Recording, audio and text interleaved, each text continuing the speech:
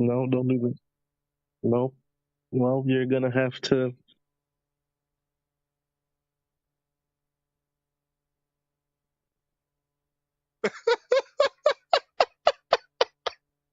You send him away? What's happening? I Oh my posted God. VIP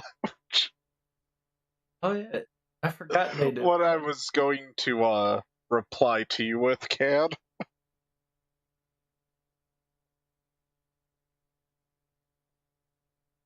It's a big one.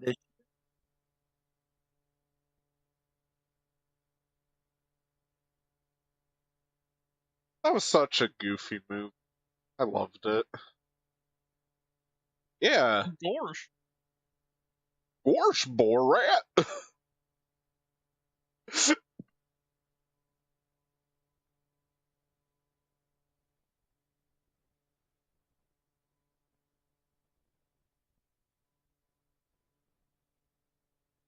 Lovely.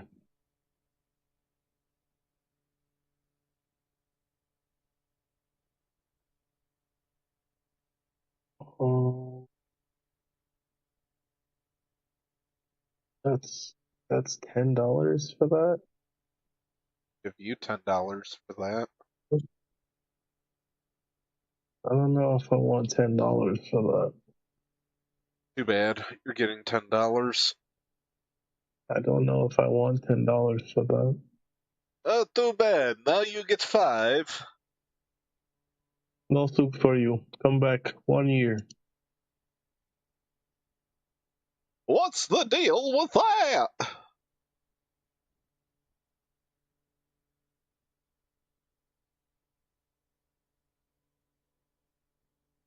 I'm just. What? What'd you do?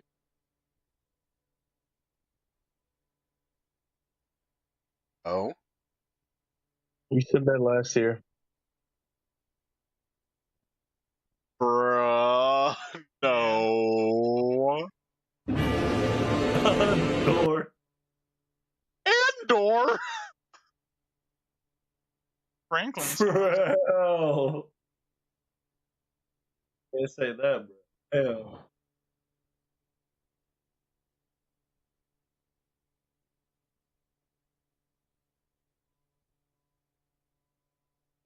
Love is indeed a burning thing.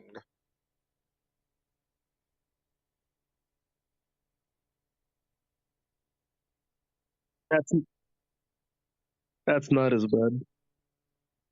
Didn't I reference that yesterday? You shut that up. That's not as bad. You think that's bad and horrible and terrible, which it is, but it's not as bad.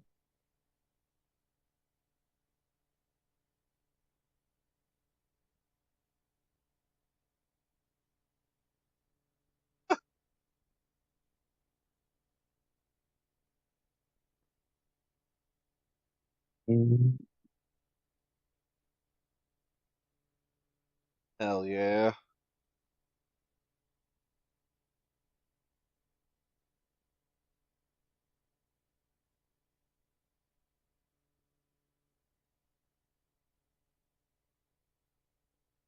Why even?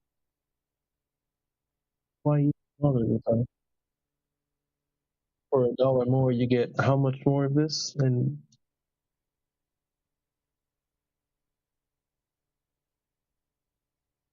don't you ever tell me that ever again? Knock, knock, open up the door.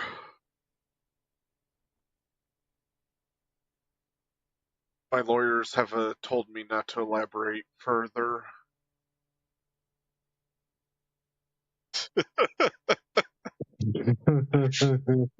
Coincidence? I think not. All right, Fries Bear, calm down.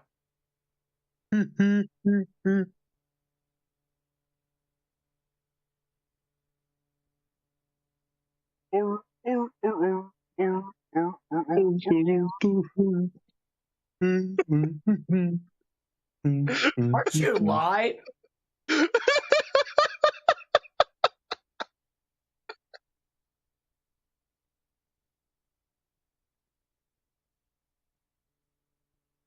Look, we're just a little quirked up, okay? Ladies and gentlemen, Animatronics, they tend to get quirked up at night. Ladies and gentlemen. Quirked up at night is crazy. Welcome to the stage, your certified streamer and certified Pepega extraordinaire for Fate Grand Order, Mr. Cadron. Damn. Did he get banned?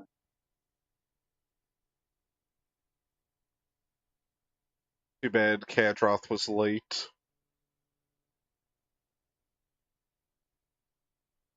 Got him. And his Yeah, it's opponent late. weighing. I have no opponent, chat. Okay, hello everybody. I just got the tweet out. Do me the favor, go give it some love.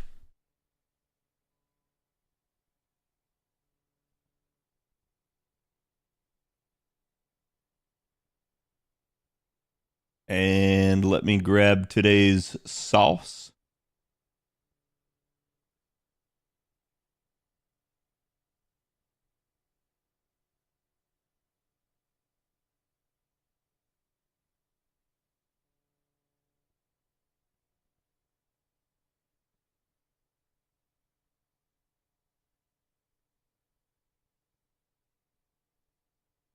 Actually, let me double check to make sure Nightbot on that end is working.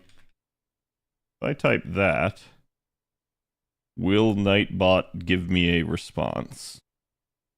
Survey says no. Man, okay, that's gonna be a thing. Those of you guys on YouTube get it a little early there, as I have to pin that. All right, should be good to go. Hello, everybody. How's everyone doing today? Here is today's artwork. Do me the favor, go give it some love, like you did the tweet. Thank God it is Friday. It's just been one thing after another this week. So, for those of you guys that missed it yesterday, we were playing Marvel Rivals, and we had a very nice collab with Soberoni from GNA Reviews, Musaki and Ivy from Gotcha Gurus, and Kawaii 5-0, and we were playing again Marvel Rivals, and it was fun. It was legitimately probably the most fun I've had on a collab, just because it was like fun to have so many people and like be hanging out and be like doing all sorts of crazy stuff. So, but I hope chat enjoyed it. Like I said, we'll have to do some more of that in the future. But today we are going to be continuing with banner review. My goal, sorry, my goal is basically to kind of get done with things like this tonight. If I can't get done, at least to get close. So we are going to try and abuse a little bit the last day of half-cost Embers here.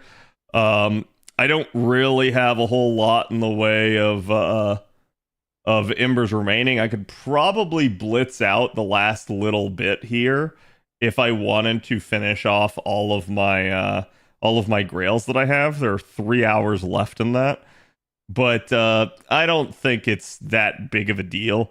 Well, we do have a 3x success rate going on currently. I basically like just don't have grails at the moment. So like the thing that I'm worried about is quite literally MHXA is the only unit that I can level on an A. So if I level her all the way up, if I finish out all of my grails, and then my like inventory caps out for whatever reason, I can't do anything. So I don't think that's something that will occur, but I basically like we're still early in January. So essentially, until we get the new banners for LB7 Part 2, I would be kind of bricked at that point. So I would try not to, right? Anyone know when the next free servant ticket is? I believe we have a 4-star ticket this year. I don't remember when. But maybe I haven't gotten to it in the banner review yet, or maybe I'm Maybe I'm misremembering. Because I've already gone through like 2 different download campaigns, I want to say. Is it the 3,000 days one? Was the limited 4-star? Did we already get past?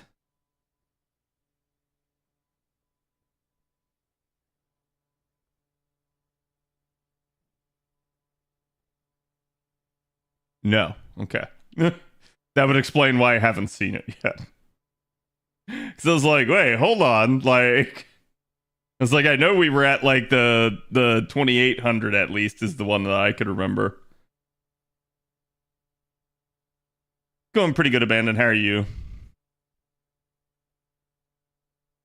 But yeah, FGO's been pretty dead here the past couple days, and this is kind of why I do banner review during this time of year as well. Like, it's good to get it out early ahead of all the banners for the year, but it's also usually we get all the like anniversary announcements, and then about like a week later things kind of go into a lull for a little bit. It depends. Sometimes we have a proper event, but it just is what it is. Hey, what's up, CZ? How you doing today? I think it might be September. Yeah, it sounds about right. Or at least like, if it's not September, it's probably October. But anyways, how was chat's day? I hope you guys had a good one. I'm just going to be draining down the AP here for a little bit. Alba, thank you for the 55. McTankles, thank you for the 54. And I guess I had a couple follows while offline, so thank you for those people that did that.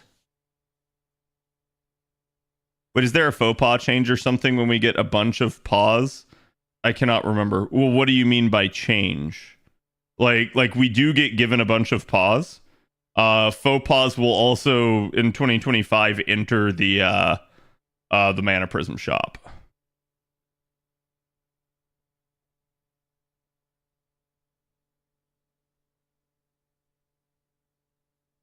I haven't used mobile today since the internet is dead for another 6 hours or so. Oof. Have fun with that. The mobile app sucks. I really wish that Twitch would make their mobile app a little bit better. It's not unusable by any means, but it's kind of like they TikTokified it, where like it basically like you can just like thumb and it'll keep going to like different streams and channels, including ones you don't even follow. So it's like thoughts on the strange fake anime so far?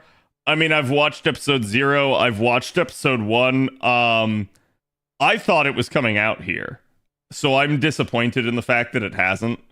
I'm going to say they cannot release an episode 2 that way. They need to shit or get off the pot. I've heard other people say like different opinions on that. Like I know Trubs thinks like it's okay as long as they keep releasing like, I don't know, like once a month or something. I don't think that's good for the fandom. I don't think that's good for the anime. I think quite literally only the fans will watch it if it's released in such a structure, and it will absolutely not be worth the cost that they paid to make it. They really need to use this anime to reach out, to try to reach a new generation of anime watchers, and I think they can. I think Strange Fake has the capability to be that if they just don't fuck up the release schedule. And right now, damn, are they fucking that up. So I really hope they stop that. Curious as to how disastrous the production is. Yeah, I don't know if it's just that like they can't get their window to properly air it, or if it like it's still just like mired in production issues. I'm not really sure if it's a slot issue or if it's a, hey, we don't have the animators type deal. But I don't know. Either way, I wouldn't do how they're doing it here. It's hard to keep interest in it when it comes out so slowly.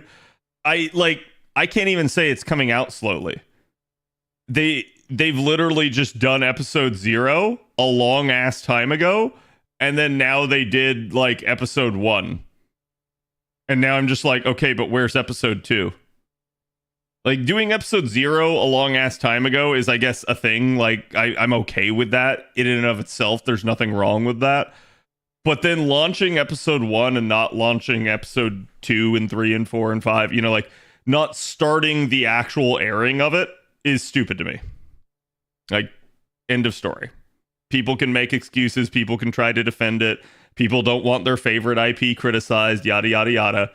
Again, to me, I just view this is basically fair criticism for what I appear to, or what I think is them appearing to be bungling it.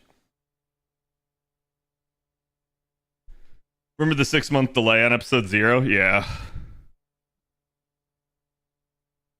And like, to be fair, this may be the problem that Fate has, because you guys know, like Fate basically started out with Studio Dean.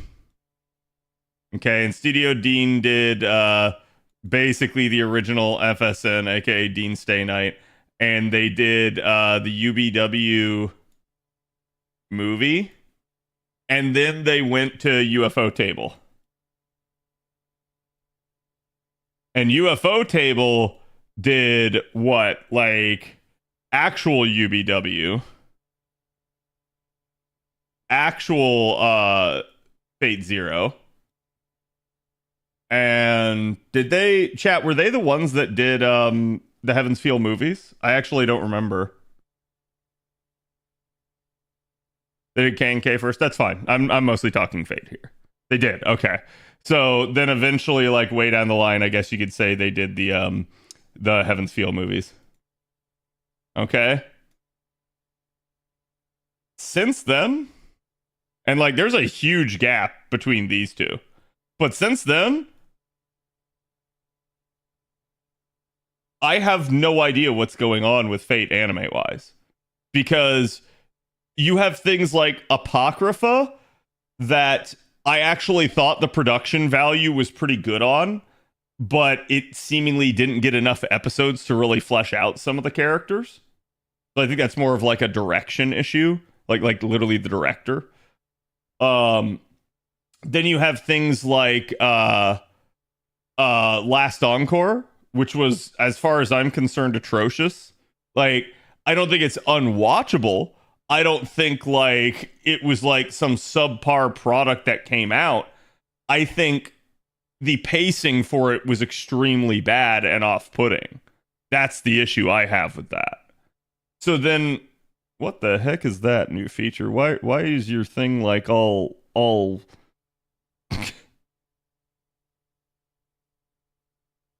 like cold and then warm?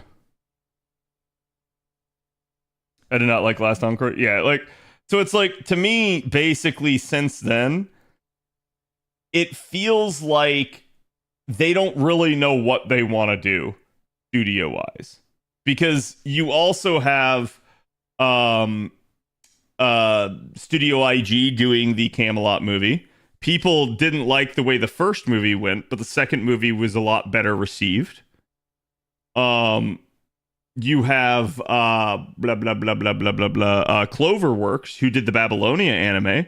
People did like the Babylonia anime, but the Solomon movie seems kind of meh in a lot of accounts. And so like it really just feels like Fate's trying to like find the next UFO Table and they can't find them. And that's kind of obvious because nobody else is UFO Table. I do think there are other good studios out there, though, and I'm really surprised with the popularity and seemingly the gotcha money that, you know, FGO brings in, that they haven't managed to land like a Studio Wit or something like that.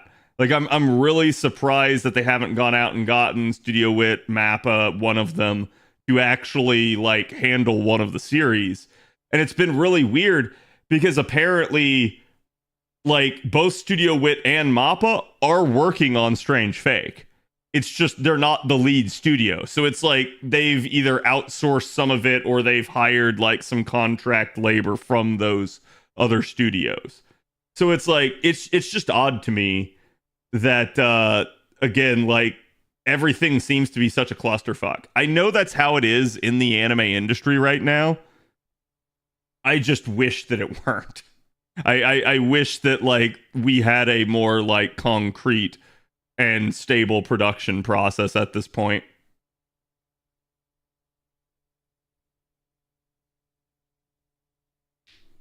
No one evades taxes like UFO table? I guess, yeah.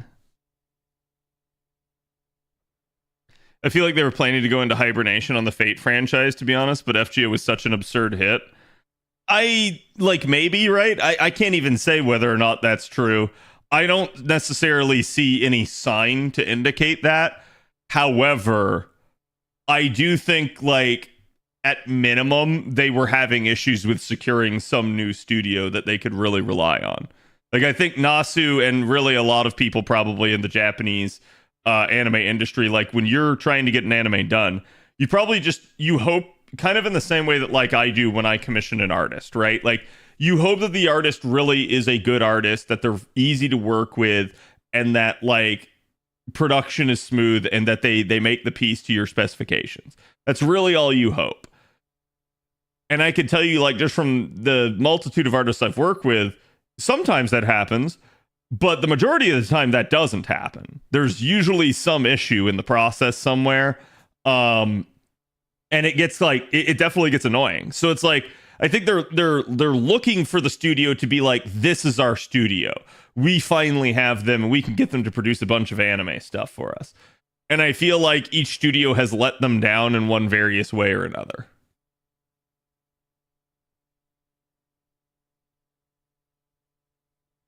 Blue Lock Season 2 studio for London Singularity, please. It's all cooked worldwide. Yeah, like I'm not gonna say like, oh, like for instance, it's totally Shaft's fault that like Last Encore sucked. And I'm like, there's probably way more to it than that, right? Like, I feel like when you get that like reductive, it just at that point it's like, okay, cool, you'll never actually figure out what the truth of the matter is.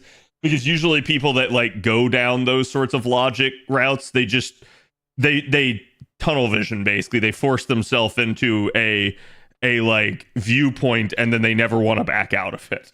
So it's like, I don't think that's what's necessarily going on. I think like usually if an anime is poor, there's probably a reason for it. Either like whoever was handling the script didn't do a good job. The director in charge of like the staging and the scenes and all of that didn't do a good job.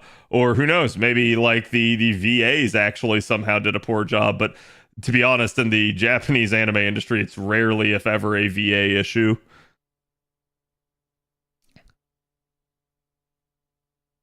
I'd like to believe that Nasu isn't that toxic. I don't think Nasu's toxic, right? That being said, like last minute demands, I'm gonna be honest with you. Okay, so like imagine, if you will, that you are working on the Star Wars prequels, okay? And George Lucas walks up to you the day before a shoot and says, "Hey, what do you think about this? Do you think we could do this?" You're gonna say yes. Because it's George Lucas. And because when George Lucas is asking you, it's the equivalent of a demand.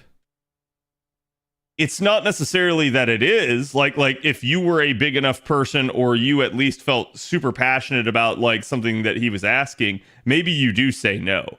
But I do feel like the same thing probably happens with Nasu, where if someone would actually tell Nasu, no, I don't think we can do it, it just wouldn't happen. And Nasu would be okay with that.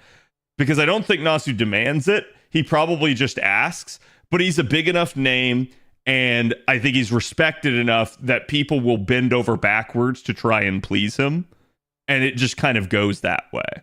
So it's like is it him actually being toxic? No, but it's probably not like best practices sort of deal, right? Where it's like, should he be asking the day before? No, he shouldn't. He should be asking like months out, right? Like where they can actually have time to do something. But it may also just be the case of like he just doesn't realize, right? And putting this all back to the example of like an art commission, it's like The artist has sit there, the artist has drawn the sketch, you have accepted the sketch, the artist has colored the sketch, and you go, you know what, I actually don't like this. That's like the equivalent of it. And then like an artist is going to get very angry at you if you do that to them. Now, that being said, I have had that happen. I have actually like I literally got to the point where we got through the sketch. We got to the point of coloring. And in the process of coloring, the artist wanted to change something.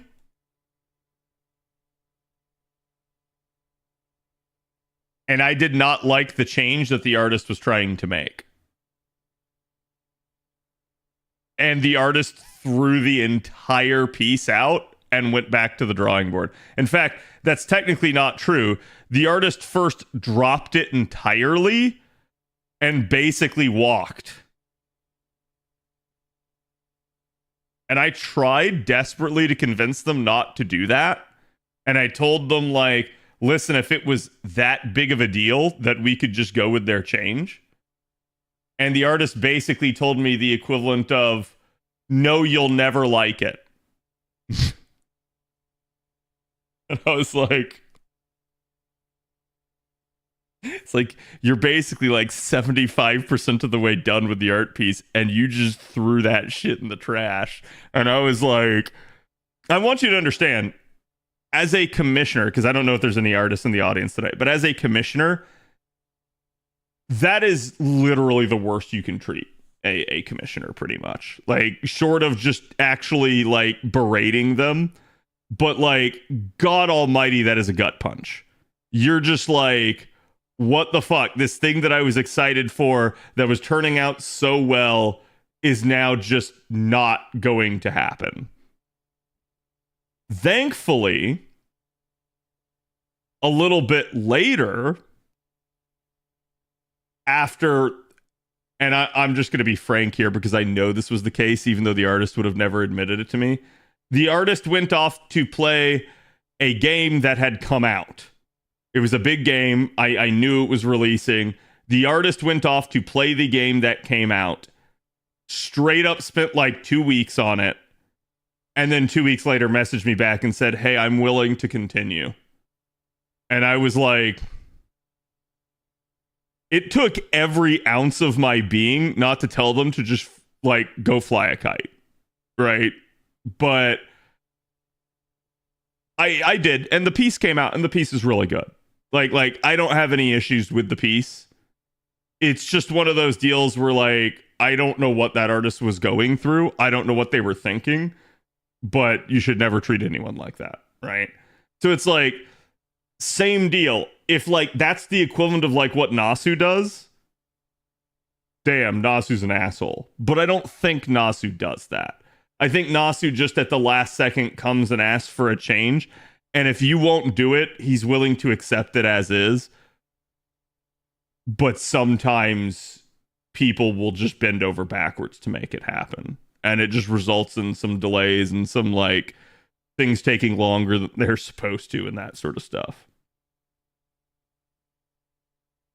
What was the piece? Oh, I'm not going to say, because I don't like, in general, if I ever tell you guys these stories, it's only after the fact, and probably to the extent that like I don't really want their name getting dragged into it, right? If I ever mention an artist by name for a shit story like that, one, I probably shouldn't, but two, it means that the issue was that egregious. Like I've never gotten in any sort of like public beef with an artist. I have had several private beefs, and almost every single one of them was because the artist did something scummy. And I hate that. And to be fair, chat, I want to say that's happened like a very like major private beef with an artist. It's happened probably 3 times over the years for me. And at least 2 of the times, no piece came out of it. So the one I just told you about is the time where a piece did come out of it. So it's like, I won't say anything. I won't basically like, cause a stink about it. But like, no, that's most of the time when that sort of thing happens, I'm done. I don't want to deal with the artist anymore, because it's like, if an artist is going to do something scummy to you as the person that's literally giving them money, right? Like, they can't be trusted at that point. And I just go like, yeah, I'm not working with you ever again, and I'm not going to promote you or endorse you in any way. Like, that's how I always choose to think about that sort of thing. Artists will complain all the time about commissioners, and I do think there are really bad commissioners out there. But there are also really bad artists out there, and it almost never gets talked about. You will always hear about every bad commissioner from an artist. You will never hear about the bad artists. And when I say never, like, you will every once in a blue moon, but it's usually like, damn, they messed with the wrong person finally, and it all came back to haunt them. Like, everybody comes out of the woodwork to basically be like, yeah, this dude totally fucked me too.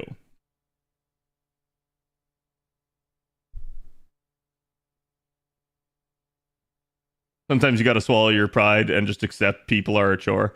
They are. And that's like, I'm going to be real with you. While I will not like ever mention an artist by name, usually like any of those artists that did cause me a problem, if they produce the piece, that's fine. I accepted it. I'll pay for it, yada, yada, yada. And again, like, I'm not going to ever mention them by name, in the sense of like if I am telling you guys a negative story, I won't tell you who it is. But I will never work with that artist ever again. Right?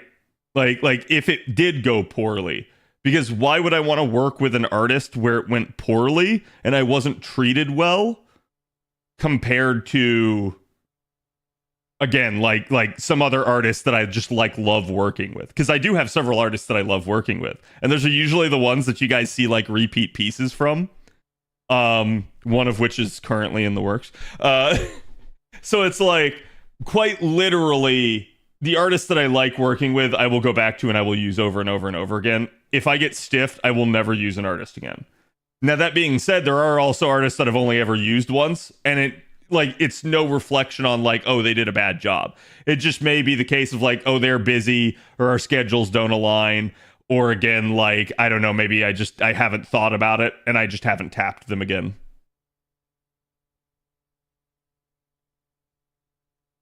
I don't commission art. I'm broke. Even if I did, it's expensive to pay for. Oh, it is. Definitely. Is there any way advice you can give me as a receptionist for a tax place? You are going to get called by some very angry people. Same thing with them walking in the door. Try to be as polite as possible. Try to be as patient as possible. It will suck at times. Just try to maintain that professionalism and try to, listen to them and see if you can get them to, like, the person or the resource that they need.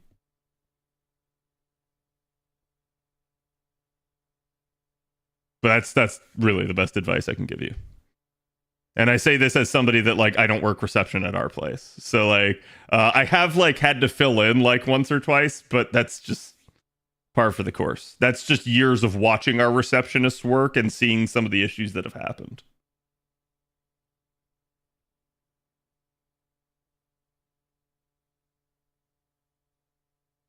Or the style's just not to your taste and stuff like that. Usually if the style's not to my taste, I don't commission them. If that makes any sense, right? Like, because I'm a pretty, like, I'd say, like, open guy when it comes to, like, artistic interpretations. Styles that I think, like, upset other people don't necessarily upset me. However, there are styles that do upset me. I do have opinions on those sorts of things. But to me, it's very rare that I will, like, look at a style and go, like, oh, that's shit. Like, oh, I don't like that sort of stuff. Like, there may be ones where I'm like, hey, I don't really care for that. But like for instance, this happens with anime all the time. There are some shows where it's like, I don't really care for the art style of the show. But usually that doesn't stop me from watching the show. The art style is almost never the actual, like, deciding factor. Because if a story is good, what do I care how it looks and how it's being told? Right? I mean, crap, you can literally tell stories completely orally, and then like I just use theater of the mind. So at that point, I guess in theory, if the story was depicted so poorly, I would just imagine it instead.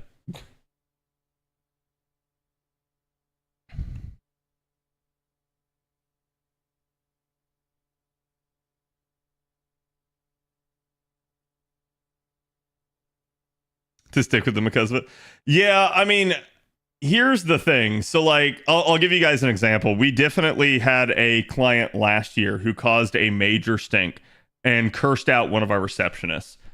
However, my father basically had to go talk to the receptionist because the issue at play was the client was absolutely rude and absolutely should not have treated the receptionist that way. But the receptionist didn't keep her cool, and she lost it back at the guy, and it made the situation way worse. So it's like, we understood her being angry and upset, but it was one of those deals where it's like, you have to just bite the bullet. It sucks. No one wants to have to do that. But again, like, she literally made the situation worse, and my dad, the literal lead partner, had to get involved. So it was like a problem because of that. And he was not like directly related to my dad as a client either.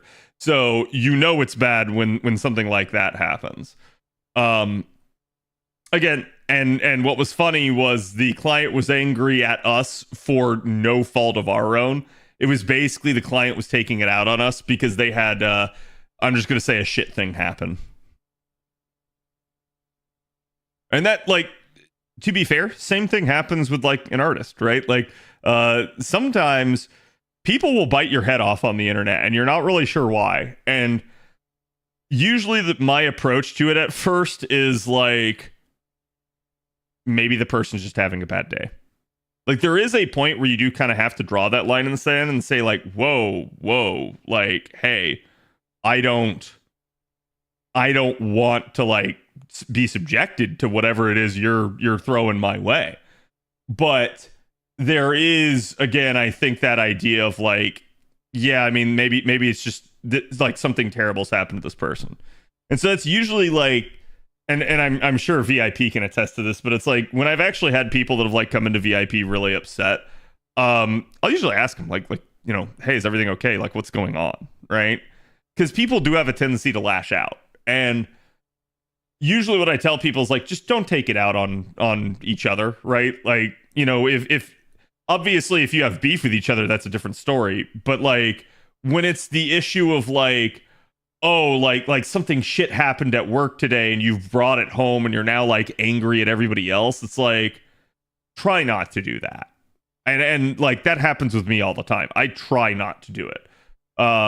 VIP has probably only in that regard seen me get angry a handful of times, and I regret like every single time that's happened, and I have ended up apologizing to people after the fact. But they haven't seen the numerous times where I did manage to rein it in and I didn't like subject them to it, because it just, unfortunately, it is the way that it is. So it's like, I get it, mistakes happen, it's a thing. But that's why it's like, it's just, you got to do your best to like be understanding and try to like act on the person's behalf and let them know it's like, hey, I'm not whatever you're angry at. Tell me about it. You know, vent that frustration to me instead. It's mostly goats. That's not true, Ash. Why would you tell a lie? It's mostly bananas. Sometimes goats.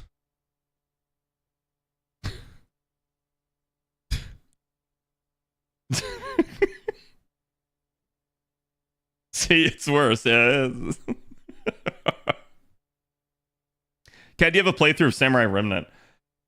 Ooh, recorded on YouTube? Probably not. I definitely played through all of the story at least the first time. I don't remember if I did the other route completely. I don't think I did. And I haven't done the DLC ever, which is weird because I have all the DLC. Nemesis, thank you for the follow. Hello, B. How's it going? I threatened with mayonnaise on the sandwiches, and I threatened to take the top slice off the sandwich, revealing just the mayonnaise, and just throw it right back at Ash.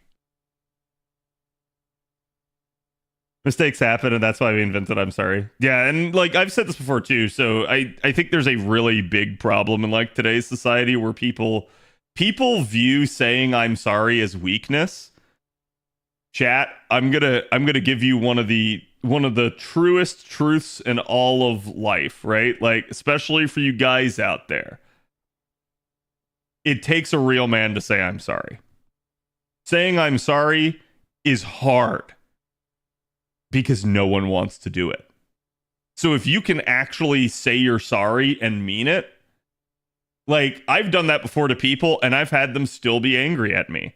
And at that point, I feel better usually. Like it's almost like it's conscience cleansing because you're just like, well, if they want to stay mad, that's on them. I've at least tried to bridge that gap. I have tried to apologize.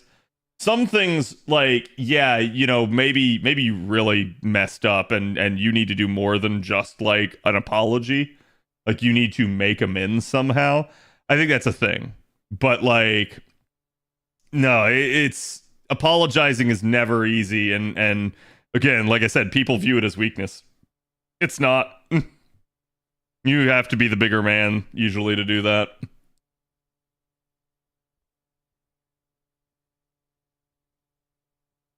And make a joke about Canadian, but that would be out of place. Are you talking about how like they always say I'm sorry or something? Yeah, like I think there's a difference between like reflexively saying I'm sorry out of habit and like you totally fucked up and you actually are contrite, right?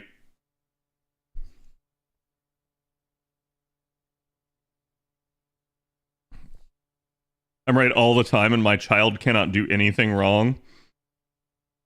It's only that you're an idiot and always wrong. I see, yes. Never talk to me or my son like that ever again. It takes strength to show weakness and to show true emotions, right? But that's like, it's the same thing I've said. It's like kind of the riddle of mercy, right? Like, same deal. People would say like, oh, you spared an enemy. That shows how weak you are, how fragile you are. And it's like, no, it's quite the reverse. Usually, if anything, if you're actually willing to show mercy, it shows strength. It shows that, like, basically the opponent was almost beneath you at that point. That you pitied them.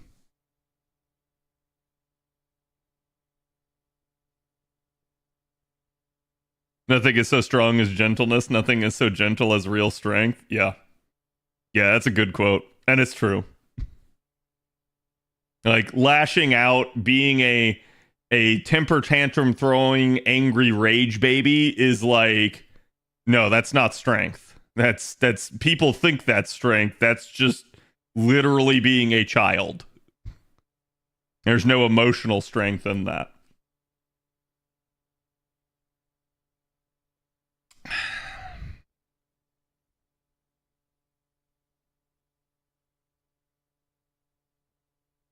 Mercy's difficult for me. Mercy's definitely the most difficult thing for me. Absolutely. Because, like, I think the problem that I've had is I've grown up Christian and Catholic. And, like, I have watched my father, who is a good man. I have watched my father, unfortunately, like, get taken advantage of by people. And not, like, he'll still, like, protect himself to a degree. But, like, people will just sit there and they will abuse his good graces. And I've watched that happen so many times over the years that I myself do not keep like turning the other cheek like he does. I will instead go, all right, you hit me once. You hit me twice. You are not hitting me a third time. Right? Like, third strike, you're out with me. I am willing to forgive a person. I am willing to give them more chances. But there is a point when they keep making the same mistake and they never learn from it that I will eventually just go like, enough's enough. Like, I think it's one thing, it's like they keep doing it, but you never like warn them. You never tell them, hey, don't do that. Or you never like basically get upset at them when they do wrong you in some way, that's kind of on you. But if you have let them know and they proceed to keep doing it, there is a point where like enough is enough. And so it's like, that's how I'm different from my father. I will still be forgiving. I will still give people those other chances. But there is a point where I will say, no, I'm just never going to trust that person ever again. Because they will keep doing it over and over and over and over and over again. Because some people are just like that. They will keep taking advantage of you.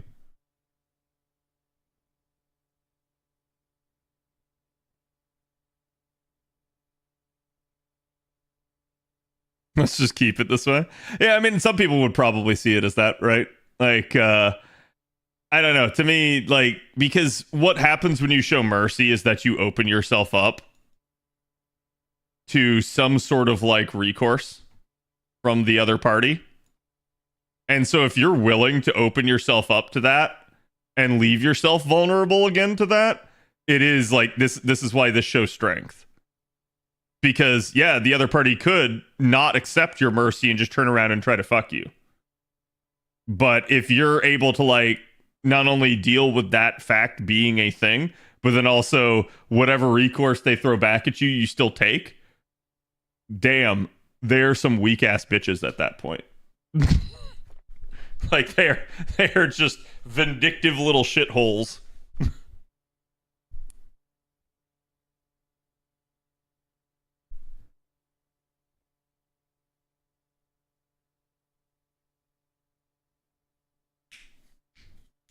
Do not be too eager to deal out death and judgment. Yep.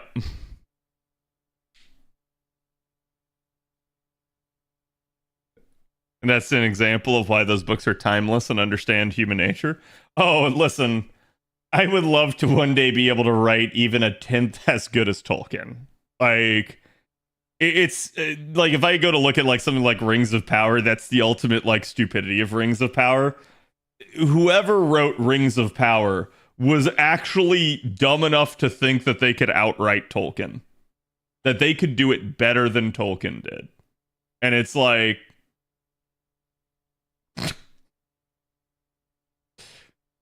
sure, whatever you say, man.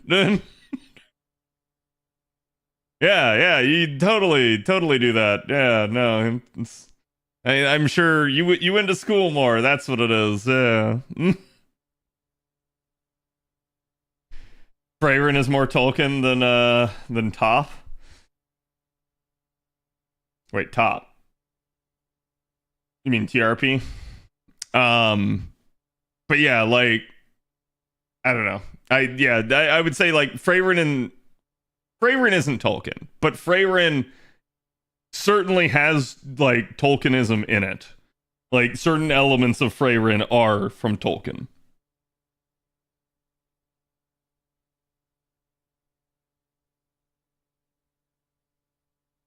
They fired the Tolkien historian, they get zero slack. Well, to be fair, let me know, like, was the Tolkien historian the reason that season 1 ended up the way that it did? Or did the Tolkien historian never get listened to when they were writing the script? Because if they never got listened to, like it may be the what's his face? Superman chat. Geralt the Witcher, blah blah blah blah blah blah blah blah blah blah blah blah blah blah blah blah. Henry Cavill, thank you. This may be the Henry Cavill situation all over again, where it's like you have somebody there that actually knows what they're talking about, and the writers are just ignoring them. And it's like, yeah, I mean, fire him. It's not going to do any good. All you're doing is you're firing the nuisance that's telling you that your product is bad, and then. Your product was bad. Shocking. Orlando Bloom. Yeah, that's who I was talking about. That pirate. Will Turner.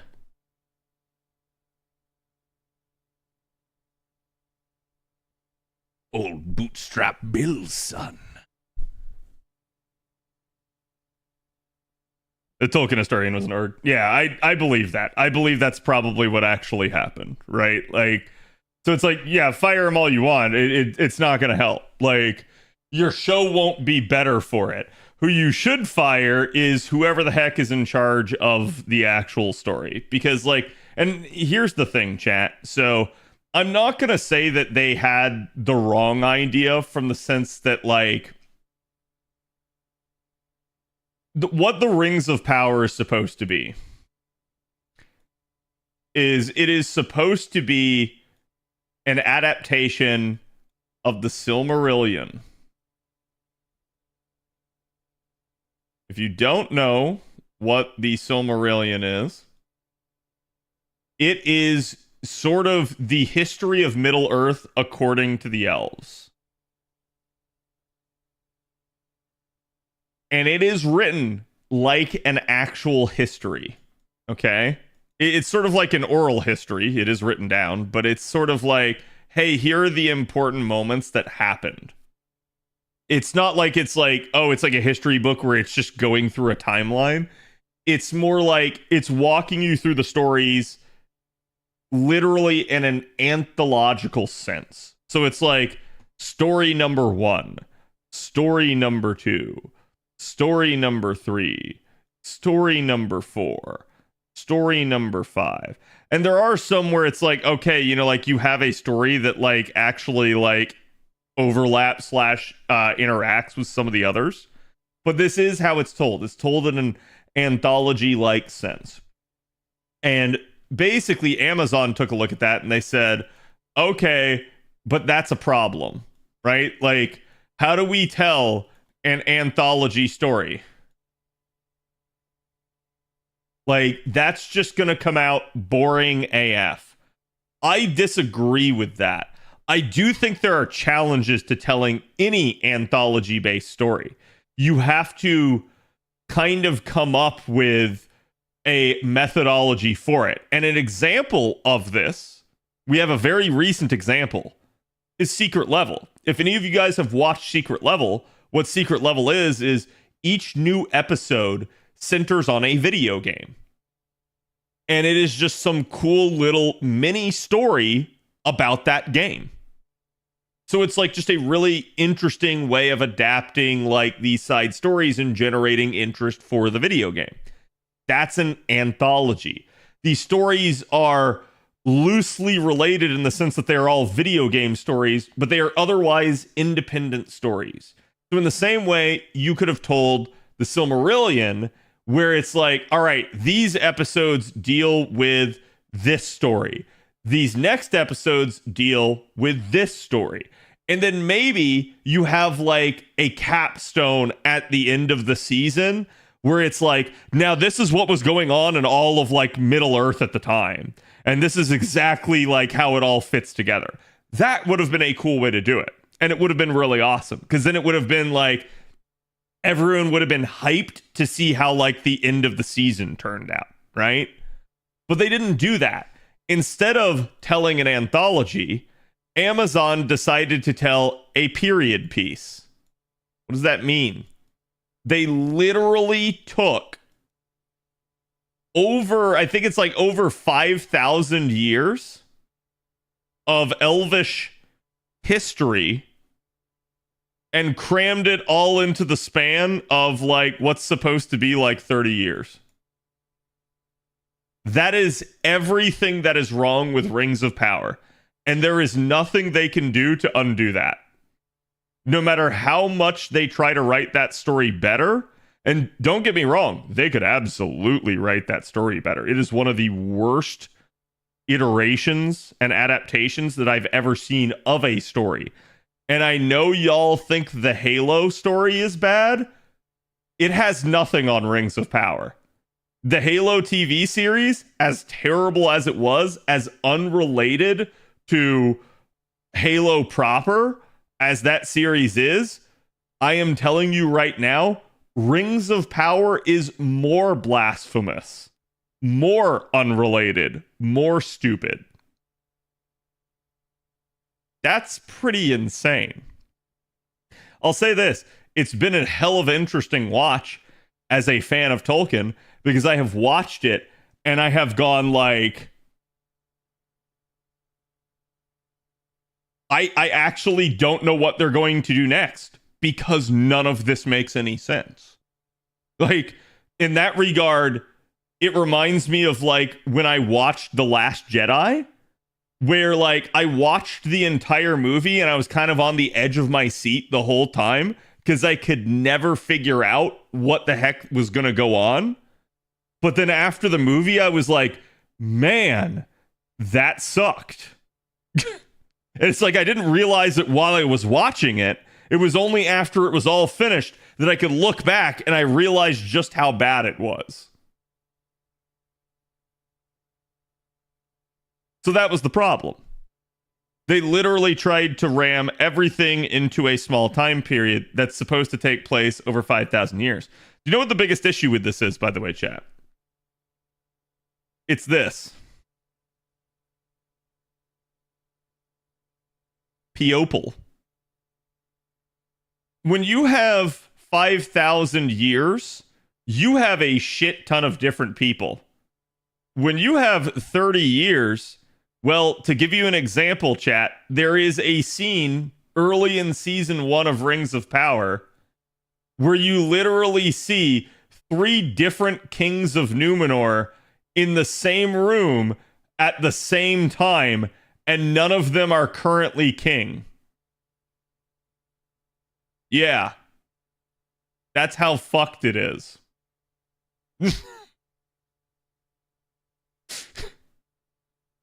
That's pretty messed up the more you think about it. It's like everyone is just laid, like you took all the like side by side timelines and you stacked them on top of each other. That's basically what they did. It's a shit sandwich. And damn, is it a big one. And then if that weren't enough, because obviously that can't work, right? They try to like interconnect the layers of the shit sandwich, but like they can't. And so what ends up happening is instead of the plot line, you know, proceeding as it's supposed to, the plot line actually does like one of these and basically just John fucking Maddens. And then it's like, oh, well, what about the other plot line? Yeah, it's there too. And it's also John Maddening.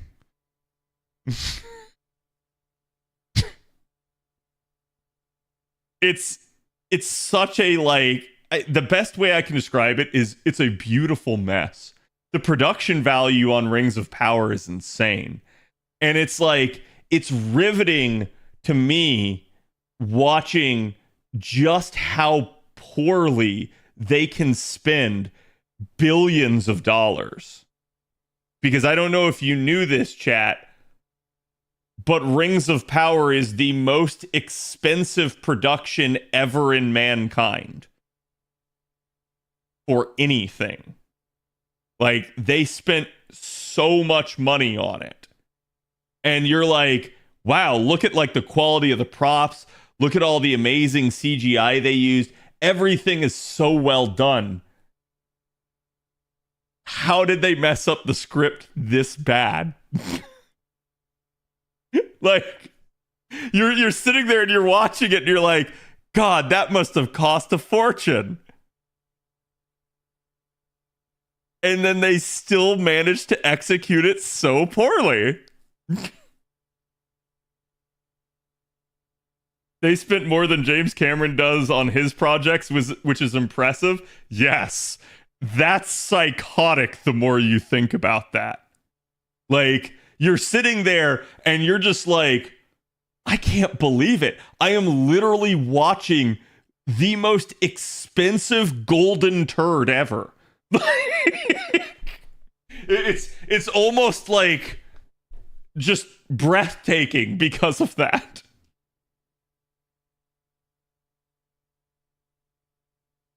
So it's like, yeah, it's an issue. And someone said earlier, like, oh, well, they didn't have all the rights, I think. You're right, they didn't. What happened is Amazon approached the Tolkien estate, and the Tolkien estate, basically, they tried to negotiate with them, and they wanted the rights for the Silmarillion.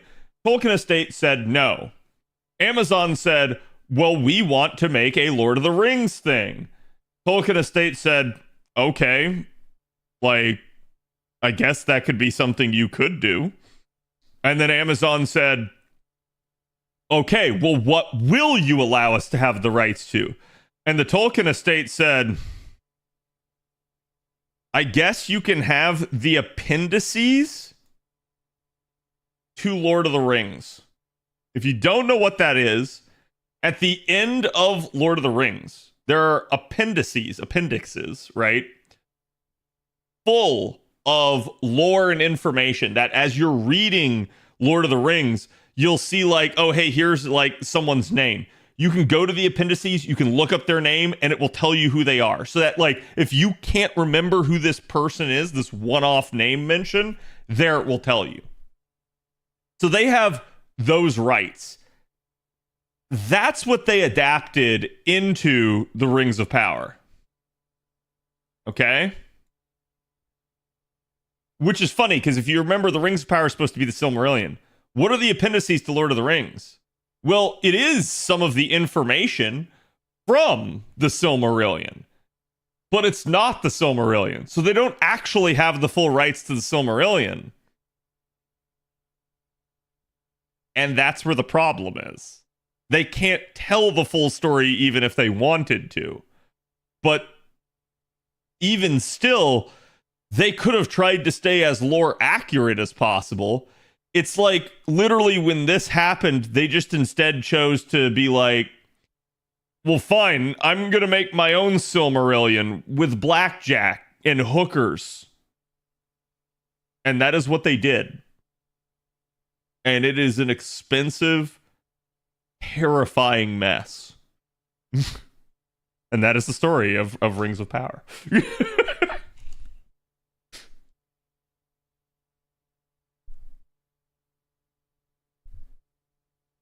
Where the Rohirrim is entirely based off of something like a paragraph in the appendices. Yeah, like, I'm more okay with that, right? Like, that's them saying, like, hey, we want to flesh out this story. The issue with Rings of Power is the story they're attempting to flesh out already exists. They're trying to flesh out something that doesn't need to be fleshed out. In fact, it's more fleshed out in the form it currently exists in.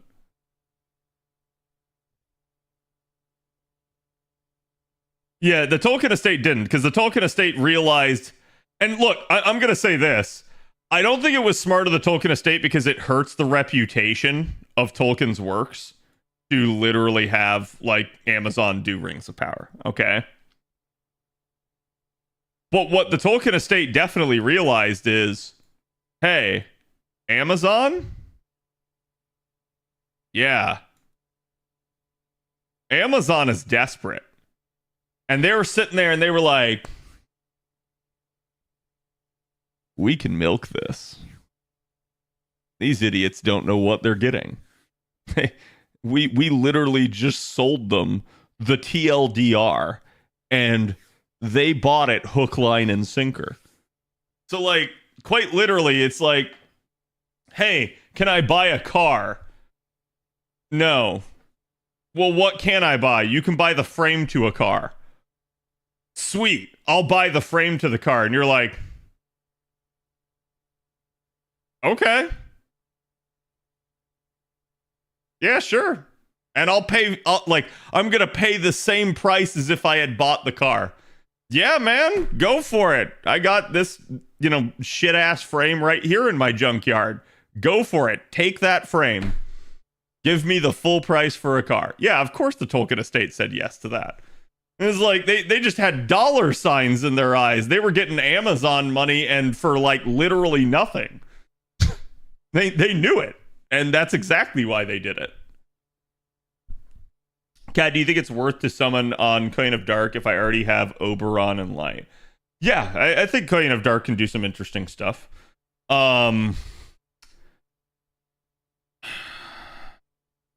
I feel like if you're going to use her as a devoted damage dealer, it's probably better to at least get like NP2 of her. But she is definitely like a unit that will just be capable at NP1 and still be able to like, hey, I'm going to handle like the first wave of a node or something.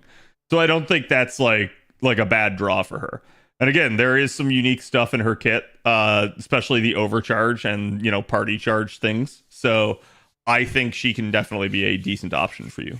She's not going to be a main support for you necessarily, but she can definitely be a like situational niche support.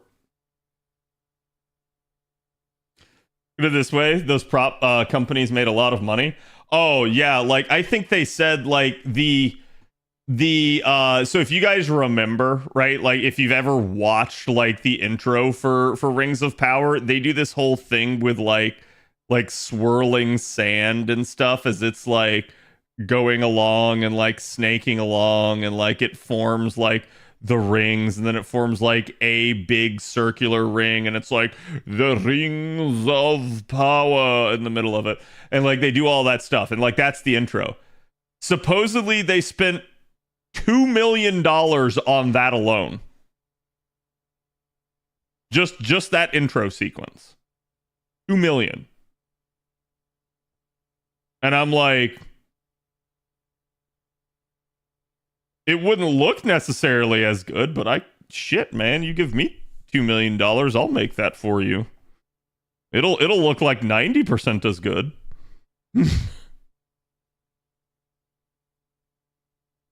Like, and I'd crap, give me even 100,000, I'd do it.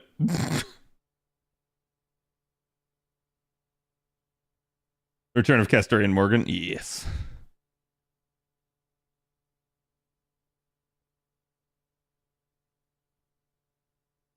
Better, I have a picture of a key. Yeah, exactly.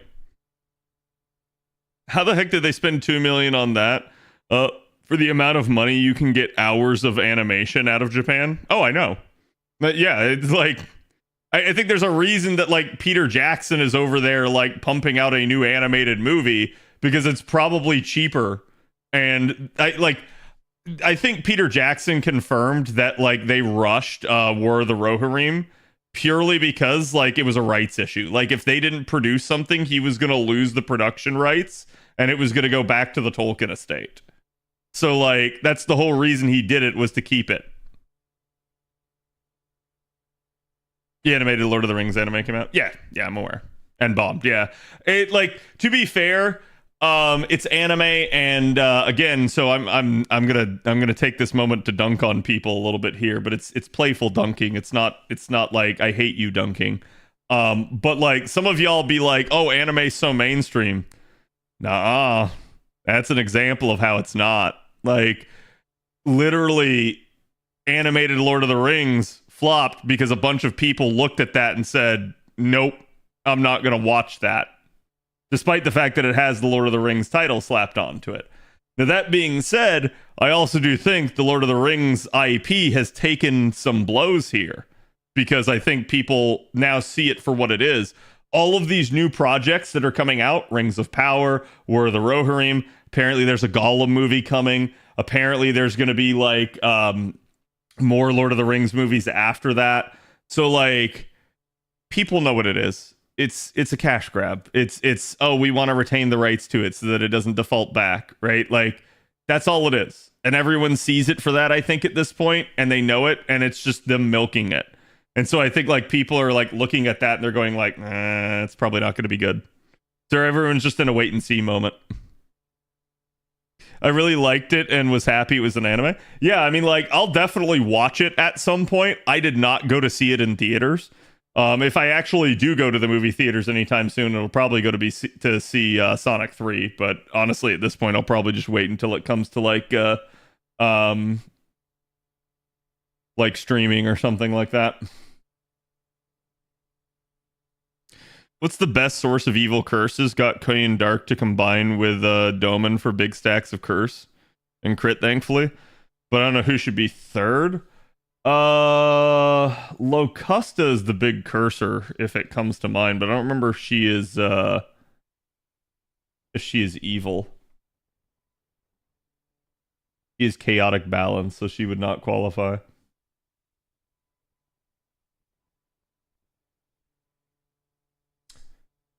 Oh, sorry, yeah, Locusta is poison. You're right. My brain was conflating poison with curse.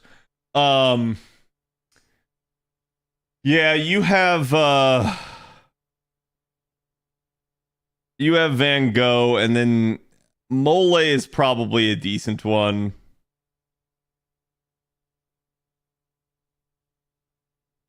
Chiome can also do some memes. I don't think Tai Sui really does that much.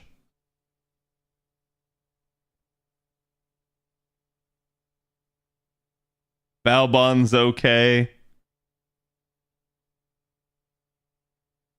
But yeah, it's like I think you kind of already have them basically with what you currently have, but like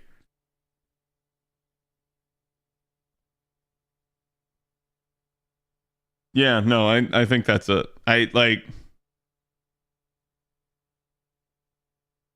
Kato Danzo curse chat. Am I misremembering that?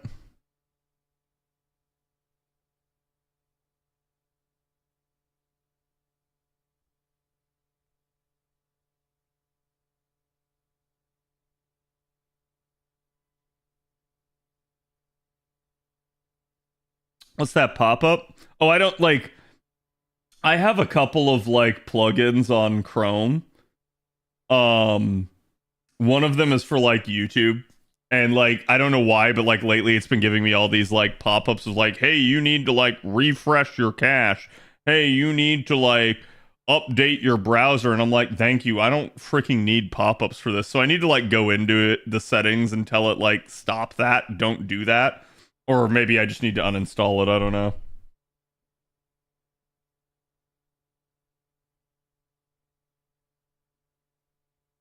Yeah, I mean, I guess it really depends. Or like, are you trying to do everything via curse damage, or are you like trying to like crit on top of it? Are you trying to get big MP damage?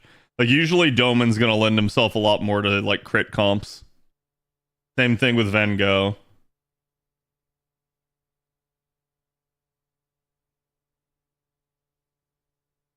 Okay, so Donzo doesn't have it. Yeah, I was like, I don't know why, but I was feeling like Donzo did.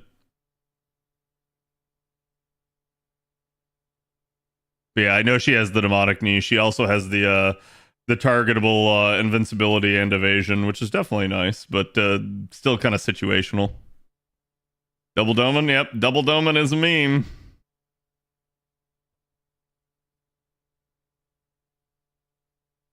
My arm had changed, Nightcad. Good night, but I'm not sure what you mean.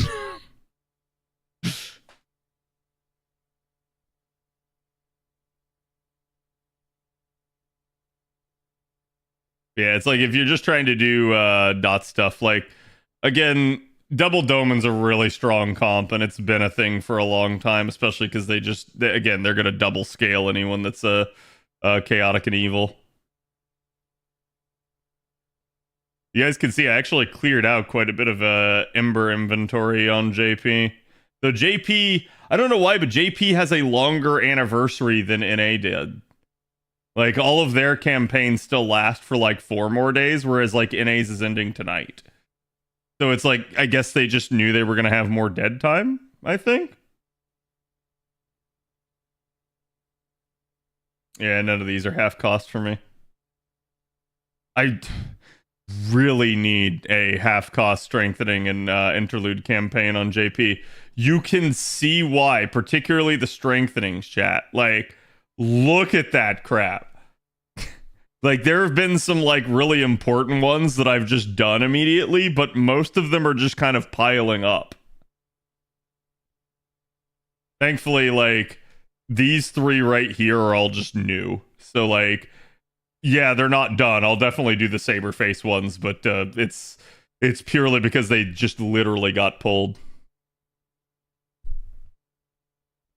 JP news tonight. That is true. We do have the Winter Festival on JP. Again, if you guys have never watched one of the JP streams around this time period, they usually do live events in Japan, usually in a couple of the prefectures, and that's what's called the Winter Festival. And they're going to be doing one of those tonight.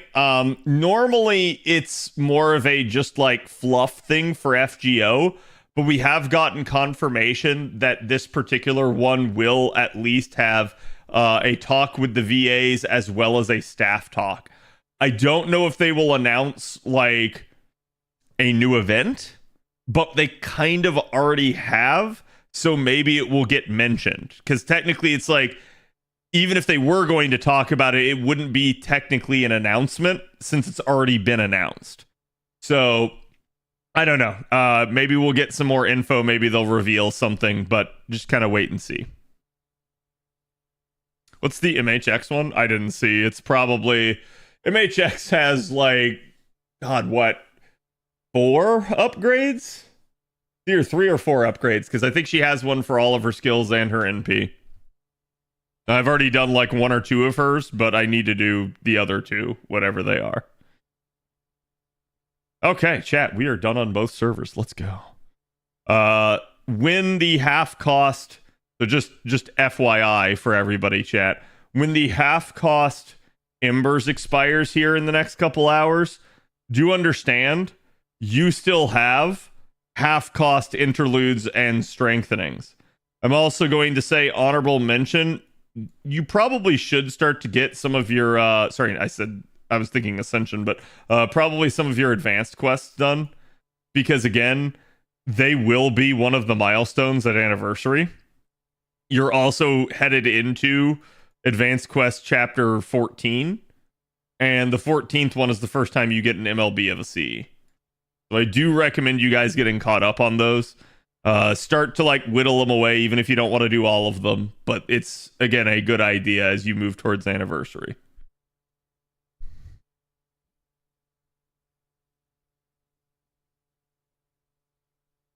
How many hours till that stream? Trubs told me earlier. I don't remember exactly when it is. I think it's like 4 a.m. again, East Coast time.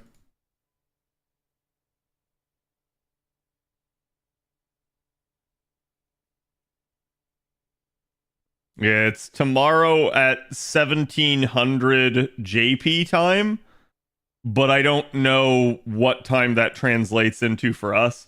I think it is a 4-hour time differential for us. Sorry, 14-hour time differential for us. So, like, that should be like either 3 a.m. or 4 a.m., depending on whether or not daylight savings time's factoring into that. Is it 3 a.m.? Okay.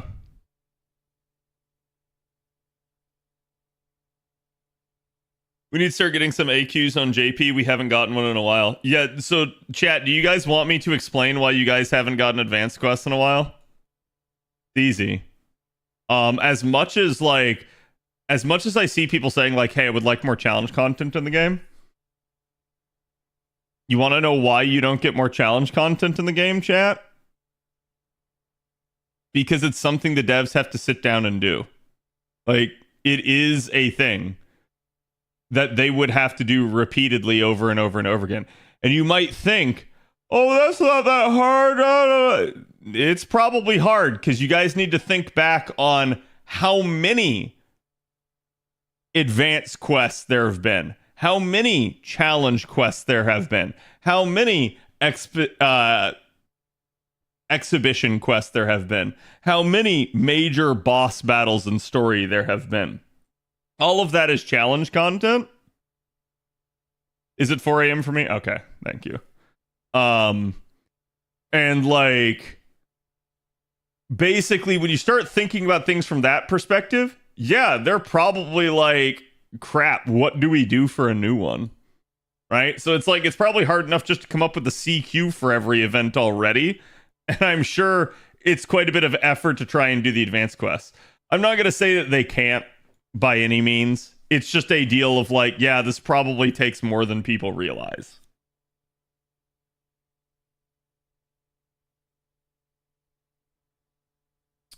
What are those quests called when they have like 20 million HP?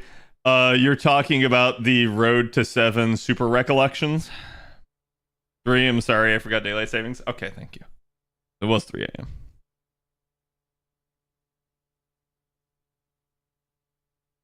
If from the beginning they took the challenge stages from events and made them permanent. I agree with that, JC. However, I also think like everybody complaining about it is sort of crying over spilt milk. Like, I agree with you. If they had done that from the get-go, it would have been better for them. But they didn't.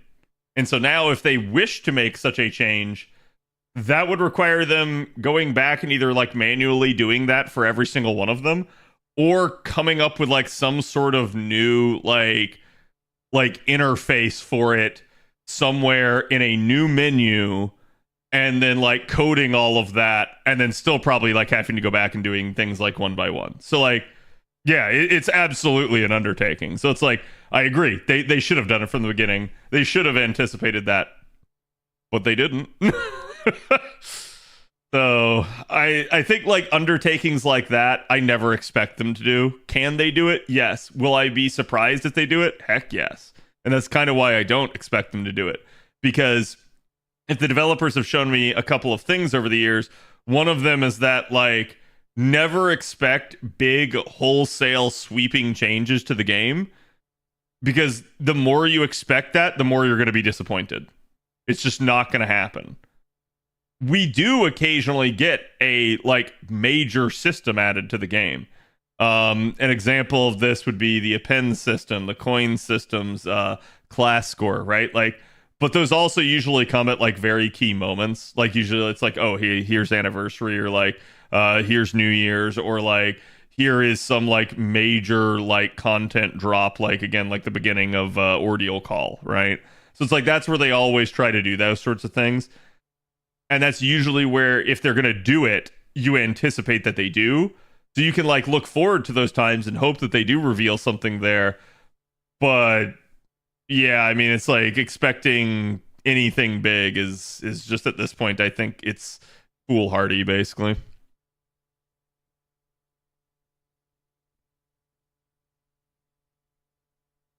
We got Sankorts instead of the Ivan raid, and that was better. I actually agree with that take. Story replay one. Yeah, it's the same thing, right? It's like story replay would be the equivalent of like, hey, I can like refight challenges, right?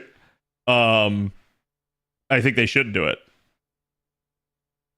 But thinking they should and thinking it would be smart for them to do so, and then whether or not they can do so and how long it would take them to do so are completely different arguments, right?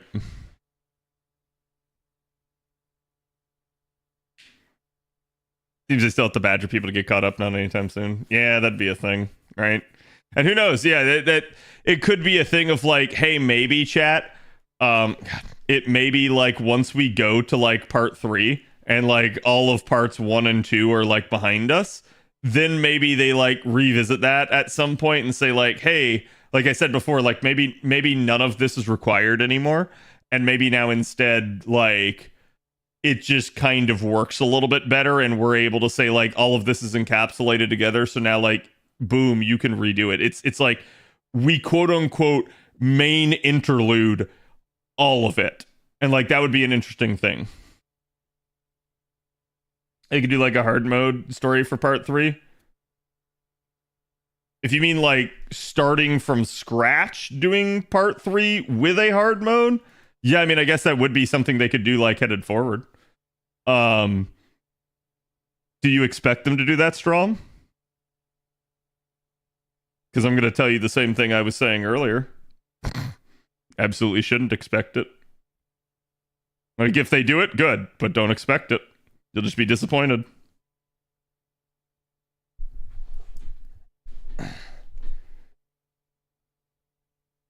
I expect nothing out of the devs and expect disappointment. Yeah, I think like, and you know, that sounds like really doomer, right? But I actually think that's like the safest way to approach the game. Because what usually happens is people get like these fantastical ideas and they're like, oh, it'd be amazing if they did this. And then it never happens. And then people get angry, right? Win, thank you for the 70. Holy hell.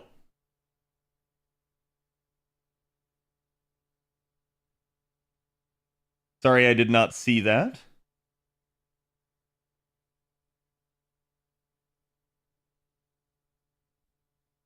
I wish they'd rewrite the first 4 singularities. Maybe America too. I didn't find the first 4 singularities were that bad. I think, in all honesty, like the first 4 singularities were better written still than most other gacha game stories. They're certainly not to the par of like everything Camelot and afterwards, but I don't think they're like, you know, some sort of like atrocious monstrosity or anything like that.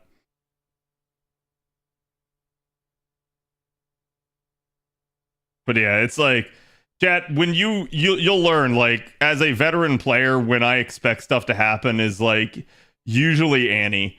Annie is the big thing that I pin any hopes and dreams on. And what do I expect out of Annie?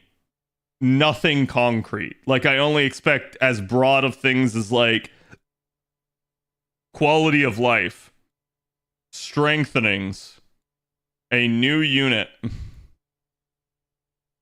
a GSSR. Like, that's it. That's literally what I expect.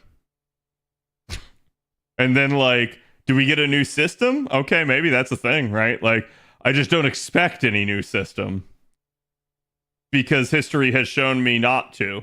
And this is also why you get people like every anniversary. And I have to say this, chat.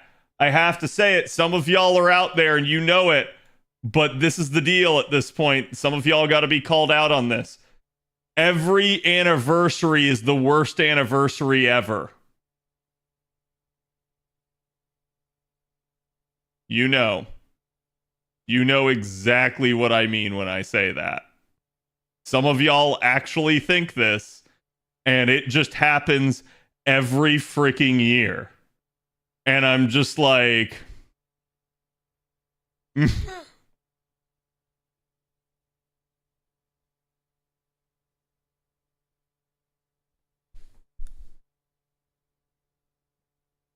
No way there's going to be an Annie with Erish.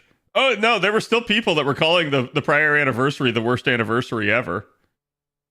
Like it is what it is. Like, this is why I've learned to mostly disregard these people, because it's like people are like, every anniversary, it doesn't matter, someone will be dissatisfied, someone will complain. That's always the way it is.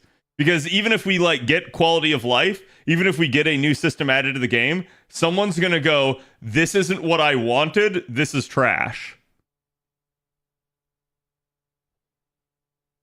You just can't win with those people. They're just doomers.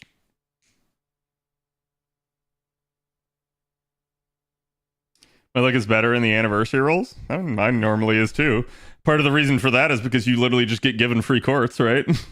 You usually, like, most people get lucky at Annie because that's usually the time of year that people have the most to roll, like, statistically on average. I think it's like, it is just literally a factor of that is why people are able to roll a lot there. They get given a ton of free courts, so they do. We already did summoning campaign numero uno. Oh shit. Oh shit. All right, chat, we get to record again.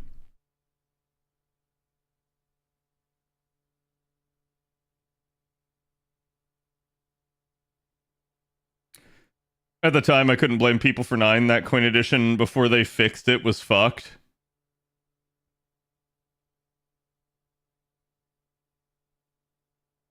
I mean, and this is a hot take, probably, but I don't think it was. Like, I'm going to say this, as I said before, I predicted the 4th and the 5th append system to come. And I want some of y'all to remember, some of you called me insane for that. Some of y'all said I was reaching. And I called it. And they did it. I just didn't expect that they would do it before they actually fixed the coin system. That was their bad. That being said, people made the mountain out of the molehill, because I'm literally gonna use quotes here, chat.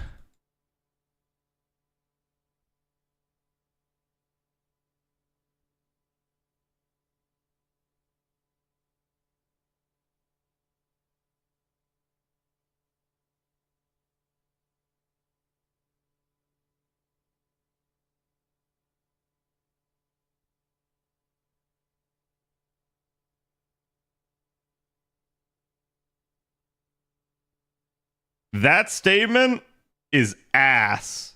It's bait, it's cringe, and y'all fucking know it. Why? Allow me. what did the fourth and the fifth append change?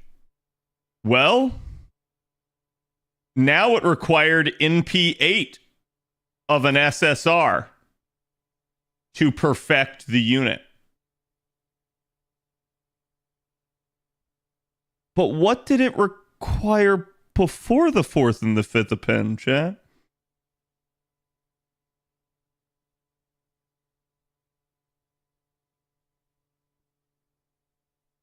Anybody that complained about the fourth and the fifth append that did not complain and rolled for NP6 is a fucking hypocrite.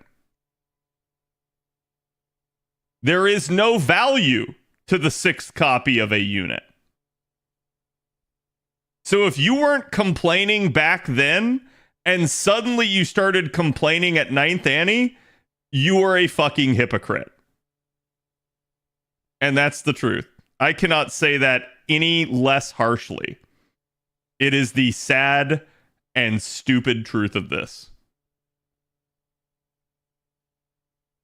Yeah, it's 8 is a bigger number than 6. Cool. 6 was unacceptable. Why weren't you complaining back here?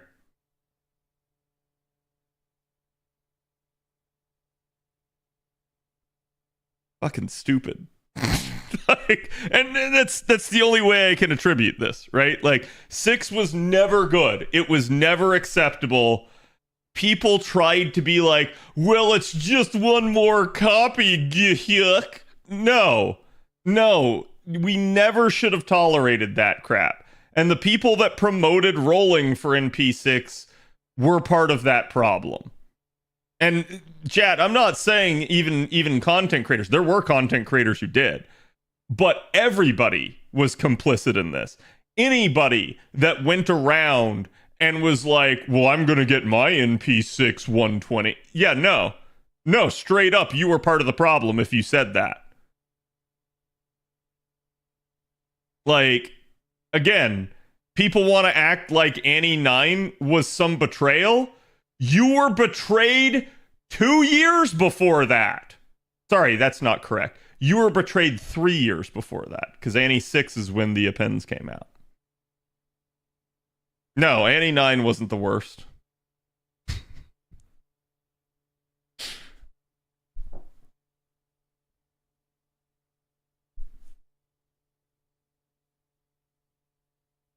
I could perfect 10 units and get 1 unit. Yeah, it's just like I said, that whole thing. I understand. Yeah, sorry. I understand complaining about it.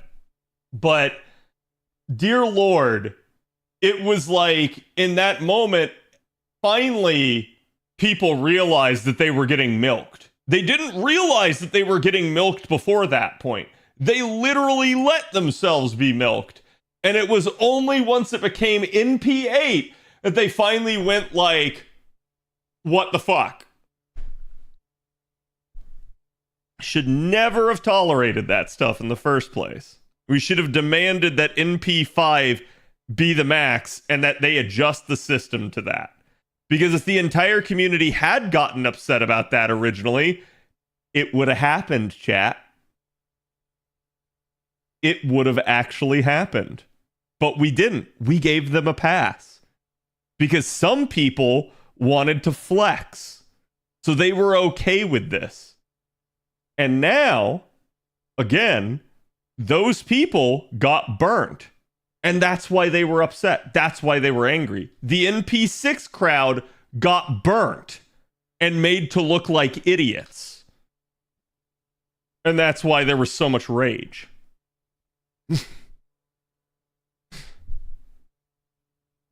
They like to eat a D, but not multiple, pretty much. So it's like, it is what it is. I don't know. It's just, for me, it's like a moment of exasperation. Like the community is exasperated with the devs. It was at that moment for me that I was exasperated with the community. I was just like, yeah, now y'all are upset.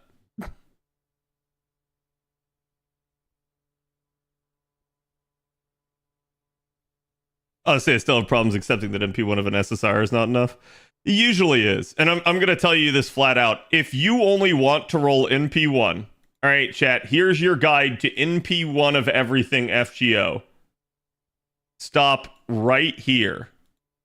Never do a node higher than this unless you choose not to 3-turn it.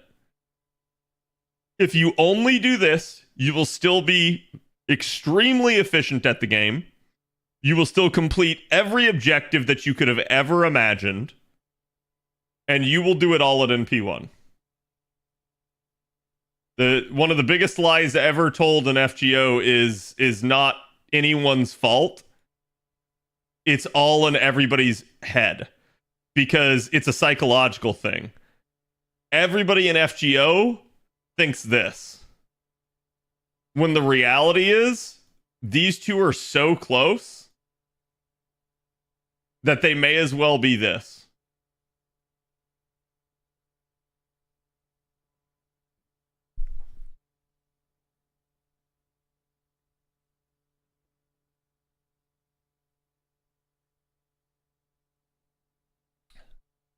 So it's like, don't look down on doing 90 plus nodes. Chat, I'm a whale.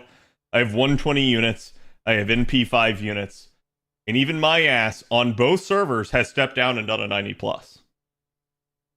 It is what it is. There's no shame in it. There's no problem with it. People just hold like, oh, but 90 plus plus is higher. It's the higher end of content. That's fine. You don't really have to worry about it. I don't see the value in flexing. I mean, like, I think to a degree everyone flexes, right? Like, ask yourself, let he who is without sin throw the first stone, because I'm not. I've flexed. And chat, y'all want to see my flex? Here. Big flex right here.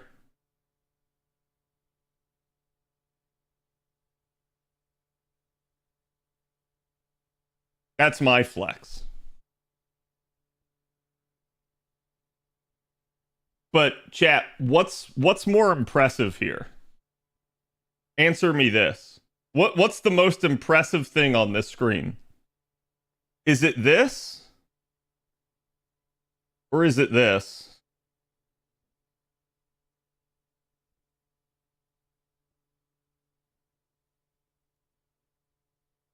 Yeah, it's this.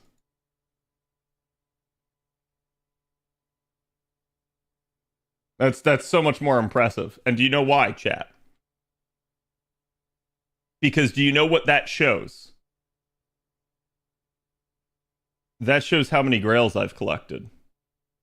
Like, we can make an argument about, like, oh, well, you needed the coins to do the 120. Sure, disregard the coins. That shows how many grails I have collected. And guess what, chat? I have never missed a grail. Ever. That's what's impressive about it. I have gotten every single grail the game has ever had on this server. It is what it is. To me, that's the biggest flex you can have. Because it shows dedication, it shows effort, and hard work. That is far more important than any, hey, I've wailed, right? And I'll say this again for the cheap seats in the back. Y'all free-to-play players, y'all are better than whales. If you can stay free-to-play in any gacha game throughout the entirety of the gacha game, and you can still accomplish every goal that is possible in the gacha game, that is more impressive than anybody else doing it with money. Because you did it entirely for free. And I've said this before, and I'll say it again, like, it's fun to watch rolls, it's fun to wail, but ultimately, at the end of the day, what's actually a more impressive body of work is somebody who did it free to play. And that is the truth of the matter. Because anybody can pull out their wallet, right? I guess to a degree, like, no, maybe not everyone can, right? Like, that I understand. But I think removing something that is uncontrollable from the situation, which is, again, everyone's like financial situation and their attitudes towards it in the game, and looking at it purely from a perspective of here's how people actually play the game, I think that's what's more important, right?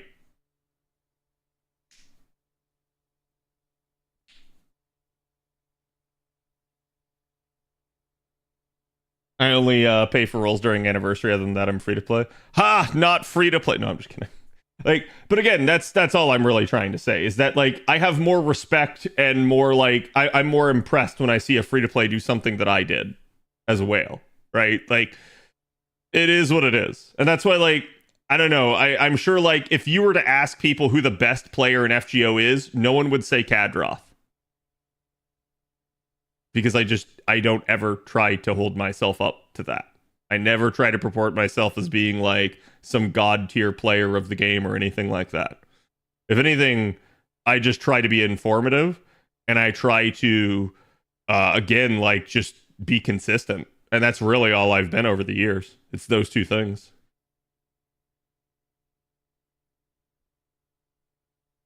I would say you're a saber lover.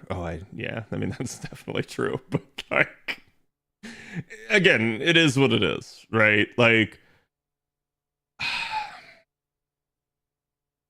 none of it really matters. Again, like when it comes to flexing, the biggest flex is quite literally to do it all on the cheat. It's to be consistent, to show that dedication. There's another flex right here for you, chat.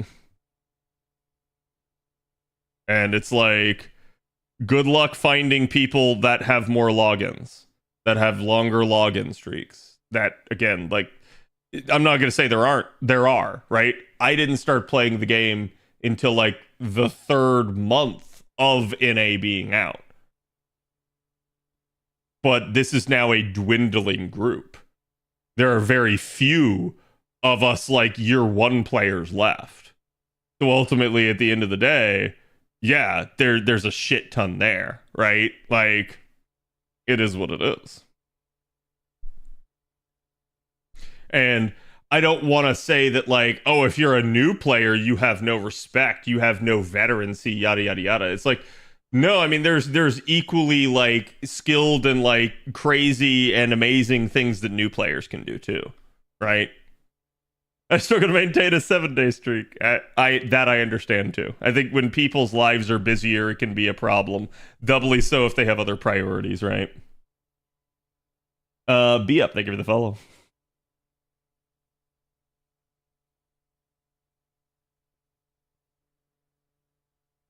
Long jaunt. Yeah, the only reason I even have a broken streak is because in a quite literally. So in case anyone is wondering, this streak is perfect from the day I started playing FGO. It broke one day by force of dev malfeasance, not due to me not logging in. Every single person playing in A lost that day. It broke every single player's streak, which was a source of pride for some of us. And it was definitely a punch right in the balls by the NA staff. And NA staff, if any of you ever hears this, yes, it is your fault, because somebody should have absolutely gone to the JP devs and demanded it get fixed, even if it cost them their job. People were pissed about that. 11/12/2019, yeah.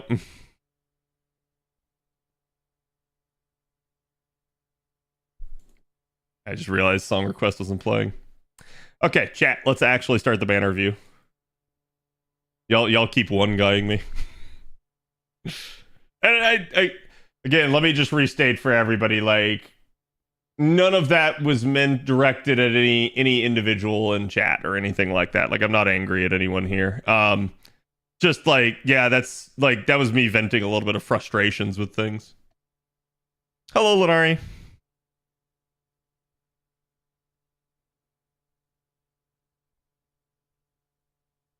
And the fact that they fixed JP's streak and not NA was even worse. Yeah, it was really funny because JP, I think like within like a week or two of it happening to NA, JP had a similar issue, and JP actually retroactively fixed everybody's streaks, but they didn't do it for NA.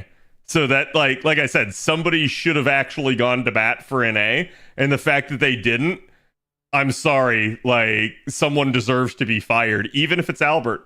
I hate to say it, like I'm not like some Albert hater or anything like that, but ultimately, at the end of the day, somebody should have really made it clear how much that pissed off the long-standing veterans of NA. Like, to the degree that, like, none of us have ever forgotten it.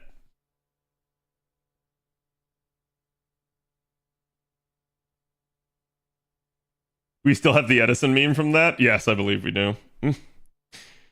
Okay, chat. Let me pour myself some drink. We're getting started here. Like I said, the goal here is going to be to get through as much of this as I can. I don't know if we'll finish tonight. We're about only halfway through the year, but the year should be a little bit lighter on the back end compared to the front end.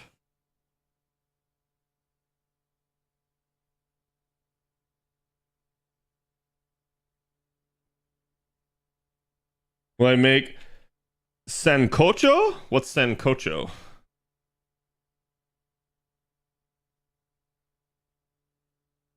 You know how non-English speakers feel with anything American? Yeah, I mean, like, I get it. Like, quite literally, it's just if you're going to run multiple servers, you should treat all the servers to me, like, similarly, right? Unless there is just some sort of unique scenario that, like, has to be addressed on, like, another server. I can understand, like, going the extra mile for the extra server, but what you shouldn't do is you shouldn't drop the ball for the other server, right? Okay. All right, guys, picking up where we left off the other day. So this is basically the continuation of the banner review that we've been doing for all of 2025.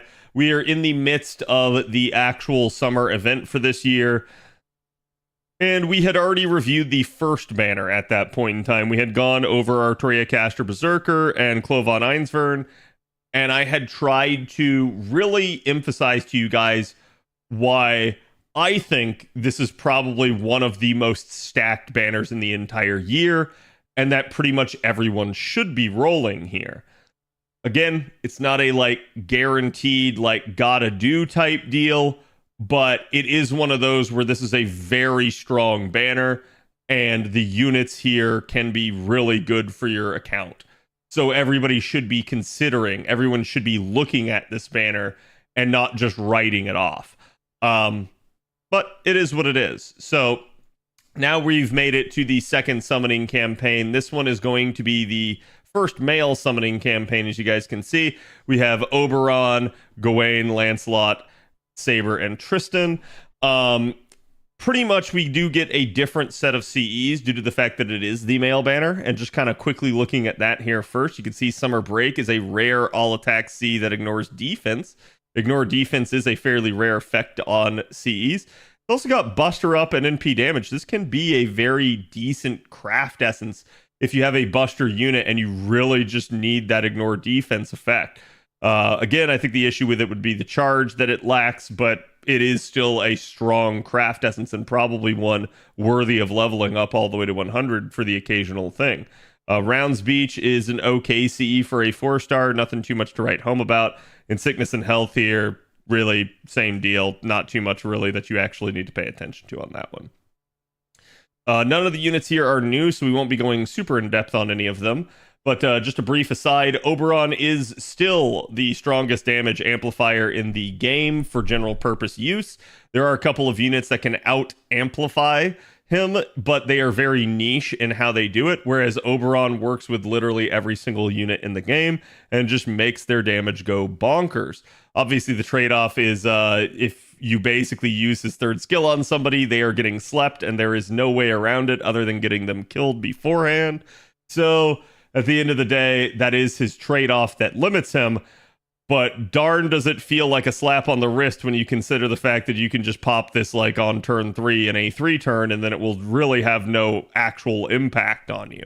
So Oberon, just right off the rip, a very, very strong support. He is the game's first 70% charging support.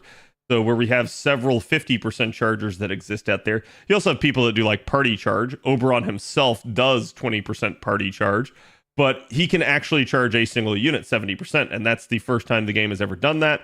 That had a massive impact on team comps, especially for things like farming, and really just being able to allow other units to kind of go all the way and be able to 3-turn and be able to loop and that sort of stuff. He's really done a whole lot and has been probably one of the most influential units in the entire game. If you're a newer player, you should definitely be looking to roll a copy of Oberon. That being said, there are some very lucrative units this year, and this banner timing could not be worse. It is absolutely done on purpose. It is right alongside one of, if not the strongest unit of the year in Castoria Berserker. So it is the way it is. I'm going to say people are going to have tough decisions to make in that regard, but I do believe, if nothing else, even if you're just looking for him as like a pretender, Oberon can still be a strong AoE buster pretender. So he is definitely somebody that merits your decision on this. And I will tell you again that you should try to acquire him, if not sooner, then at least later. So you may be able to punt for a later banner on him, but yes, he is a unit that everybody should try to get on their account. Gawain Saber is in an interesting spot. He is story locked. I'm going to say he's a little bit outclassed at this point by some of his other 4-star contemporaries, especially given the fact that Salter exists. But the Sunbro here can still do quite a bit of decent work for you. Again, he does have extra damage on Sunlight Battlefield. And unlike Barghest, at least, he can bring the sun on his own, allowing him to, again, change the battlefield effect to sunlight. So he can be a decent, serviceable AoE buster saber for you. But ultimately, he's not normally going to be one of my main pillars in that regard. Lancelot Saber here. Still a very strong single target arts saber. We do have units out there like Hoku Saber that are welfare that can kind of counter him a little bit, but Lancelot Saber has always done one thing amazingly well, and that's just crit up a storm, which is pretty good as an arts unit. Means he's got pretty solid card performance. His biggest issues were always his lack of survivability, which he still has, but also his general like NP damage. He did, however, just recently on JP get an NP strengthening, so that did help him out quite a bit in the damage department. So he is still a very, very solid single target saber for you guys, even in the face of some of the welfares. Tristan is a 4-star single target quick archer. He is very similar to Balbon Sith. In fact, Balbon Sith is based off of him. He does a little bit of interesting stuff. I think he's a little bit clunkier to use than she is, but they are actually extremely similar. He's got 50% charge. He will MP seal himself, but thankfully with the upgrade to his first skill now, he can cleanse that. So ultimately, end of the day, he's still a really solid unit. He actually does have a steroid now, and he can be a decent option for your single target archer.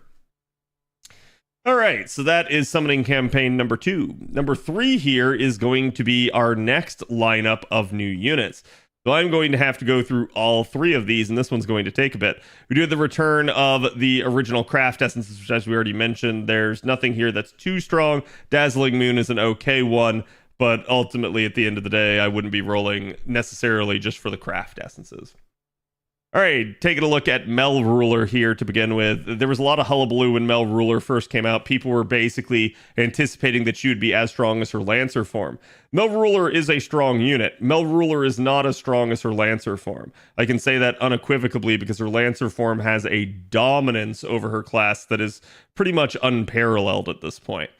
Mel Ruler is very strong. Mel Ruler can be the strongest ruler. However, Mel Ruler can also be outclassed by some of her other competition. That's because there are just some really strong scaling rulers in the ruler class. She is an AoE arts unit, and she does a couple of things really well, particularly charge. So again, as you guys can see, she does have a double arts, double buster deck for maybe a little bit harder carding there. But she has arts up on her own for 3 turns of 30%, critical damage for 3 turns of 30%, increasing her own damage against enemies with chaotic alignment for 3 turns. This is a nice little 30% power mod right there. And the improvement of basically having some damage cut.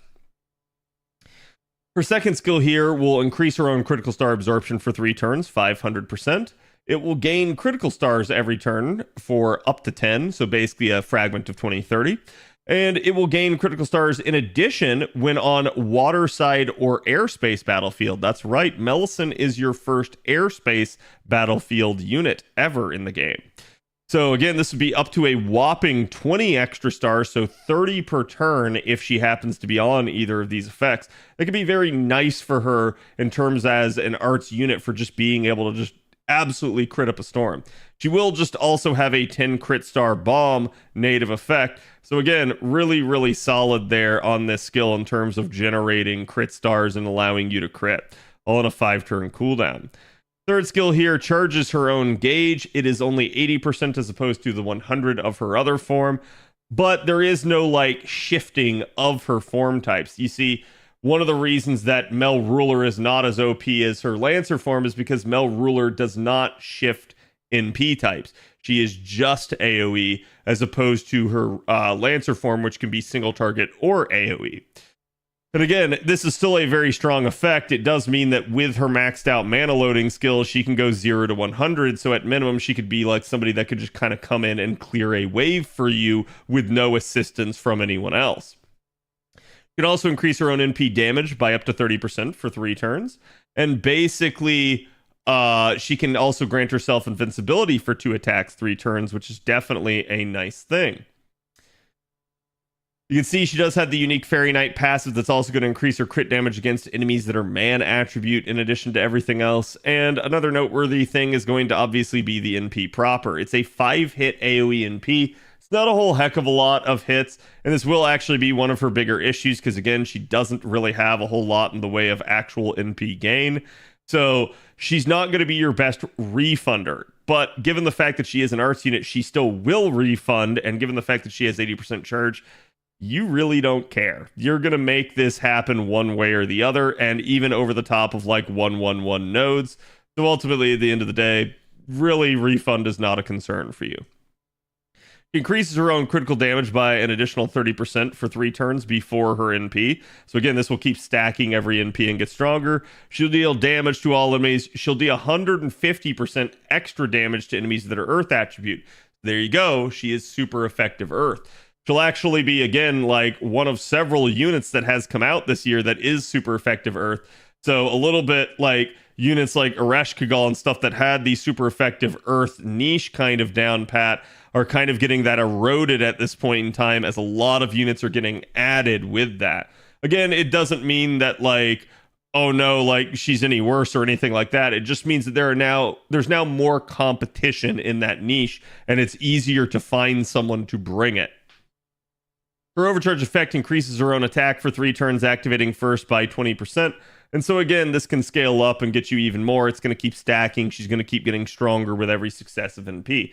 So again, Mel Ruler, not a weak unit. She has anti-chaotic, anti-earth, and also crits harder against man. So definitely a nice, solid unit. If you're looking at her basically for your go-to AoE ruler, she can absolutely be that. I can attest to she does good damage. Again, she is in the higher echelon of rulers in that regard, usually duking it out for the number 1 spot. But is she necessarily like someone you have to have? No, absolutely not. It's up to you to determine if you want to roll this second banner. This second banner, though, is definitely not a bad banner. What do I mean? Well, let's go to our next unit. Right here, we have Kate Ku Sir Priestess, aka Balbon Sith Summer. It's a mouthful no matter how you want to pronounce this. But basically, she's almost got 10k attack as an AoE buster pretender. Now, your issue here is going to be, do you actually need her as an AoE Buster Pretender? And I think this is a definite quandary, as a lot of people will have units like Oberon out there. You will have also gotten an AoE Buster Pretender as a welfare if you played the Halloween event from the prior year with Eliza out of that. So again, I don't think you necessarily have to roll Balbon Sith, but Balbon Sith is still a strong unit and a fun unit to use. What do I mean? Well, basically, just kind of skipping through everything here straight to the kit, you can see she increases the party's attack and defense for 3 turns by 20% each. She also extends the party's buff duration on HP regeneration and NP regeneration and star regeneration by 3 turns whenever she pops this. And then extends all enemies' debuff duration for poison, curse, and burn by an additional 3 turns. That in and of itself is an interesting effect, but you're going to see this kit gets really wonky as we get in.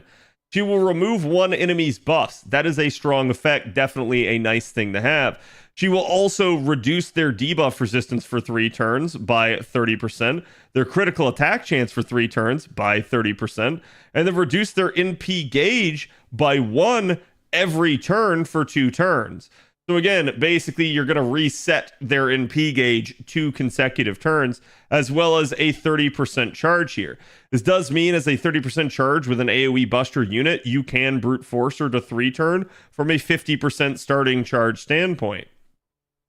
Her third skill here increases the party's NP damage for 3 turns by 20%. And again, this can operate maybe as sort of a singular damage dealer in a multiple damage dealer setup. So she could be used a little bit to kind of help somebody else get there and deal a little bit more damage. And you can see she will also increase the NP damage of allies that have the Wrath of the Enshrined Deity status for 3 turns, as well as charge the NP gauge of all allies that have it by 20% as well. So definitely some interesting things, but what is this Wrath of the Enshrined Deity? Well, I'm glad you asked, because basically Balbon Sith Summer has this, I'm just going to say, grocery list of effects down here in her passives. So you can see her first one here is if she is in Ascension 1 or 2, she increases her own critical damage against enemies that are man attribute. If she's in Stage 3, she does the same thing, only instead of by 4%, now by 20%. However, there's a trade-off here, because down here for the next passive, if she is in Ascension 1 and 2, she will increase the NP generation rate of allies with chaotic alignment by 5% while she's on the field. She will also increase the NP generation rate of allies that are good alignment by 5% on the field. If she's in Stage 3, it's the same deal, except now it's only 4%. So, to me, this is definitely not nearly as much of a trade-off as the prior one, but it is what it is. However, on all Ascensions, she has a 500% chance to grant party buff on defense buff, including submembers. That literally will grant them Wrath of the Enshrined Deity buff for 1 turn whenever they take an attack while she is on the field. So again, anyone that gets hit while she is on the field gets Wrath of the Enshrined Deity. That will increase their critical damage by 10%. It will also, again, further increase their NP damage and their charge when she pops the 3rd skill. It's a little bit of a convoluted unit, but she does have the ability to kind of be really strong. And if you thought that was a lot, here we go. You guys can see the NP is a 6-hit Buster AoE NP. What does it do? Well, it basically heals 1,000 every turn for 3 turns, charges the NP gauge by 10% every turn for 3 turns, and gains 20 critical stars every turn, 10 critical stars every turn for 3 turns. Then it will deal damage to the enemies. Then it will deal super effective damage to enemies with man attribute. This will stack with the Koyanskaya's man attribute power mod for multiplicative scaling. So kind of like Morgan Le Fay, Balbon Sith Summer is going to be very strong against man attribute targets. She will inflict curse and poison of 2,000 damage to them for 3 turns. And remember, her first skill can extend literally all of these effects.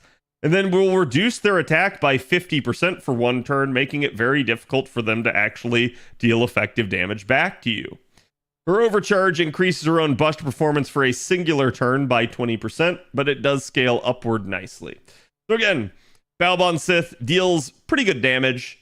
kind of a unit that I'm going to say you really don't have to have, but if you're already going hard on Melisandre Ruler, you'll probably get several copies of her, and at that point she can be a very serviceable AoE pretender for you. So again, I do think she is an interesting unit. She seems really complex at first. It's really not that complex. So ultimately, at the end of the day, there's a lot of stuff you can do with her, and she could just be a fun unit because, again, fluffy rotate. So a lot of people will roll her just for her NP. If you've never seen it, I'm not going to spoil it, but go watch it yourself and you'll see exactly what I mean.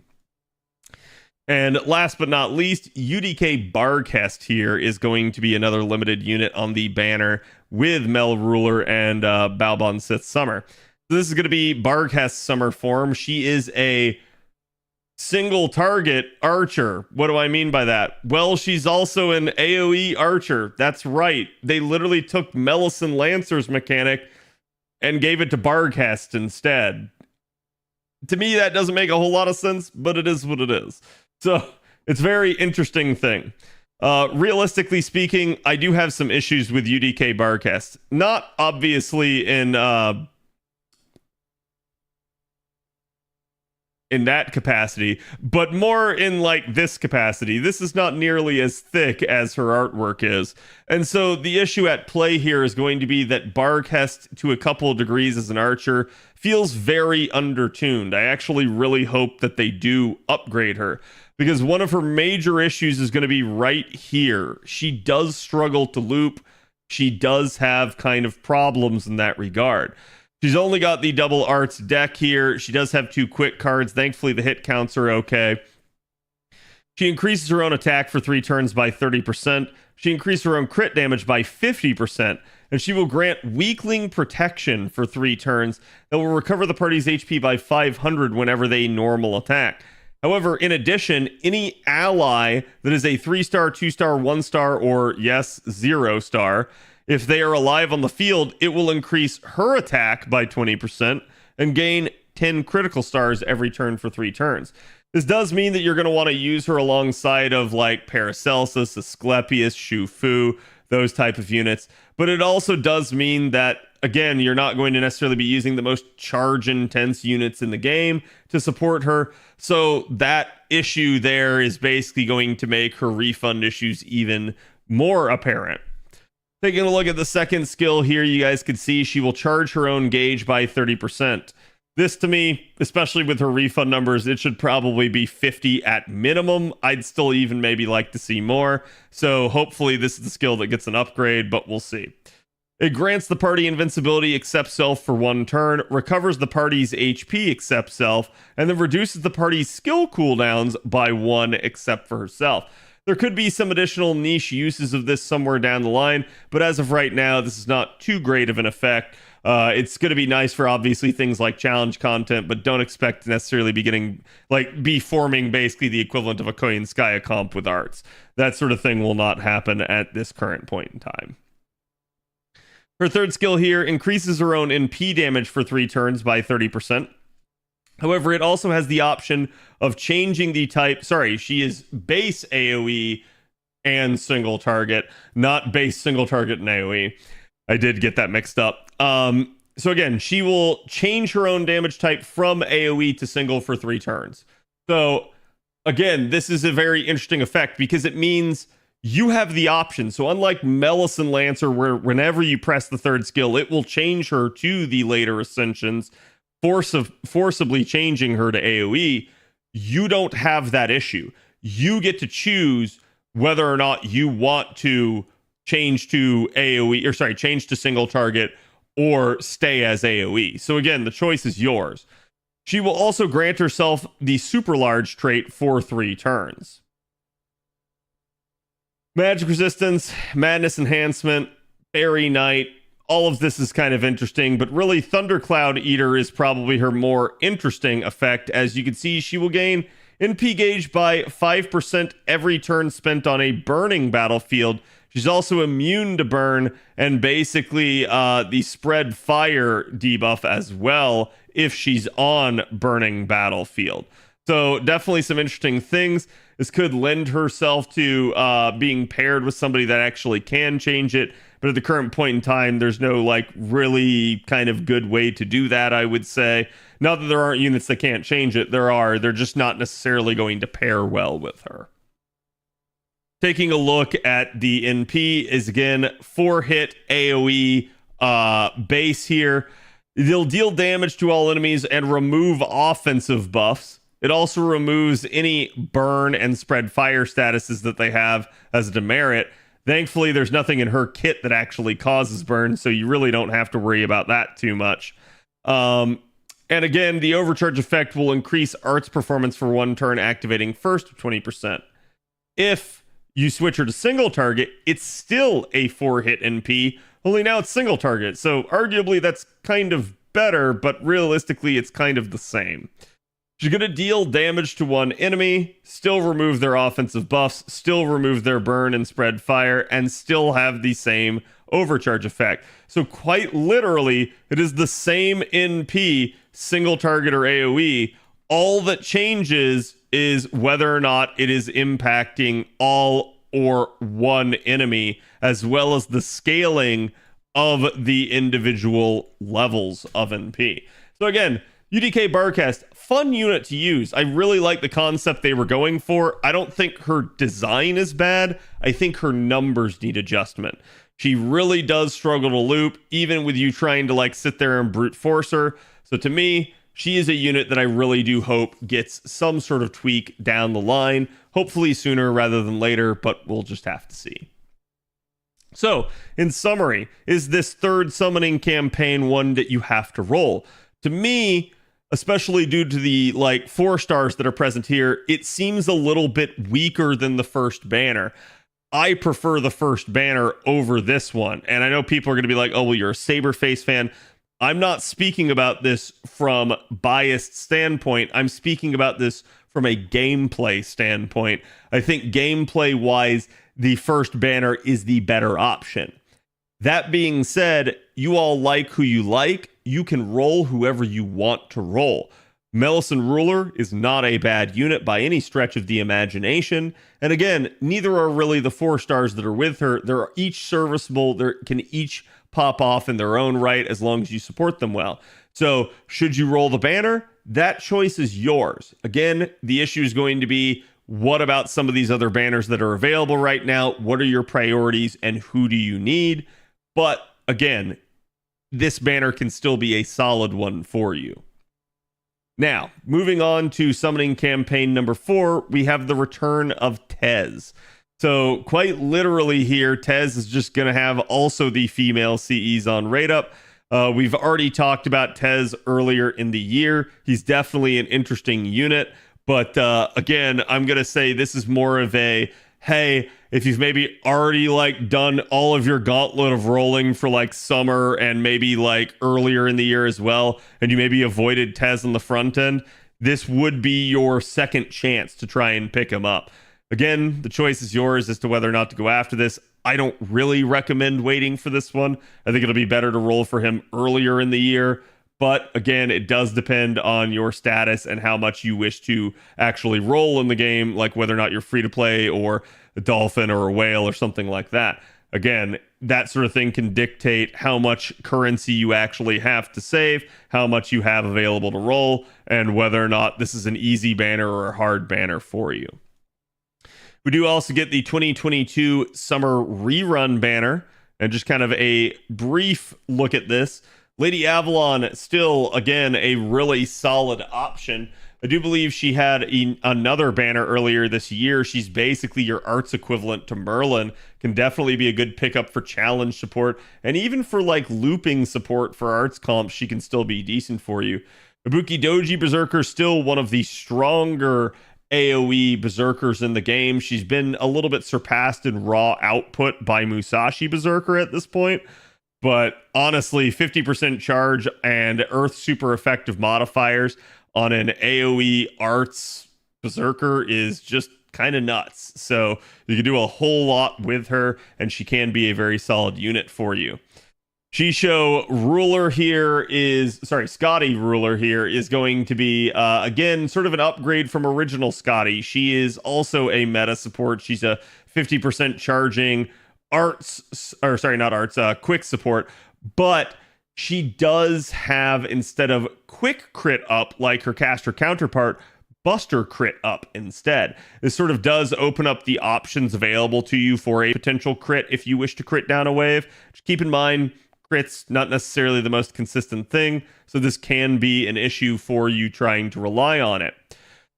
She does have a little bit of a quality of life improvement with her second skill over Scotty's second skill, and she does kind of have a better third skill than Scotty's third skill. So at the end of the day, to me, Scotty Ruler, a much more offensive and much more quality of life version of original Scotty. The big thing that she lacks is the group-wide survivability that OG Scotty's NP provides.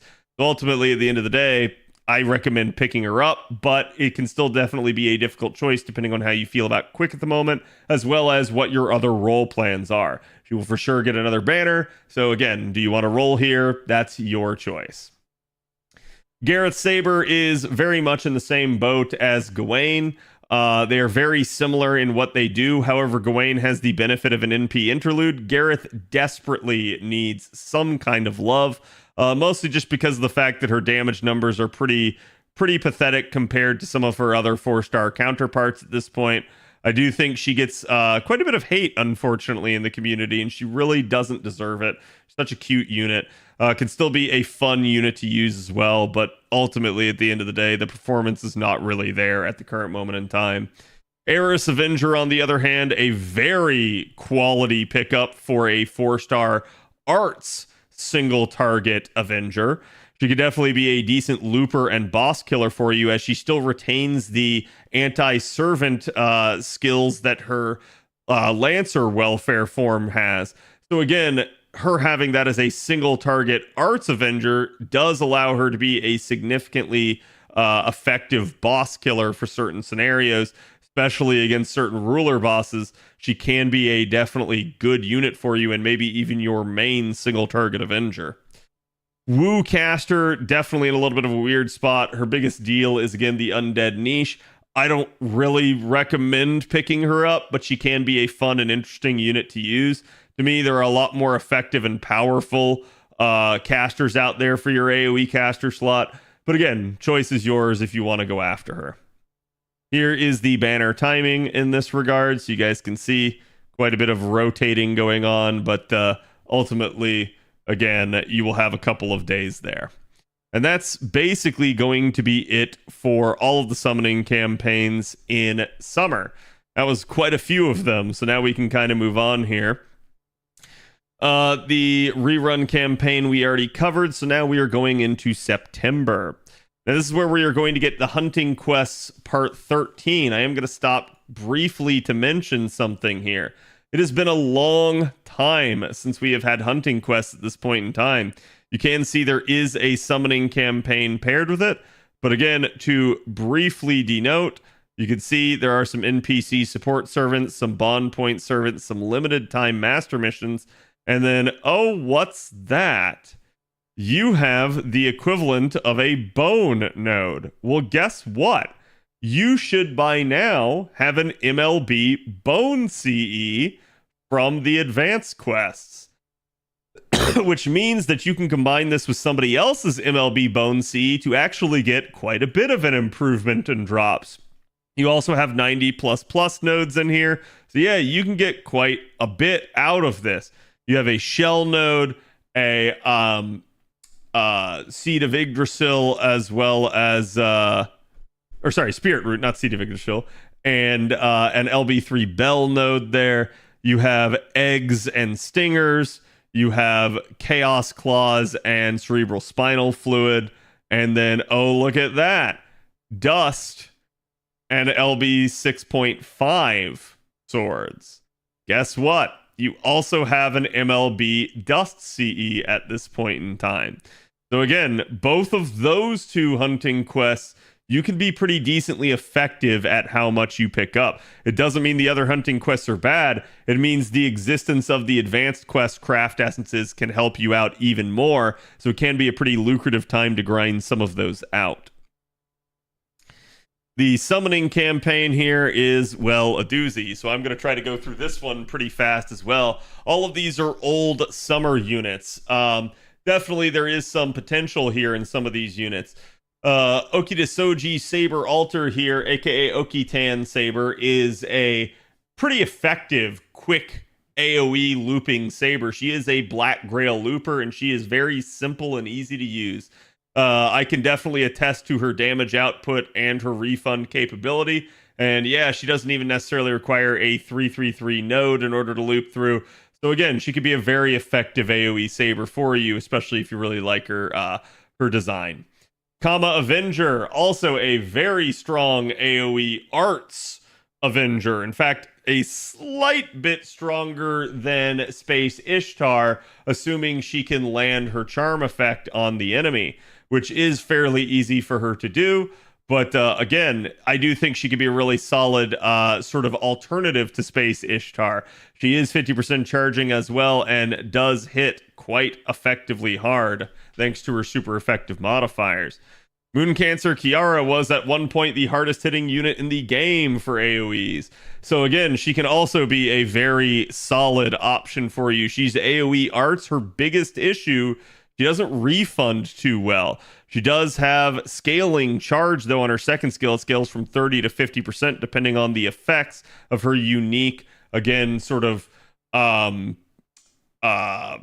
do you call it, like currency mechanic that she has. And again, she can be a really, really solid AoE or just in general boss killer Moon Cancer for you. Again, damage is not really anything that anyone can deny. Her biggest issue will be her refund, but you can kind of still brute force that and make that sort of thing work over time in a challenge fight. Abby Summer, definitely a little bit less on the damage end. She is still an interesting unit when it comes to debilitating and buff stripping as an AoE buster foreigner. She is a 50% charging unit. They did actually recently give her a buff on JP. I think she's in a better spot now. She's not necessarily the end-all be-all, but she can be a very useful unit to you, especially for that AoE buff strip. Anastasia Archer here is actually a pretty solid option, especially because at the time that she originally came out, it had been a long time since Kuro Archer, so a lot of people did not have access to that welfare. Again, she's 50% charging, arts single target. She could definitely do some interesting stuff and hit pretty hard in the process. Canis Rider can honestly probably use some love. Her kit's actually like decently synergistic. She is quite interesting as a crit, like sort of card refunder, and she can work very well at that. But again, you are beholden to card RNG. She doesn't have any charge baked into the kit, so that's going to be one of her biggest issues. And the single target damage is not necessarily the strongest, but it is at least serviceable. Again, she's single target buster. I do really like her animations. She's a fun unit to use, but ultimately I hope they do kind of circle back with her. Ilias Veal Archer here, another interesting one. She's actually a pretty good AoE quick looper. The issue is a lot of people kind of at this point end up having Atalanta. What Atalanta kind of gets done with pure refund, Ilias Veal, on the other hand, will get done more with like brute force charge. So in that regard, she could definitely be a more consistent unit depending on node structure. I do think she is a solid pickup for that, but don't be expecting her to compete with the likes of like Gilgamesh or something like that in damage. So ultimately, at the end of the day, it's still a 4-star, and it is what it is. Tomoe Saber did get a nice upgrade finally. It did really help her out. To me, she could still use a little bit more in that department. It really felt like they held her back on purpose as she came out right before Muramasa did, and Muramasa just absolutely got every single one of the like draws in terms of skills compared to Tomoe Saber. Tomoe Saber is still one of the more beautiful summer servants probably ever released. Just really cool, awesome designs. But gameplay wise, I think she's going to relegate herself to more of an arts crit saber in a lot of scenarios. She can crit really hard. It's one of the things I like about her, with 100% crit damage baked into her kit. But ultimately, choice is yours as to whether or not this is something that you need. Corday caster, actually one of the stronger single target casters in the game. She is Art's single target. She has basically the ability to split her charge. She could either use it all on herself or use half of it on herself and half of it on someone else. She can also protect the party with AoE dodge, and definitely has some interesting modifiers due to the fact that she scales super effectively against anybody that has skill seal. She has a skill that will immediately put skill seal on an enemy, and she also has a skill that will proc skill seal over time on an enemy. So it is a little bit RNG for trying to 3-turn, but again, she's very, very consistent, very loopable, and pretty solid in terms of damage, especially if you can land that super effective skill seal. BB Summer, still a very fun unit to pick up. One of the more fun ones, if you ask me, in terms of like she can actually facilitate card lock. And she's really the only one in the game that can do that. So she could be really useful in certain niche scenarios where you just really desperately need the same unit's cards over and over again. Her biggest deficiency in that regard is that you have to get the unit's cards in the first place. But assuming that you can either somehow automate that or you just get lucky, BB can basically lock those cards in and do a whole lot for you. But that's not all this unit does. She is a 50% charging Buster AoE Moon Cancer. Her damage is not terrible, and she does AoE drain and has quite a bit of survivability. So I do think she could be a decent option for you. Bryn Berserker, honestly, the damage here could be a little bit better. She is a Buster AoE sort of looper in that regard. She ends up having quite a bit of charge per turn. She also has the Brynhilder's Beloved niche. But ultimately, at the end of the day, I feel like while her designs are really cool, the biggest issue that she does have is overall damage output. Murasaki Shikibu Rider, I can't sing her praises enough. She is a debuff-based unit. Normally, I'm not too hype on those types of units because there's a lot of things that can go wrong, especially depending on how an enemy does conduct themselves. But Murasaki Rider basically has every possible tool that you could need to make those debuffs land, and is really, really strong at it. She got a very complete kit in that regard. She's single target arts. She does loop extremely well. She does have really good card performance. She does have the ability to crit quite frequently as well. So I really do like her. She's not a welfare, but she is a very, very fluid unit. And again, you guys can see the pairings. We've basically paired up 2 of the 4 stars with the first SSR there, and then Canis basically with Kama, 2 more with basically Moon Cancer Kiara, and 2 more with Abby Summer there. So again, really, really odd structure with basically BB being alone on her own on an island. Not really sure why they did that, but it is the way that it is. So again, that's your Hunting Quest campaign. You could probably expect this maybe a little bit earlier. This may be something that they move up with regards to NA's scheduling will be a little bit weird, as we'll have kind of a gap as they move the anniversary forward by like a month. But we'll see what they do. They may, again, leave this where it is, or it may come forward a little bit. We'll just have to see. We also got Ordeal Call Campaign Part 2 here. Basically, there is a special quest that gets released here. You get a bunch of stuff for class score, as well as, again, Quartz and Embers there. And basically, you also get a 2 times Great and Super Suck here, as well as, again, the main quest basically going down to quarter AP for all of Arc 1 and Arc 2, at least through LB7.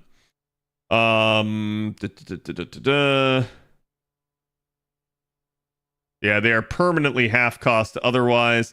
They also added a shortcut button for the main chapter areas of Ordeal Call, because again, the way the Ordeal Call area works is you kind of have the entire globe, and you're going to be like rotating the globe around. Some people found that annoying, so they kind of just gave you a button to allow you to skip to the chapter.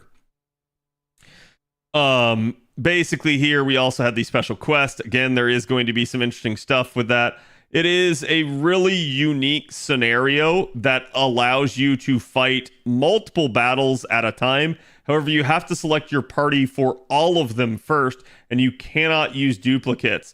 You also cannot use party revives. So it is a very interesting battle. Definitely, to a degree, some people complained about it. I felt like it was a very fun challenge, and it's not like anything that's timed, so you didn't have to like get it done immediately or anything like that. So I thought this was a really interesting way of doing it. I'm not going to go over like who it is that you're battling or what's kind of going on there. You can see the summoning campaign here. We are going to get the return of some decently sought after units.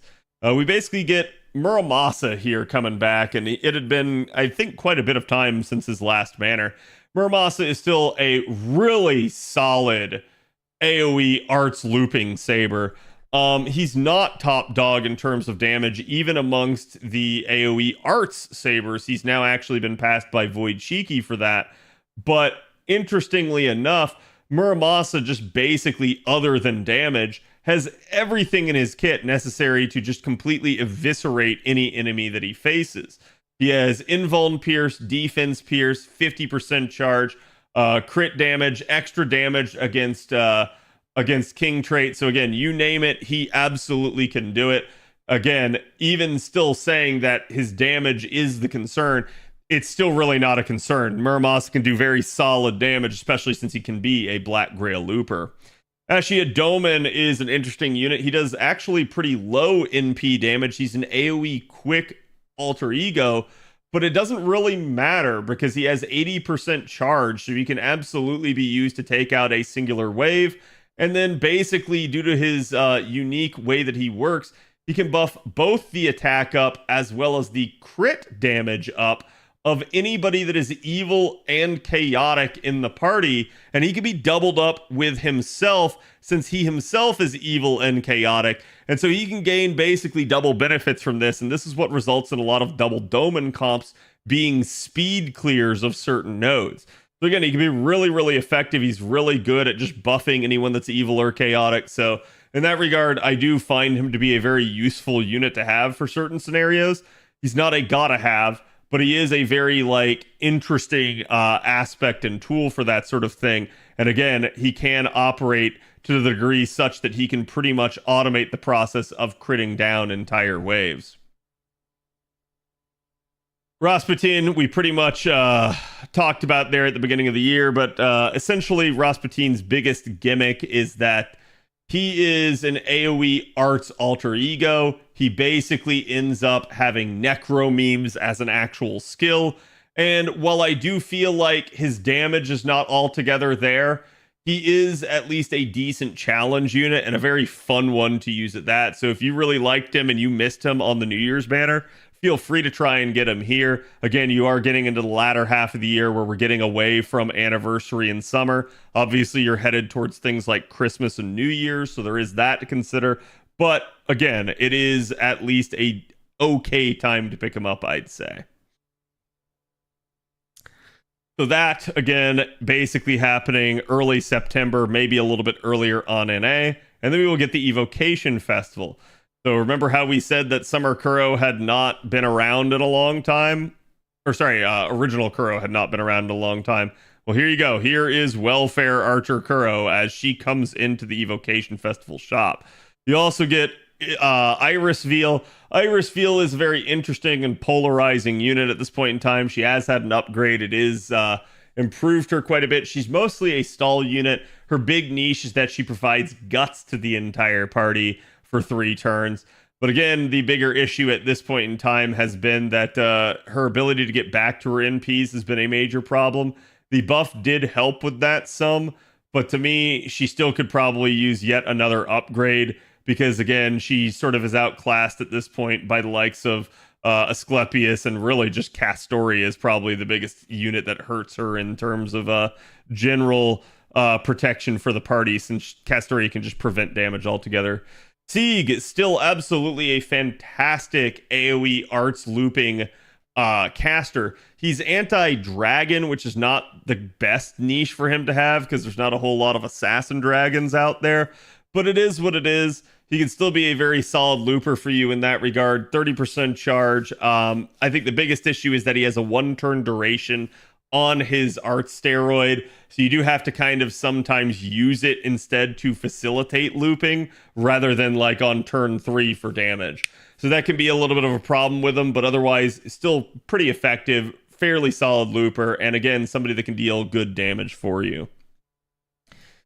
You can see we did get some permanent extra master missions. This is when you get the Iris Veil upgrade. It basically increases her healing power for 3 turns and actually gives her a charge, which she desperately needed since her card performance is pretty crap. It's also going to increase the party's NP damage except for herself, which doesn't really matter since she doesn't have an offensive NP for 3 turns. So it does make her a little bit more supportive and again, allow her to get back to her NP as well on top of that. So very nice. You can see they did give you a couple more missions basically for completing story in order to get the extra Evocation Festival leaves there. That can definitely help things out. All right, then we have a banner here basically for a lot of the Fate characters, and it is an interesting one. So we've already talked about Artoria via Valentine's Day, so if you want to hear what I had to say about that, go back to then. We did, I believe, talk about Ilya as well in a prior one. We did talk about Miyu as well. I don't think I've talked about these other 3, so let's go ahead and talk about each of them. Emiya Assassin is another interesting one. I actually feel like he could probably use another upgrade at this point in time. He's a single target arts assassin. His damage is fairly solid. And he's got a interesting gimmick in the fact that he has a scapegoat skill, which is a targetable taunt. So you can place taunt on any of your allies in order to sort of get damage focused onto them. Ironically enough, it's sort of intended to be used on himself because he does have a tendency to have NP gain issues. And so what it feels like it's trying to do is it's trying to abuse his somewhat better NP charge per attack stat in order to allow him to kind of get refund that way for every single time that he gets hit. Again, I don't think it's the best way to handle it. I think that's a very antiquated way for them to do it at this point in time, and I think they probably should look at that just for his general overall usability. He's kind of, at this point, to me, gotten outclassed by the likes of Chiome and some of the other single-target assassins that are available to the player. So to me, he can be serviceable, but he's not going to be your best option, really, and I don't necessarily recommend trying to go out of the way to pick him up. Sumanai here is, well, anti-dragon, just like Sieg was. Sumanai, though, basically is the dragon killer. So Siegfried is a very, very strong unit. He has anti-dragon power mod and anti-dragon super effective mod, both in the same kit that stack multiplicatively. So he can deal a crap ton of damage to dragons. That is his major calling. He's a 30% charging AoE Buster Saber. Again, he can still deal decent damage in spite of the enemy maybe not having the dragon buff, because he has had a lot of upgrades over the years, so he is a very decent option for an AoE Buster Saber if you have no one else. Again, I don't think he's a bad unit by any stretch of the imagination. He is sort of kind of the bar, I think, that most of the other AoE Buster Sabers are probably judged by in the 4-star category. And again, looking at our other option here, we have Jeanne d'Arc. I believe I talked about her at Valentine's Day. She really needs her other skills sort of adjusted at this point, and her party-wide protection NP is still fairly solid. The issue at play is it doesn't do a whole lot on the back end of the NP after it's already gone out. It certainly can protect the party for that turn, but after that turn's up, it pretty much is just kind of a wash, as it doesn't do too much. I think John needs probably improvements for how to get back to her NP, as well as maybe an actual NP interlude to kind of complete the half interlude that she got before in order to allow her to be a little bit more effective of a party protector and support. So again, I do think she could be at least a decent option for you in terms of a like party protector, but she is very much in contention with like Castoria at this point, outclassed. Again, you guys can see the banner rotation at play here. Again, very obvious and logical pairings, especially if you know who is who. But definitely an interesting one. You get some old CEs coming out here. Pilgrimage to the Other Side is not all attack, so I don't really recommend leveling it. But if you do manage to get MLB of it, it is a very solid CE. A Moment of Peace is pretty meh, if you ask me. And Azure Magical Girl is actually like low-key one of the stronger Cs that you'll see here. It is all attack stat, 50% charge, and again 30% NP generation at MLB. So it was a very strong CE from back in the day. If you're lucky enough to get MLB of it, congratulations. It is a very, very good one. But given the fact that it is sort of on rate up with other 5-star CEs here, it's a 1 in 3 chance. I don't really recommend trying to get it specifically here because you might just end up with some of the other CEs. The good news is if you did try, First Sunrise is also a very good CE. It has been outclassed at this point, but it's still serviceable depending on what you're using. Again, it's all attack scaling, buster up of 20% at MLB, and starting charge of 50%.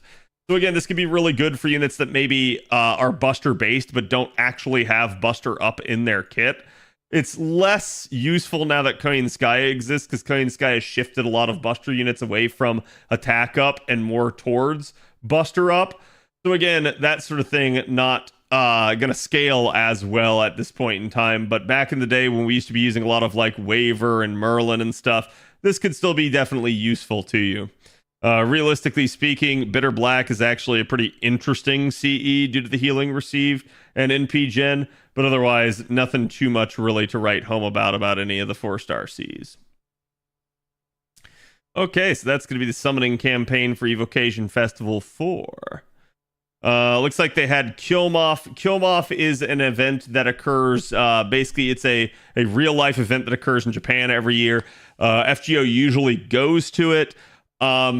Usually NA does not get, quote, Kyomoff. Instead, we get another banner that is Kyomoff, maybe with other stuff added in or taken out, renamed as either like the back to school campaign or any number of another things, like a fall campaign, you name it. So again, you guys can see they got a login bonus here. They also revealed the future events that were going to come out.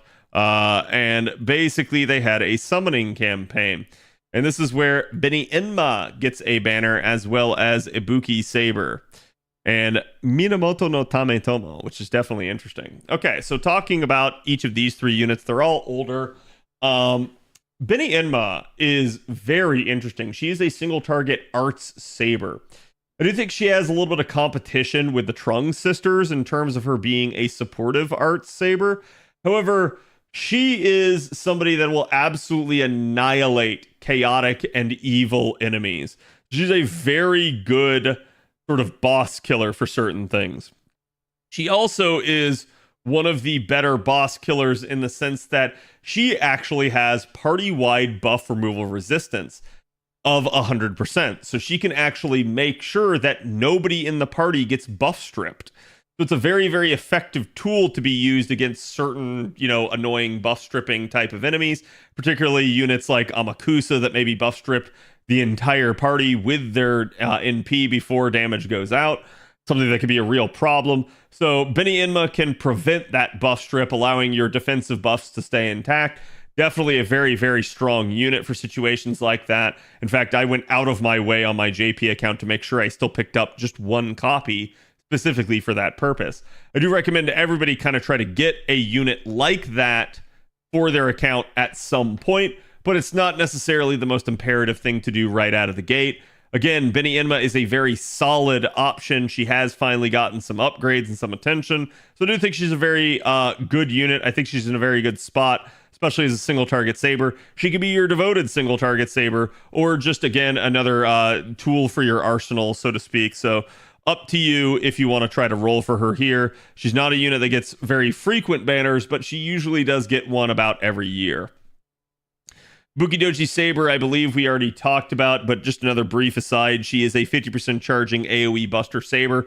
Her primary niche is undead damage, but at this point, even though she doesn't do bad damage by any stretch of the imagination, she has been a little bit outclassed by some of her other contemporaries, just due to the fact that they have gotten upgrades. Again, she can still absolutely dish damage for you and be your devoted AoE if you like her that much and you want her to be.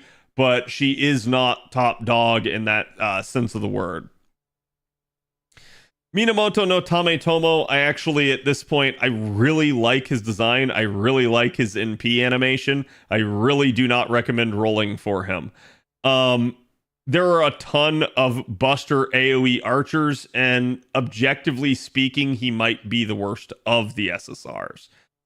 I don't think that's his fault by any stretch of the imagination. I think that's mostly on the developers for kind of introducing him. He is a permanent unit. You can get spooked by him. And his biggest issue at this point is just that he lacks either charge or damage. They need to increase one of them to kind of put him into a better scenario.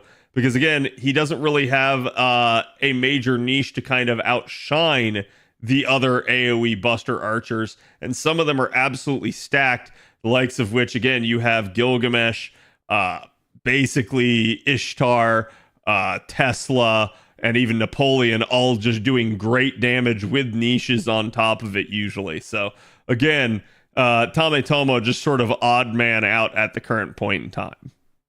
And again, you guys can see there is your schedule there. Nothing really other than each one of them is going to get their own individual banner. Let's see. Yeah, so there was nothing as well for the campaign. So again, that should be September. Probably expect it like late August, early September. Heck, maybe even early August, depending on how they want to handle things. Because especially if they do it as like a back-to-school campaign, Killmoth could come earlier. Gina World Tour is another interesting one. This one basically ran, again, late September to early October. It was sort of an out-of-left-field event. And it did include Gina as a new SSR servant. She was definitely an interesting one, a little bit contentious too, because I guess there was some hullabaloo over the fact that she is based off, I believe, like Aboriginal, I think an Aboriginal deity. I may be incorrect in saying that, but it did cause some community debate on the origin of the servant, and again, whether or not it was appropriate, but I'm not going to get into any of that. You guys can see to get a login bonus, there were event bonus units, yada yada yada. But realistically speaking, we also got the strengthening to Voyager here, and this is his NP strengthening. You can see it increased his damage, but also increased the amount of charge that he gave to living human allies by 20% now. So again, another sort of small impact there, but something that could be useful depending on who you're pairing him with. Realistically speaking, it was more just the increase to the overall damage output that Voyager so desperately needed in the face of some of his other AoE foreigner competition. Taking a look at the summoning campaign, we had two of them here. You can see your first one is Wangina and Creamhild, and then Voyager and Yagyu. There may be multiple reasons for people to roll for this. Particularly, Creamhild has long been a sort of often sought after single target arts berserker that really has not had a whole lot of like good banners due to her release being paired alongside Roland. She did get a banner earlier last year, later last year, alongside, I want to say it was the Lotto event, I believe paired with Brynhildr. And that was one that, again, I think a lot of people that really were trying to isolate her did roll on, but maybe that wasn't a good time for you to roll. So this one might be another opportunity for you to acquire her. I will remind you, this is basically post Castoria Berserker. So for those of you that have rolled Castoria Berserker, you probably don't need Creamhild. But if you just really like Creamhild's design, or again, maybe you're trying to use Creamhild in place of Castoria Berserker, this could definitely be an opportunity to either get like more coins or again more NP levels. So it's up to you. It's just something I really did want to point out, as I know that there are a lot of fans of Creamhild out there. Wangina is going to be who she's paired with. Wangina is our only new unit for this event. And again, she is an interesting one. She's got 12.5k attack, so definitely strong in that department. It does mean her carding will be at least pretty solid, even if her skills aren't up. And her HP is going to be the issue there, with it being somewhat anemic. Her NP charge rate, not too bad there at 0.75. You can see her active skills here. She increases her own quick and buster performance for 3 turns. Basically 20% each there, so not terribly strong. We usually see things like this being 30%, but again, it kind of is going to be a case of just sometimes they do this in order to tone a unit down. You can see she will grant herself a buff on attack for 3 turns that will grant herself Wrath of the Elemental buff for 5 turns whenever she normal attacks. She will grant herself evasion for 2 attacks 3 turns as well. And you can see the note here is that it enables extra damage on Wandjina's NP. So basically a super effective scaling modifier, essentially whenever she normal attacks. Her second skill here is party attack for 20% for 3 turns, party critical damage of 30% for 3 turns, NP damage of all allies that are man attribute except for herself, and a buff on defense to allies with man attribute except for herself that will grant Wrath of the Elemental to Wandjina allies for 5 turns when taking an attack. Again, it enables extra damage on Wandjina's NP. Don't worry about the fact that it'll be on someone else. So you can see herself, she is gender unknown and attribute sky, so she's not going to fall under the man niche. So the reason they put in the accept self here is because in theory there could be a way to turn Wandjina into man attribute or add it in addition to it. So that's why they're just sort of like future proofing themselves from that sort of thing. Third skill here charges her own NP gauge by 30%, charges the party's NP gauge by 10% every turn for 5 turns. Something that could be nice for a quick unit is sort of automating some of the charge. This is definitely a good thing for her to have. And recover the party's HP every turn for 5 turns, again up to 1,000. You can see she does have a unique passive here called Cradle the Stars that will increase NP damage by 20% if she's on airspace battlefield.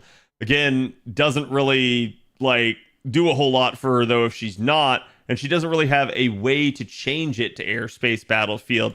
So that is going to be again an issue for her. It's there if she can secure it, but if she can't, it is what it is. She is a 7-hit AoE quick.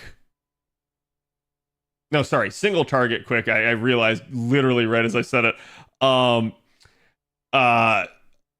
Foreigner, as we already mentioned. And so you guys can see here, she will ignore invincibility for 1 turn, activating first.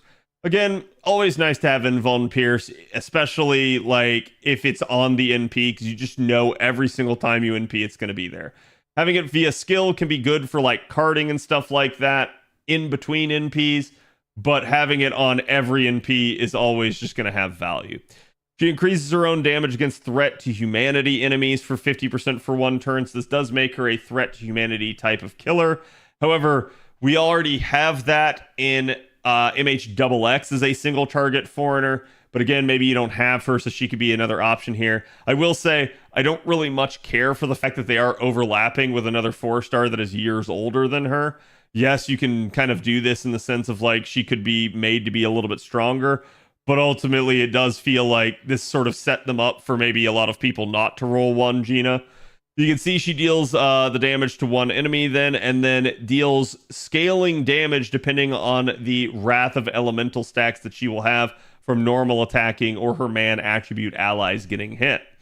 So again, interesting way to get a little bit more damage there. It does mean that you could try to like pre-card the NP or really pre-card any NP in order to get it. The issue at play is if you're using a quick unit and you're using quick supports, you have to be careful maybe not to crit them down and accidentally cost yourself some refund.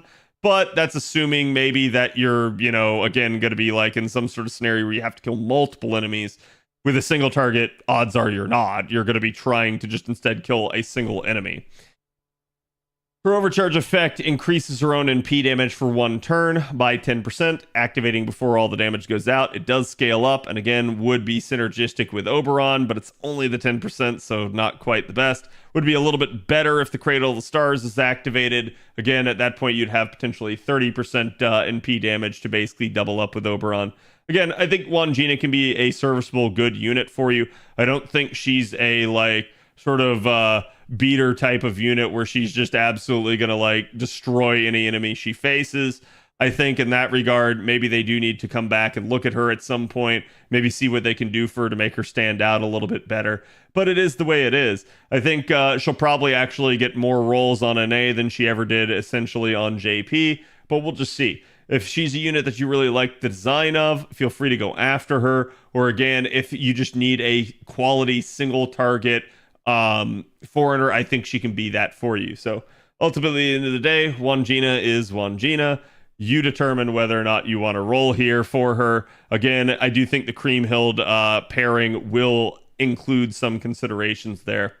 Voyager is another unit. I think I've talked about him, but again, he's 50% charging AoE quick foreigner. He did just get the NP upgrade with this. He can be pretty decent, but ultimately at the end of the day, I think a lot of people will compare him to the likes of like Kukulkan and other units at this point. So ask yourself whether or not he's your preferred choice for an AoE foreigner. Again, he can be nice in the fact that he can kind of do a little bit of party charge off the back end of his NP, depending on the traits of his allies. So it is something to consider that you might be able to like use him in place of a support if you just need a little bit of charge. But ultimately, he's not a unit that anyone really has to have. Yagyu is another interesting one. He's a single target Arts Saber. To me, Yagyu could still stand to get some upgrades. He has gotten one already. He needs more, if you ask me, because he is still somewhat kit-wise outpaced by some of his other contemporaries, especially Lancelot at this point. Lancelot doesn't really have the survivability. Yagyu at least has one turn of it. I do think Yagyu, though, pretty much loses in every other category other than maybe like actual crit damage at this point. But we'll see. I think at the end of the day, Yagyu can be a good serviceable single target saber for you, but ultimately your welfares are likely to be stronger unless you've heavily invested in him. There you go. You can see the banner duration is long, and you just have the 2 banners that are going to be here. Summoning campaign number 2 will include at least one rare unit here in Cleopatra. We have Ozzy and Nido Assassin as well. Ozzy is a very strong single target rider. I believe we talked about him with the Chaldea Boys event, but again, he has a party-wide buff success chance. So go check out what I said at the Chaldea Boys event. But again, he can be a very, very solid unit to roll for any account. Cleo is a unit that at least has had a buff. It has sort of helped her damage performance quite a bit, and again, allowing her to loop. So to me, Cleo is in a better spot. I don't think she's your best AoE assassin by any stretch of the imagination. She's AoE buster, but she can actually be really nice for challenge content as well. So don't look at her just for the farming aspect. Consider as well the sheer amount of healing, the sheer amount of like survivability that she has in that kit, and I do think she can be a solid serviceable option for you. Nitocris Assassin, oh boy, Nitocris Assassin could use some work. Actually, let me see if I remember here. I don't remember if they did buff Nido Assassin at all. I think they did, and I'm just struggling to remember what it was. Yes, it was the NP interlude. So they actually did give her the NP interlude.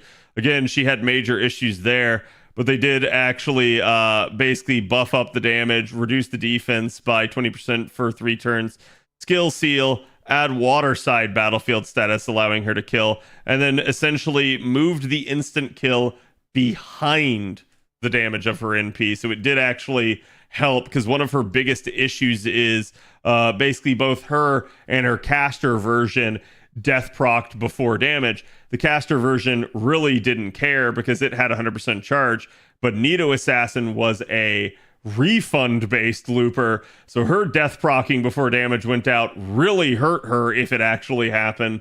Again, she needed all help that she could get to loop. So that buff did at least fix one of the biggest issues with her. I hope they actually do come back in and maybe buff her one more time, help out that refund a little bit, make her a little bit more consistent.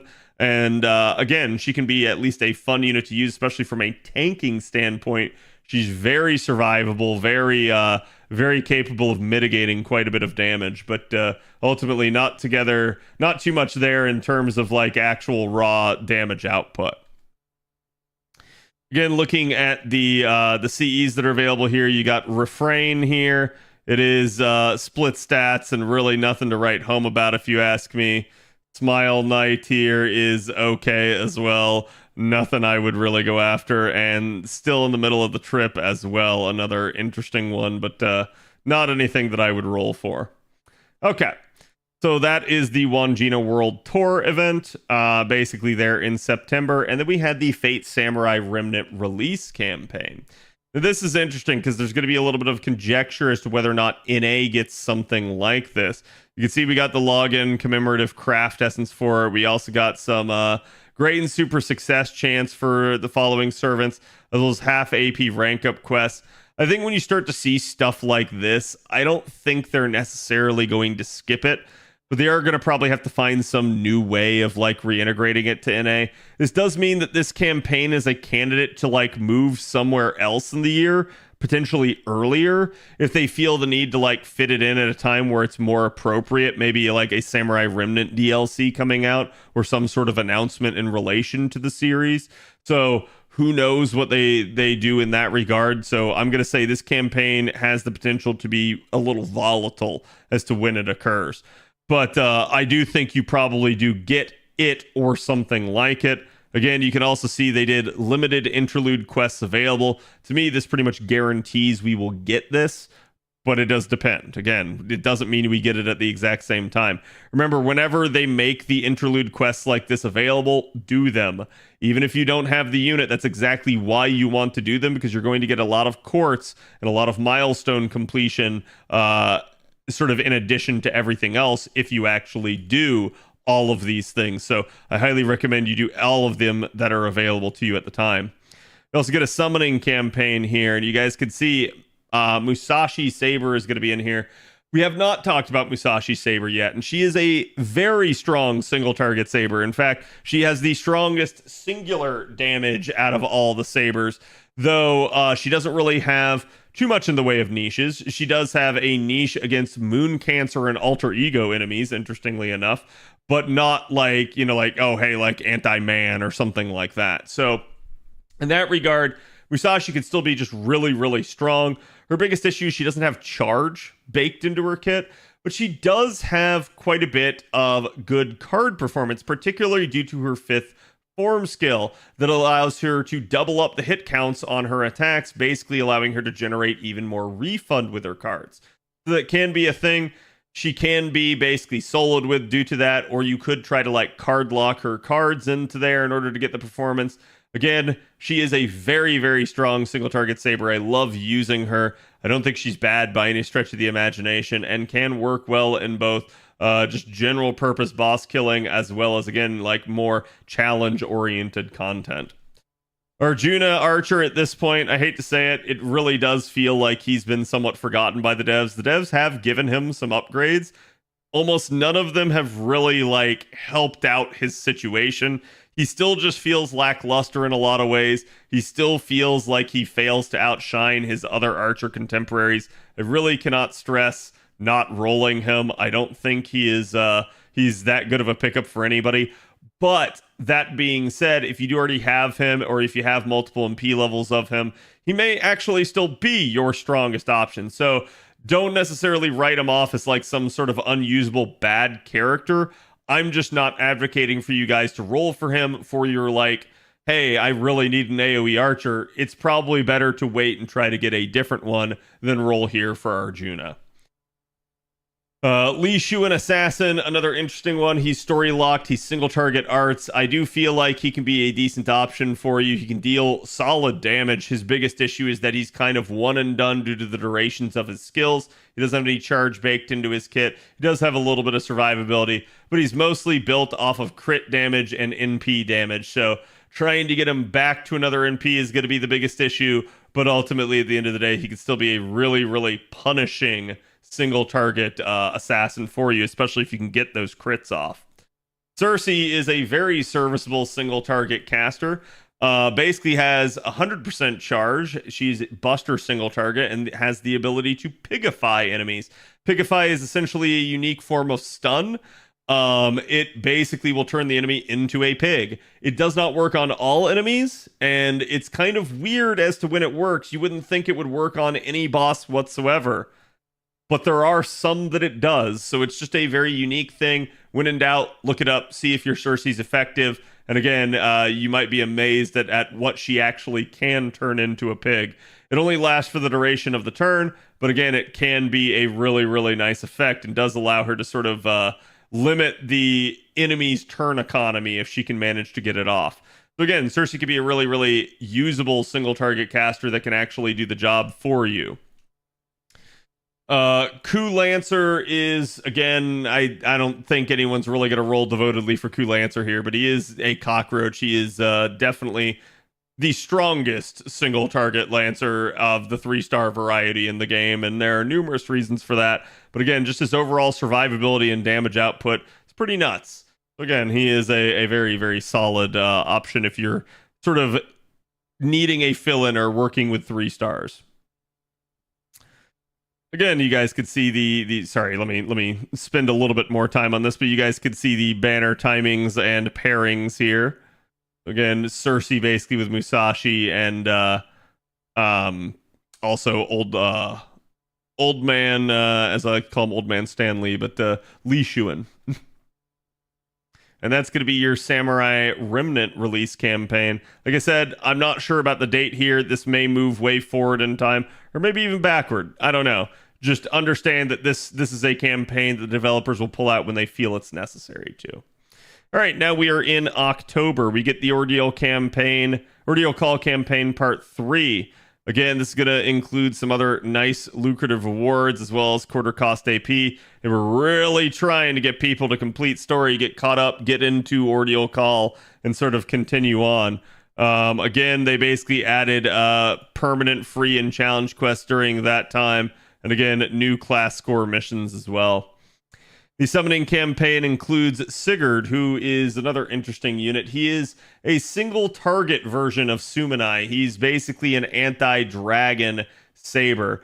His NP damage is actually one of his bigger issues, but a lot of people have a tendency to think that he's a bad unit because of it, when the guy actually has 100% crit damage and one of the highest attack powers of all sabers. So at that point, he really does do a metric ton of crit damage, and I think a lot of people overlook that aspect to him.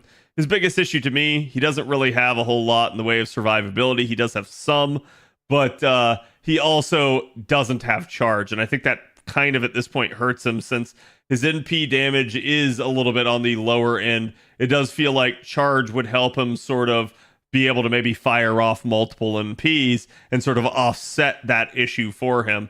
So maybe at some point they relook at him. I do think he has a very cool design, and he is a limited unit, so you do kind of have to roll for him if you want him. QSH is a very phenomenal sort of solo artist, as we like to call him. He's another cockroach, somebody that can be very hard to bring down, very hard to kill, and that does make him very good at defeating certain challenge fights and bosses. As again, he can sort of just sit there and loop his NP over and over and over again, making himself invincible. And as long as the enemy doesn't have buff strip or invuln pierce, he is basically going to get a free ride to just kind of keep messing with them and eventually kill them. So he can be a very, very fun unit to do solos with, or again, just an effective counter to certain challenge quests. I do really like him in that regard. His major gimmick is, again, getting good crits, but ultimately, at the end of the day, he is still a fun unit to use.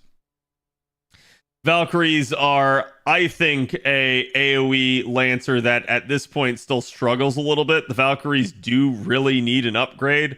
They really haven't given it. Their assassin form is, to me, a much better, much more usable version of them. You can still AoE quick loop with them, and they do have cute designs. You basically get 3 Valkyries in one. But the issue to me is ultimately their gameplay performance could stand some upgrades. Their damage is pretty low at this point in comparison to several of the other Lancers that are out there. Consort you want to talk about low damage? Here's your girl. Quite literally the lowest attack power amongst all 4-star assassins.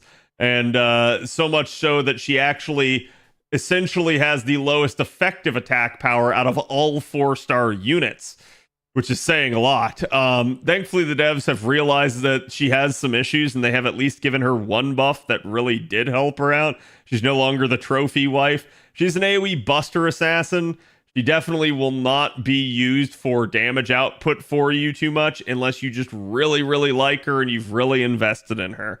To me, outside of really liking the character, I don't really advise rolling her. I don't think she's going to be a very effective option, and almost every single one of your welfares would probably be a better pick over her, especially now that you have the Evocation Festival. Red hair, ironically enough, bears worth mentioning as a 3-star purely because he's story locked. However, he does not bear worth mentioning for any gameplay considerations. Red hair is in desperate need of upgrades. He really does struggle to really do anything effectively. To me, the developers have absolutely hung that unit out to dry, and they really do need to do better by him. All right, that is your Ordeal Call campaign for part 3. Again, I don't necessarily advise rolling here unless you just really have your eyes set on QSH or Sigurd, but the choice is yours. Again, it's difficult to tell you guys, like, hey, don't roll here. I think it's not necessarily a high-value banner, but it could be depending on how you view the units. All right, next up, Evocation Festival Part 5. And again, as we just mentioned, so you just had a banner for Consort U, and oh look, who's coming to the Welfare Festival? A much, much stronger AoE Buster Assassin as a Welfare. So guaranteed to get the 5 copies. Realistically speaking, the actual star of this, though, is Shiki Assassin. One of the game's best assassins for single target, if you ask me. And still a very, very highly sought after unit from the early days of FGO. She's single target arts, has invuln pierce, has 30% charge, and death procs.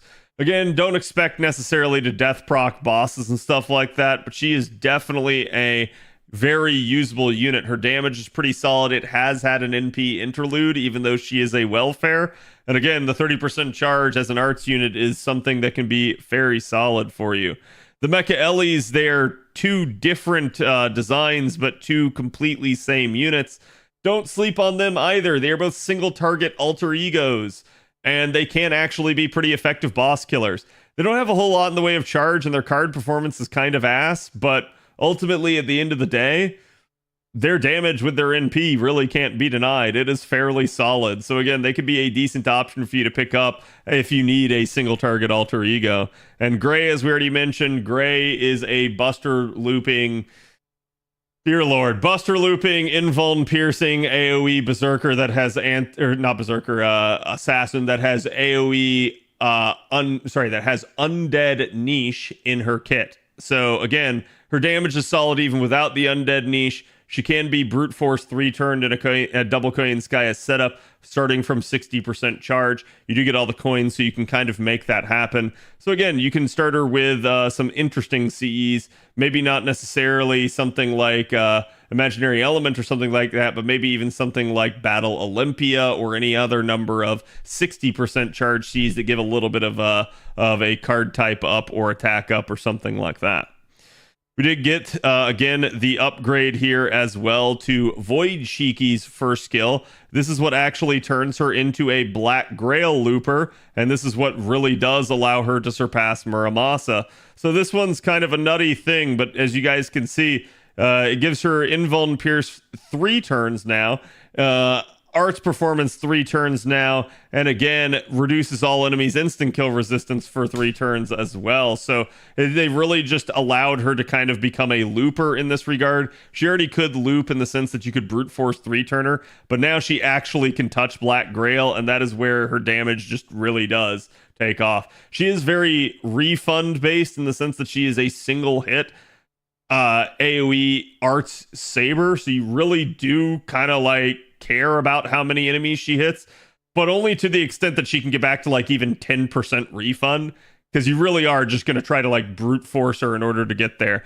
That being said, she actually with this buff basically can refund like 30% and stuff like that, so it is a really interesting buff in what it allows her to do. Cheeky Assassin again here basically just got an upgrade to her dodge skill. It just allowed her to now have a crit star bomb on it, so yeah, one of the stronger welfares getting even stronger is kind of funny. But yeah, I don't know why they chose to do these buffs, but dang, they are good. Your summoning campaign is going to be Void Shiki Saber. We already pretty much just talked about her right there. She actually does very solid damage as an AoE arts unit. Even though she only has a 1-hit NP, she can refund and Black Grail loop, which is kind of insane given where she started out from. And she can death proc. So In terms of like taking out like, you know, low health fodder waves, yeah, she might just be able to death proc her way through them. So she is a very interesting saber. I do think she can be a quality pickup for you, especially if you're looking for an arts AoE saber. But ultimately, at the end of the day, Muramasa kind of has her outclassed in brute force charge and really just kind of being the Swiss Army knife that he is. But still, I think like she does beat him in overall damage as long as the node allows for it. So again, up to you as to whether or not to roll. Reigns is sort of your upgrade of Waver. She is a 50% charging unit. At one point, she was meta. I wouldn't necessarily say she's the most meta unit now, but she is definitely a solid support to pick up, especially given the fact that she doesn't care what card type you are. So she can be very effective if you're in a single damage dealer type of comp, as outside of like Oberon and stuff like that, she's actually one of the more effective boosters for damage, given the fact that she has 40% attack up for 3 turns on top of the 50% charge that she has. So again, a very, very solid pickup in regards to her, and also interesting defensive kit. Osaka Behime, I don't really necessarily recommend going for. She is permanent. She has a very wonky kit. She could be a fun unit to do solos with. She has buff strip. But ultimately, at the end of the day, I feel like the kit's somewhat disjointed unless you're trying to sit here and do this like hybrid buster quick crit thing with her. So at the end of the day, it feels to me like Osaka Behime still, even despite the fact of all the upgrades she has gotten, could use even more upgrades. I really want to see them give Osaka Behime a little bit more identity rather than just, hey, I'm this solo unit that is a like interesting sort of peculiarity. I think they need to do a little bit better by Osaka Behime. I think she's a really fun character and a really like cool one that people would love to simp for if she did have a better gameplay aspect to her. Fujino is again a unit that a lot of people care for. She's a limited 4-star single target buster archer. Damage is actually pretty solid. Charge is probably her bigger issue. She does have the I believe it's either giant or super large niche. Either way, she can be a really effective unit against those types of enemies. A lot of people try to pick her up just due to her rareness. At one point, she was the rarest 4-star in all of FGO. She has since gotten a couple of banners, as I think the devs realized they were messing up with that due to the popularity of this unit. So this is a rare opportunity to roll for her, but she does get banners every now and then now. So if you're looking for coins for her, or again, you just want more NP levels of her, this is probably going to be a good time for you to try and pick her up. Liz Lancer, we've already talked about. She has that sadistic charisma that's really nice. And Hephaestion is going to be a very, very good single target pretender option for you. JP finally did get another single target pretender in Phantasm Moon, but she is still a ways away. And again, Hephaestion is permanent, so you can always get spooked by more of her. She is a 100% charging arts single target foreigner, and her major deal is the fact that obviously as a foreigner she is already effective against alter egos. She is also effective against berserkers. She is also effective against the entire like knight triangle, but then on top of that she's also effective against casters due to a unique passive that she gets. She actually has quite a bit of classes that she can be used against, and that is probably one of her best aspects in addition to the 100% charge. You can brute force 3 turn her from 0, so again, she can be a Black Grail looping unit as a single target for you. So again, a very solid pickup by any meaning of the word. And again, you guys can see the pairing here. You're going to have Fujino with Void Shiki, Liz with Osaka Behime, and Hephaestion with Reigns is definitely interesting pairings there. Again, there are rate-up craft essences here. Grand Puppeteer can actually be a pretty interesting one, as its art's up for 3 turns and starting battle at, I believe, at 60% at MLB, indeed. So it is somewhat rare in that regard. The bigger issue is that it is split stats, so you probably don't want to level it. Mature Gentleman is at least a very rare death resist craft essence, if you're worried about running into that. Wide Done It, altogether not that good of a combination of effects. Trigger Treatment, absolutely god tier art. All attack scaling, NP gain, and crit damage. Very good longevity CE there for maybe challenge fights that go on a long time. Vivid Dance of Fists, interesting. Mystic Eyes of Distortion has a demerit. Again, as you start to get down here, some of them altogether not too good. Repeat Magic is interesting, though, as a 3-star, because again, it's all attack scaling. And you guys can see it's 30% starting charge and NP gen rate of 15%. So it is at least a rare charge combination there. But otherwise, nothing too much to write home about the rest of these Cs. Trigger Treatment, basically the best pickup there.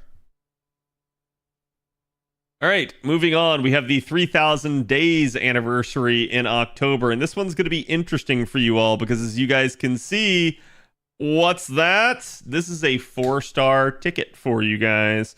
So you do have a retweet campaign that will probably get on an A. You will get quartz from that. You'll also just get the 3,000 day login bonus regardless, as well as the login bonus campaign giving you teapots, apples, and a ticket.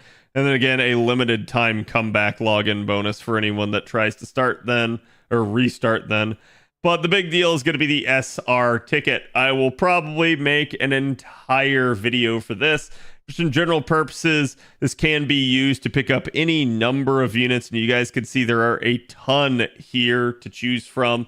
A lot of people have a tendency to either go for characters that they really like, maybe rarer, like story-locked units, or again, potentially just trying to fill a hole in their account that they so desperately need filled. So there's any number of things that you guys can do here. Like I said, I'll end up putting out an entire video, but this could be something that you could plan into your rolls. Again, you can use this to get more coins for a unit. So choice is yours as to what your strategy wishes to be for this sort of thing. There's also going to be a mission list. You will get, again, some decent rewards here, but nothing too amazing other than maybe the 2 gold foes there. You have some other campaigns that's 2 times experience gained when leveling up the unit that you exchanged for, as well as damage bonus on the unit that you exchanged for. And again, you can see there, targeted servants will have 50% damage bonus on every quest, regardless of whether or not it's main story or event quest, which is interesting. Ember Gathering daily quest and Training Field daily quest will be open all day for a limited time, so they're not half cost, but they are all available. And then there will be a summoning campaign here that is, well, I'm just gonna say an interesting one. Both of these are older units. Both of these are highly sought after units. Let's just go ahead and we'll start with Morgan Le Fay. Morgan Le Fay is definitely not going to be your top damage dealer for AoE Berserkers. There are a couple of units that do outpace her in that regard. Still has some pretty useful niches against obviously Man Trait, and then Fairy or Round Table Knight can also be a niche that she can fulfill. Realistically speaking, Morgan Le Fay is very nice to have because, again, Man Trait, she is super effective against that, which combined with Koyanskaya, who will logically be paired with her, does bring the power mod version of the Man attribute niche there. So again, multiplicative scaling for those two, making her just absolutely annihilate Man Trait targets. And essentially, you can see that from that alone, you have good damage potential, but then she's also 50% charging on top of that and has overcharge on the back end of her NP, allowing her to sort of facilitate the sort of, I'm going to say, the better original form of the invincible / immortal comp. So again, she can be paired really effectively with obviously Buster units, but then maybe even the likes of like Merlin and Castoria as well to get into that immortal invincible comp, and she could really do some solid work. So she works extremely well, not only as a farmer, but also as a sort of challenge unit in that regard for clearing waves pretty effectively. And then we get to Artoria Caster, and good lord, I cannot say enough. If Oberon is the best damage amplifier in the entire game, Castoria is arguably the best party protector in the entire game. I do think there is some nuance to that, but essentially the way to understand this is basically Artoria Caster is one of, if not the strongest unit in the entire game. Usually a lot of people will ask me what units to roll for when they first start playing the game. Artoria Caster is just the essential like meta support. You don't have to have her, but by not having her, you will be making your game a little bit tougher on yourself. Artoria Caster can absolutely trivialize certain challenge content. If you're someone that enjoys that challenge, that's perfectly fine. You do not have to roll her. But if you're someone that is looking for that challenge content to be less of a challenge or downright easy in some circumstances, Artoria Caster can do that as well. Not only the fact that she does all of that and is a good challenge-oriented unit, but she's also just extremely good at facilitating party charge, looping, and just damage output for Art's units. So again, she is a sort of all-in-one package. She even works outside of Art's comps depending on what you're trying to do. So I really, really highly recommend picking up Artoria Caster if you haven't already. I just, again, can't say enough about her, but I will have to stop there so that I don't end up taking up the whole video talking about her. Again, she is a meta support. She is a very, very strong pickup. Here you guys can see the banner rotation will actually start with Morgan and then go into Castoria. But yes, this is going to be a very lucrative celebration. And again, it's because it's 3,000 days of FGO. So obviously you have all those login rewards. You have those missions that are available to you. And again, the SR selector on top of really, really solid banners here. Keep in mind, this will happen basically about a month earlier for NA, so expect this not in October, but instead September. And the reason why will be because, again, the NA server started about a month earlier in the year than the JP server did. Usually why these things have a little bit of a shift on the NA side of things. We did get a pre-release campaign for what they were calling Grail Front 4, which is kind of hilarious because it was a full-fledged event. It was the White Castle by Day, Black Castle by Night event. You can see there was a login bonus for this, some, again, missions that gave you some courts. Some other campaigns here that basically, as you can see, 0 AP for all main story quests from Arc 1 until Arc 2 Lost Belt 1. And then again, it will override as well any quarter cost campaign that was out. So really, really interesting there. Ember Gathering and Training quests are open all day as well and have the extended duration there. And basically event-related servant strengthening quests are half AP. Same thing with their interlude campaigns. And you did also get an FP bonus basically for each one of these units as well. These were your event units that they were trying to show you. But again, that just was what it was. And then they had a live stream to actually like debut the event. And keep in mind, you will maybe have a little bit of a shift on this, as this will be happening towards the end of October. And we may see maybe just a slight forward shift at this point due to the existence of probably a Thanksgiving banner for NA. But ultimately, at this point, our schedule usually gets pretty close to the way JP had it. So we'll just have to see what they do and how they handle schedule on the back end, maybe a little bit of padding. Now, talking about the Grail Front event, this actually is a event where Grail Fronts are pretty much center stage. There are a ton of them here. So if you really like the Grail Fronts, you will really like this event. If you really don't like the Grail Fronts, you really won't like this event. The story here is actually pretty good from what I've told, so maybe those of you guys that don't like the Grail Fronts can at least sort of hinge on that. But again, this will be a very interesting one just due to the mechanics.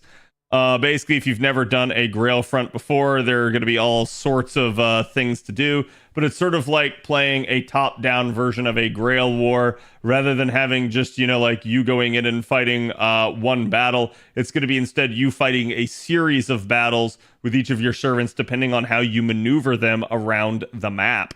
So it is an interesting mechanic nonetheless. Taking a look at the summoning campaigns here, we first have Ptolemy, as well as a new 3-star unit here, paired alongside Penth. Let's basically talk about the CEs and Penth first, which you guys can see. Bibliophilia here is going to be your 5-star CE. It is an interesting one. It's MP damage and overcharge, as well as charge per turn, but it is split stat there. Day and Night is again going to have some buff removal resistance, but ultimately not enough to really make a difference there. And your adventure at least has some survivability built into it. Pinth is going to be an interesting single target berserker for a lot of y'all. She has very decent card performance and pretty solid NP damage, especially against Greek males, which is her major niche. She has a 100% power modifier against Greek males, so she just absolutely destroys them. She has 20% charge per turn and debuff immunity, but otherwise no survivability whatsoever, so that is always her biggest issue. She is very much the epitome of a glass cannon, kill or be killed with regards to how her kit works. Sugitani is going to be another interesting one. She is a permanent addition to the 3-star roster, but she will not be added until after the, again, banner concludes. So at that point, then she will go into the normal pool and you will be able to roll her with just normal FP. Again, you can see there, attack stat altogether, not too great, but she is a 3-star, so keep that in mind. She's a Buster single target archer with 2 Buster cards in the deck. She basically has Buster performance for 3 turns, critical damage of Buster cards by 50% for 3 turns. Her second skill here is a disengage that removes her own debuffs and grants herself regeneration for 5 turns. Again, it is at least nice here in the fact that it has the cleanse, and then it's going to increase her own critical damage 1 time for 5 turns, every turn for 5 turns, as well as gaining critical stars every turn for 3 turns. And you can see the crit damage buff there is 50% at a maximum rank. So again, definitely interesting, as well as the 10 crit stars there to facilitate things. But Sugitani has had a buff already on JP. And again, you guys can see her kit just kind of is what it is.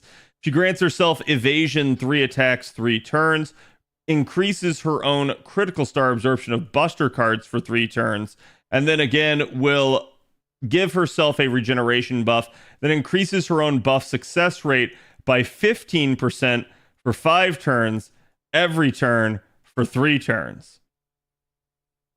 Yeah, it's kind of a mouthful. Anyways, the idea behind it is, as you guys can see, she originally had an NP that didn't have everything having a guaranteed effect.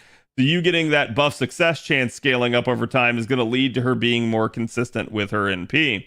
But basically, they gave her the upgrade at that point to give her a chance to ignore evasion at 85%, as well as, again, the chance to increase her own NP damage still being at 20% there, with her damage getting increased, and then adding the anti-sovereign, aka anti-king super effective modifier, as well as a 20 crit star bomb. The way that it used to be, and the way that NA will first encounter it, is pretty much all the same there, only she has a 500% chance to remove her own buff success rate buffs after the NP. So basically, if you manage to secure these buffs, you would at least get that benefit, but then it would immediately remove the buff success chance, so any sort of follow-up NP would just be kind of hot garbage, because again, you would have the chance to miss those buffs. Now, no longer does it have that demerit, so you won't have to worry about it getting removed. But again, this buff is a fairly recent one on JP. You can also see even her overcharge has chance-based occurrences, with again, arts and buster up for 1 turn of 20%. I'm not really sure why they did this. Someone should have told them RNG is not fun in that regard. Thankfully, it is at least something where they gave her the ability to solve this issue within her own kit. So to me, the NP interlude was necessary and definitely helped out in terms of both damage performance against other 3-stars, as well as making that NP actually deal consistent damage, rather than being like, oh no, I missed the NP damage up and now I do crap damage. So again, I do think it was a good buff for her, but I do think she needed it as well. And to me, they just probably never should have launched her in that state to begin with. Ptolemy is going to be your other new unit. He's going to be the 5-star for the event. And Ptolemy's a really interesting one. He is very similar to Melisson. That is to say, he has the ability to switch which NP type he is. So again, you can see here, Ptolemy starts out with 12k attack, at least decent and respectable attack power there. HP a little bit more on the anemic side. Only 0.43 NP gain there. And again, double Buster, double Arts, which is significant because he is both a Buster and an Arts NP unit. So taking a look at his active skills here, you can see he increases the party's attack for 3 turns by 20%, recovers the party's HP every turn for 3 turns by 1,000, and gains critical stars every turn for 3 turns by 15. His second skill here will increase the party's attack and buster performance for 3 turns by 20% each, and again, party critical attack chance resistance for 3 turns by 20%. He will also charge his own NP gauge by 50. So fairly interesting right there. He has a good solid charge amount. Again, his bigger issue here would be the 7-turn cooldown, but remember you have things like the 5th of Pen, so there is that. Then his third skill here, as you guys can see, in stages 1 and 2, he will have a 500% chance to transform himself into stage 3. It will charge his own gauge by an additional 30%. Now he's become an 80% charger, and increase his own NP damage for 3 turns by 30%. In stage 3, however, unlike Melisson, he will have a 500% chance to transform himself back into stage 1.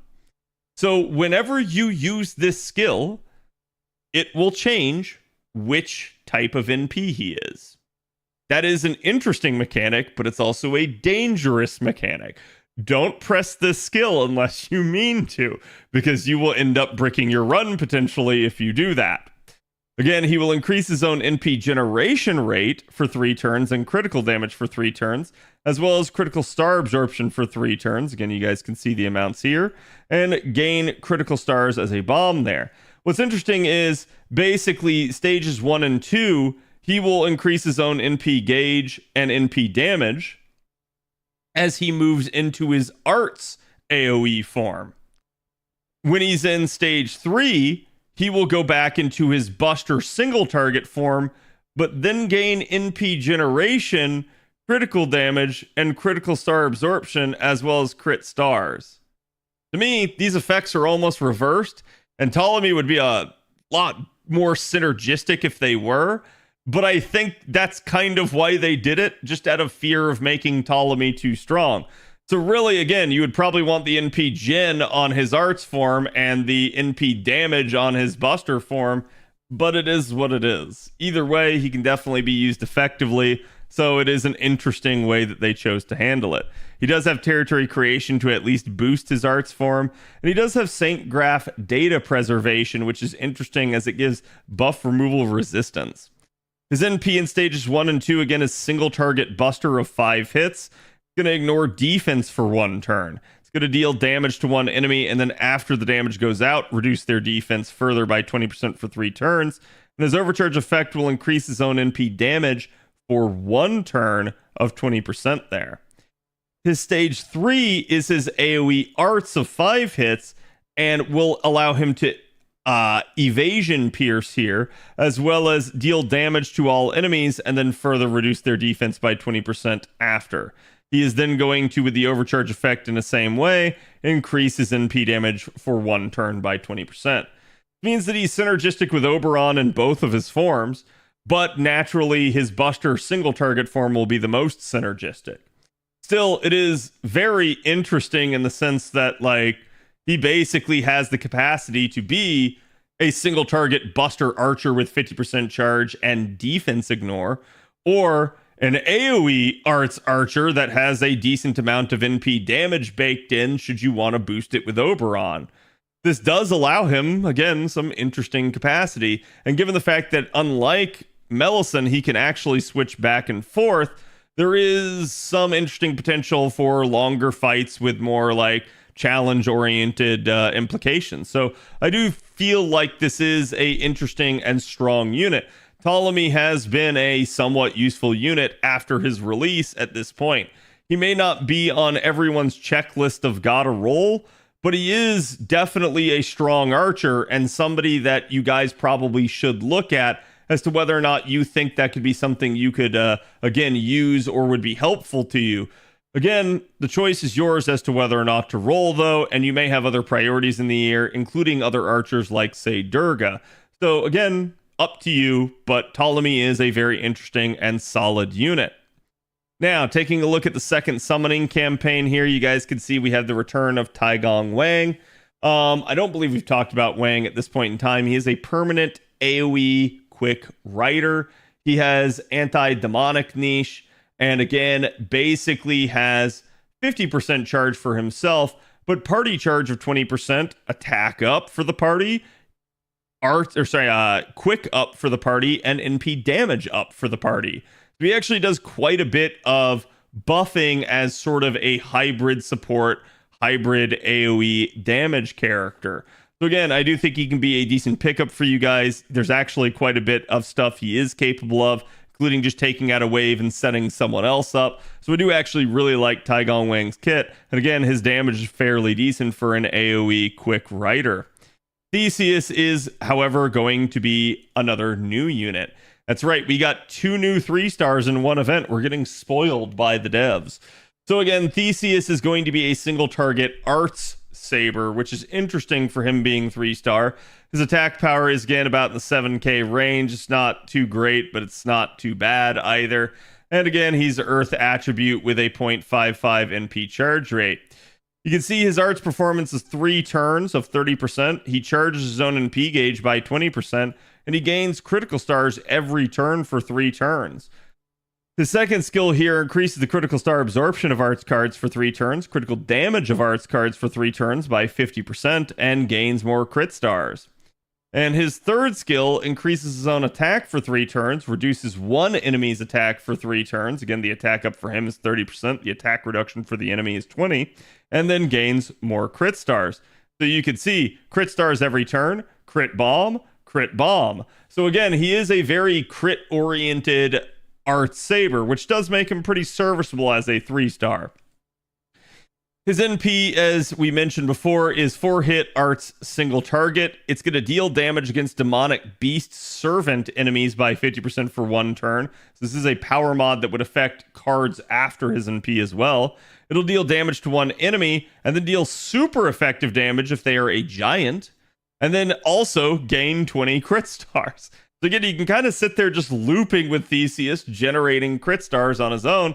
So he's kind of a little bit nutty as far as arts units go. The MP damage will be a little bit suspect with him as a 3-star, but again, he is quite serviceable. And if that wasn't enough, his overcharge effect is a 3-turn stacking critical damage modifier of 50%.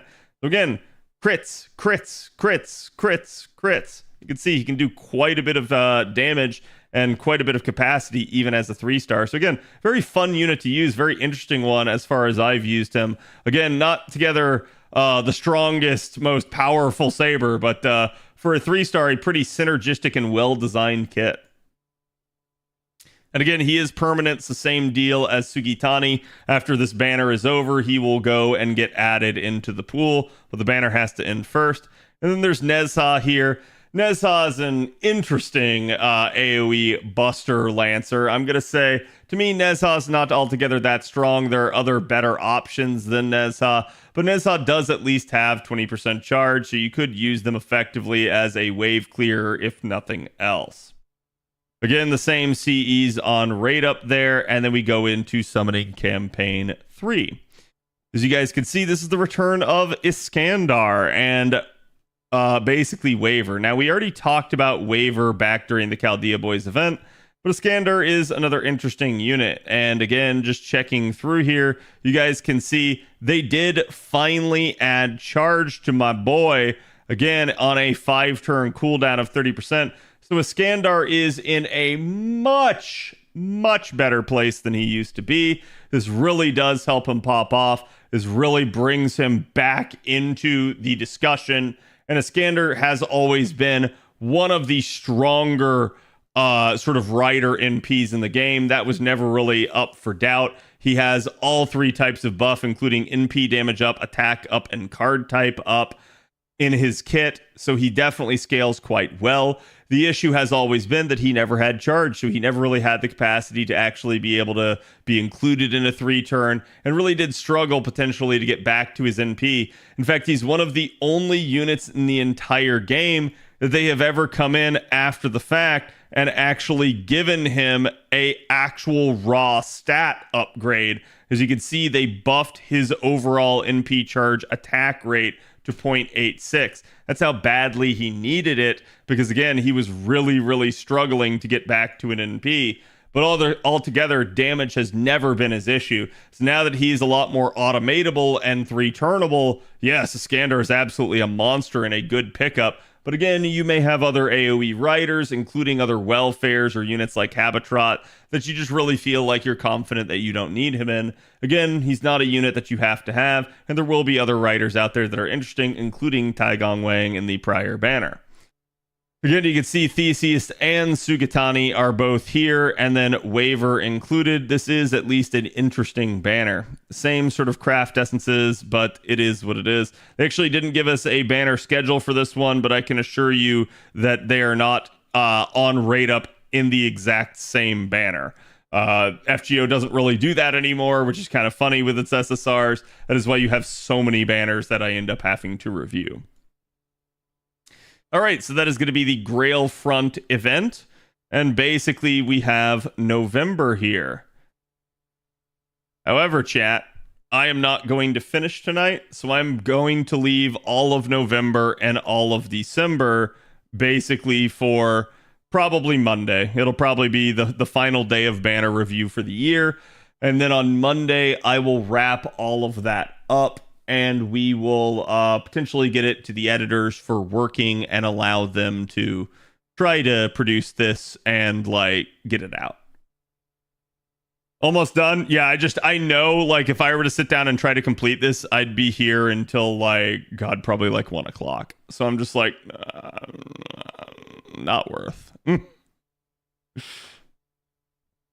Didn't know a standard got a raw stat increase. Yeah, so it's really interesting because they have actually done it a couple of times, but it was always basically in like the first year or two of FGO. They really have never done it since. And so I just usually assume that like they're never going to do it again. It's kind of funny because in the end, the whole reason they did it for Iskander was he needed the ability to get back to his NP. And then they just finally ended up caving and giving him charge after years. It's like they finally just realized, in the same way like with Altera, it's like, hey, no, this unit just will always be poorly regarded until we give them charge. And I think you can look at that and just see that, like, it's not that nobody liked Iskander. Everybody loves Iskander as a character. People wanted Iskander to be good. The fact that he didn't have charge was like one of the biggest slaps in the face to him.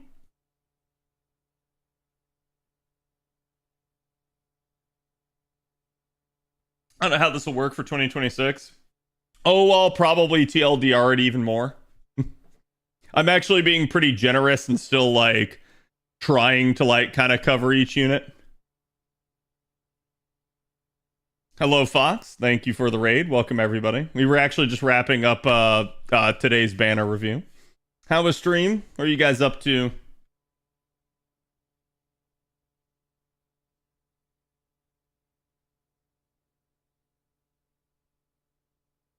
It doesn't look like I have a mod present, so there you go. There's your shout out, buddy. How was GFL? Protecting the doggos, but we are the doggos.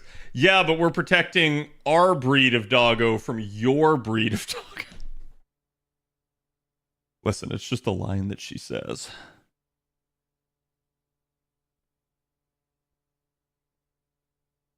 I see a juicy DILF behind me.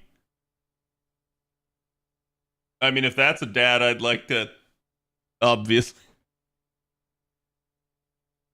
Are you going to NP5 or NP2 Kukulkan? I'm going to NP5 Kukulkan because I love Kukulkan. And, like, I don't want to get spoilery here, but, like, chat, you've only gotten a taste.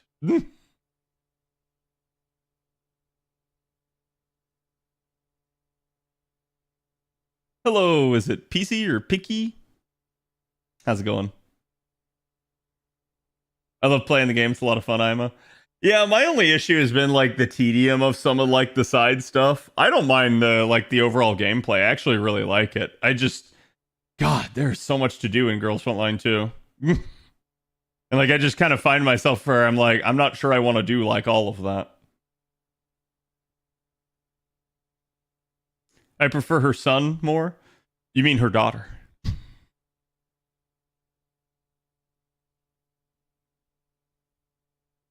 I respect doing the same thing. Oh yeah, no, I love Kukulkan. She's a really, really cool unit. I've loved Kukulkan basically since she came out because and if you guys remember, I basically talked about this, right? But oh, you're not gonna do it for me, are you? Okay, no. Oh, it's 2025, so what it did. But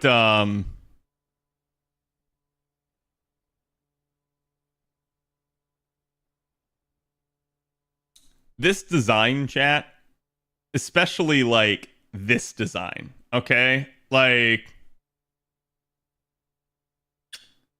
chef's kiss. Like it's so good. And quite literally, it reminds me of an anime that, like, I'm not gonna say it's like my favorite anime ever, but very much so, it reminds me of Birdie the Mighty. If you've ever seen Birdie the Mighty, the design for this character is 100% where Kukulkan's design comes from. Like, it feels like that's what they're doing with it. And I love this character. I did like that anime a lot. So, like, the fact that they did, like, Kukulkan very similar to that is like, hell yeah.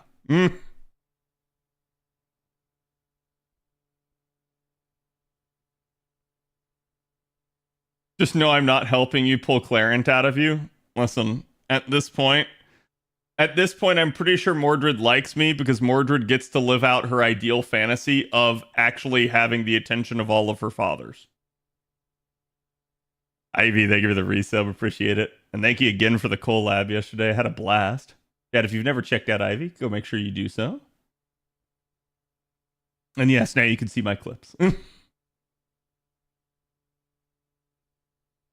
I also love me punchy waifus. Yeah, her animations are just fun. Ultraman looking, yeah. Like I said, ever since they showcased this design, I was like, oh man, that's such a cool reference. I love that they did that. And so it's like I've just always liked Kukulkan as a character and as a design overall.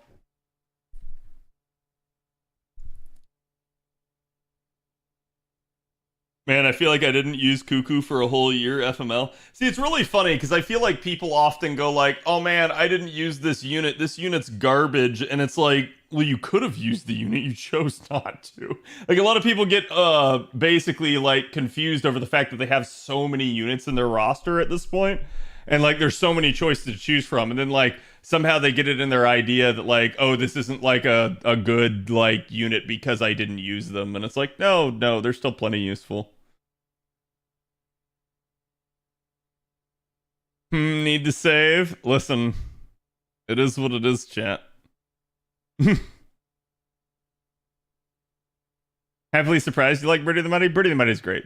I love it. I would love it if they did more of it, but like, it is what it is. I have to actively stop using Cuckoo.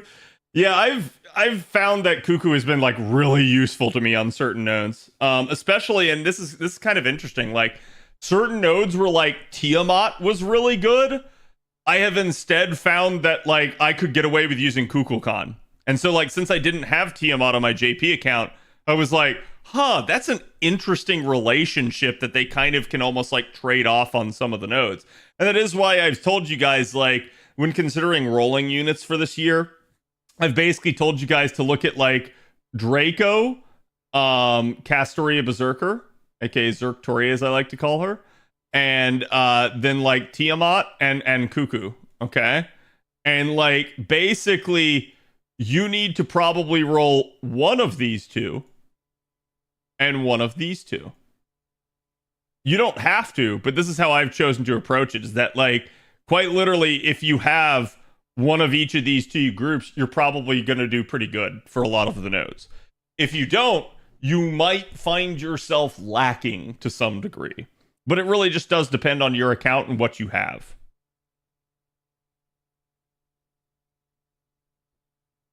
Because she's a Quetzalter? Sure. That definitely helps. And Kenshin, we haven't gotten to Kenshin yet. Wait, actually, yeah, hold on. Oh, right, yeah, because Guda Guda is literally... So we stopped, like, right here as we were headed into November. So I haven't gotten to talk about Kenshin yet. We'll get to talk about her, chat. Don't worry.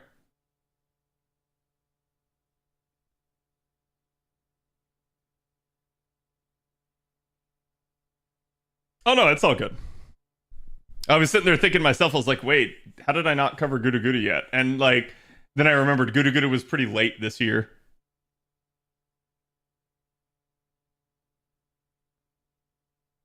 I have so much fun with Kenshin despite how much she costed me. Yeah. Yeah, my issue is, like, for me with Kenshin, I only have NP1 of her, so I haven't used her a whole lot. But when I have used her, she's been really useful. Like, again, the whole reason I rolled the copy of Kenshin that I did on JP is because even though I have, like, an NP5 Estrella, one, the NP1 still dealt good damage in relation to that. And two, I didn't really have a, like, boss killing buff stripper. And so, like, Kenshin really did a good job with that for me.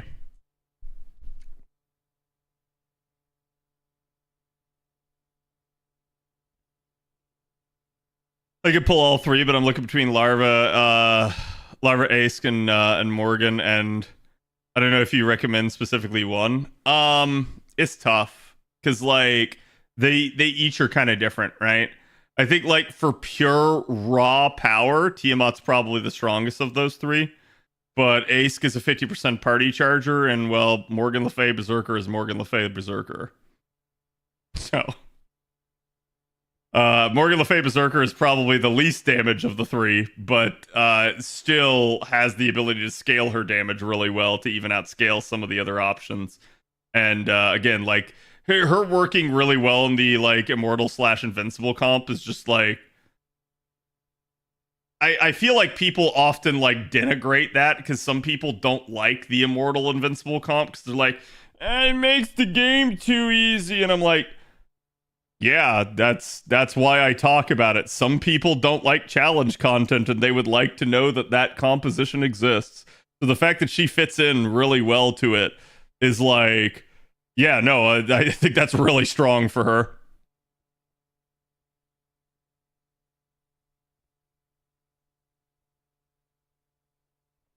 Santa Mordred win? That'd be an interesting one. I will say, like, I don't know, they've done, like, a ton of, like, cheeky, like, Santas over the years, like, including, like Santa Ultra, the original Santa. So, like, I don't know, like, I want to know, like, what the heck they do in the future, because I was still somewhat disappointed with Abby being our Santa welfare this year. Like, I felt like that was a really odd choice to me.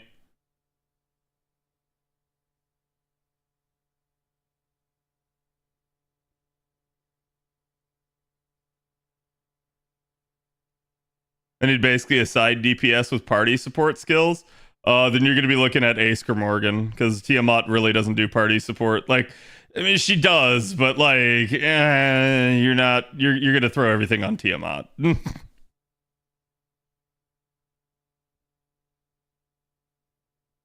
Strangers.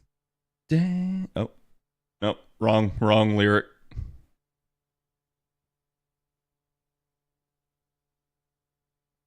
In the night. Stage an FGO where I really don't want to use single targets and instead only go for AoEs as extra challenge. Well, this is like what I was talking about the other day, where I was talking about like dual damage dealer comps versus single damage dealer, right? The issue that I see a lot of people say is they try to say, like, oh, well, you know, like, dual damage dealer is, like, so much more prevalent nowadays, and I'm like, it is, but it isn't. Like, it usually is for them because of a multitude of factors. However, like, I know still a ton of people that are using single damage dealer comps for just about everything they do, including myself. And the reason that it is so much easier for me is because I have realized that I can kind of, like, hyper stack a certain unit and just get them to really pop off. So it really just does depend on, like, what your situation is and what you're trying to do. I feel like dual damage dealer setups where you're going to use a lot more single targets, whereas like single damage dealer setups are almost always going to be AoE. Almost always. Because you really want just like a strong AoE to handle no matter what, like anything that the wave can throw at you.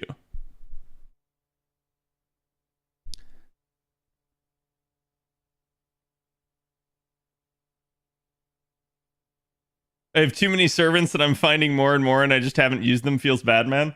My advice: force yourself to, right? Like just literally stop whenever you see a node and you're like, oh, like let me just take Morgan Le Fay again, or like I don't know, like let me just take like Melisson again, or something like that. Like just stop yourself and ask yourself, wait, can I do this node with someone else? This is actually what I do, like all the time to myself, and this is how like I've told you guys. It's how, in a weird way, like I'm super bond efficient compared to a lot of other people. Is because I'm just constantly using a whole bunch of other units. So like I'm just sitting there and I'm just getting like, oh man, I got that unit to bond 6. Oh man, I got that unit to bond 6. Oh man, I got that unit to bond 6. Oh man, I got that unit to bond 6. Oh man, I got that unit to bond 6. Oh man, I got that unit to bond 6. And like I will do this again, like just tons and tons of time, in the same amount of time that like someone will go like, oh man, I finally got this unit to like bond 12 and got 30 courts off of it. So in a weird way, like, yeah, I'll actually end up like almost outgaining them, because you could usually get that like first or second bond level after 5 really quick, depending on like how much you're using them and where. So like, especially if I'm farming in like lotto nodes, for instance, I will always try to get away with like rarer units if I can, because that is such an easy way to just get some like really quick and easy bond. But it can be difficult depending on the node. Usually the lower rarity of the node, the more like crazy I'll get with it, because the lower the rarity, the less I have to use like meta support. So I'll start doing like some pretty insane compositions.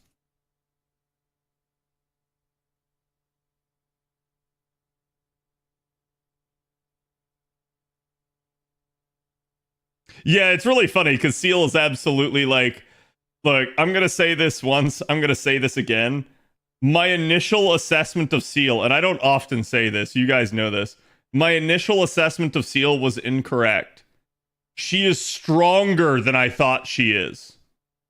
Like, people were sitting there telling me when Seal came out, like, yeah, but she's not going to be able to card like this outside of the event. This carding thing is just a gimmick. It won't actually be a thing.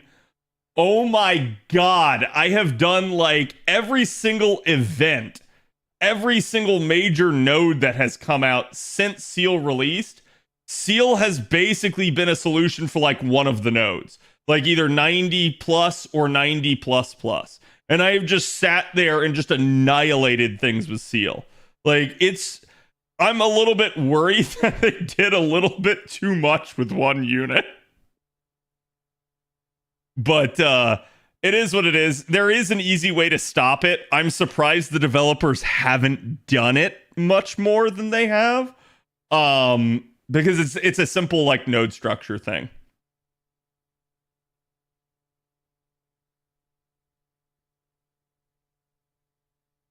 Oh, she's a moon cancer. She's gonna be mid at best. Yeah, I saw some really just like weird takes when she first came out. I immediately knew upon seeing her and seeing her in use, I was like, that's a strong unit. I somehow still managed to underestimate her. And I think part of it is, again, like a little bit just the sheer nodes that the devs keep putting out have been really favorable to Seal.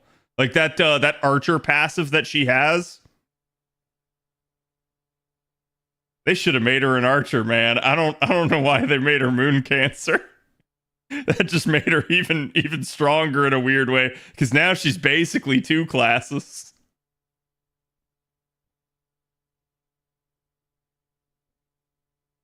She's handling Stormpod nodes with cards. Shit's whack. Oh yeah, it is. It's crazy.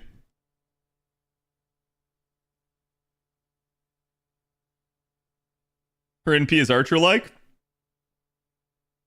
Her NP is... How do I put it? Her NP is devastating. because it literally fires the most destructive arrow known to humankind. Heartlines, thank you for the follow. Yeah, you know what the arrow is. It's Neko Arc. Type Neko, yeah.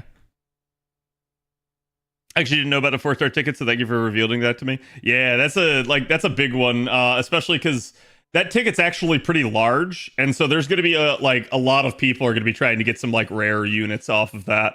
A lot of like newer players have a tendency to go after like, oh man, I just need this unit to like help my account.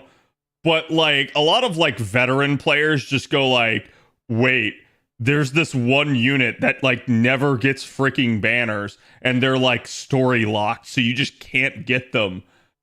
Hell yeah, now I get another copy of that unit. That's usually what a lot of the veteran players do.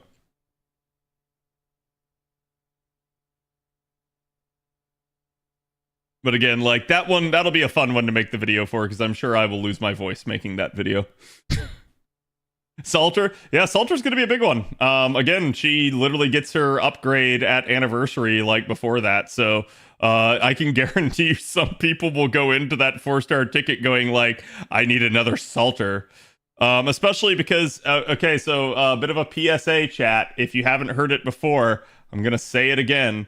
The issue with Salter with her upgrade is, yes, she scales her charge based off a per enemy basis, so it's per enemy per hit that she will get charged from. Thing is, you don't have to lure it, but you need to have unlocked her a pin to start her from 10% charge. That is how that works in order for you to Black Grail loop her. So the problem with this is you need to have enough coins to do this. And guess what? A Salter copy gets you 50 coins. Because she's only a 4-star. So, you can do it at NP1. How much you want to bond her? Hence, yeah, getting like a second copy can really alleviate this, because that'll make it like 100 coins. You'll be a lot closer to 120 that you need for that. So like, again, it is what it is.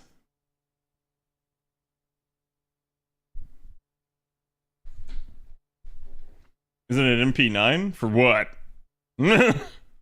I quite literally just to get the append unlocked, you can do it at NP1, but you'd have to bond a lot. Unless you're meaning bond 9. Because yeah, I think the bond level is fairly high.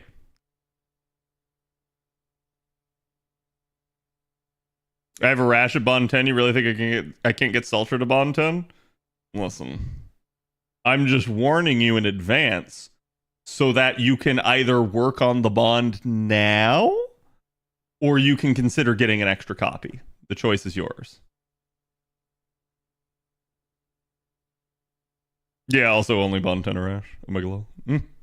To be fair, most of us have bond 10 Arash because we had to use Arash at bond 10 for a while, because Arash got to bond 10 due to prolific use back before bond grails were a thing. So like some of us like mine's only like bond 10 and a half, but he's probably like in reality bond 12. Like if I would have actually gotten the credit for that, all that bond that got wasted.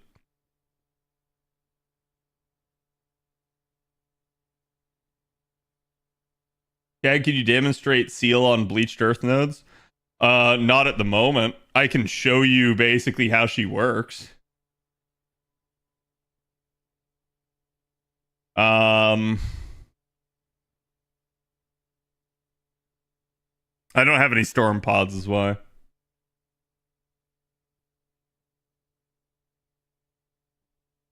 Why am I in LB5? What? I must have accidentally pressed that.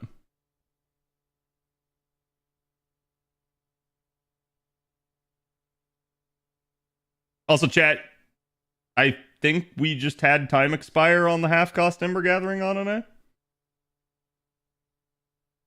So I'm going to try to do it in the Ember Gathering node, but this is ironic. Chat, you want to know the one thing that stops Seal? It's a 3-3x node.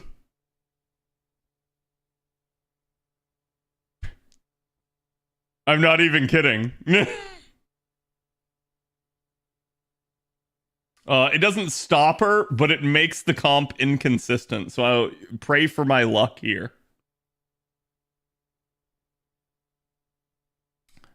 Okay, so you start out by basically charging her and reshuffling to get all of her cards. Activate both of her other skills. I like to pop one Koyanskaya. All on her. And then rotate. And grab this man. However, I'm going to use the other Koyanskaya's Buster up here. And then I'm going to stop and I'm going to think for a second. Because,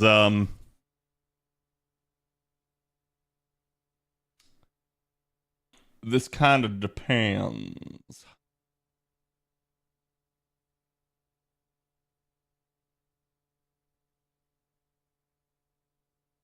I think I'm gonna sit. I'm gonna give her the Buster up, but I'm gonna sit on the. I'm gonna sit on Merlin's charge there.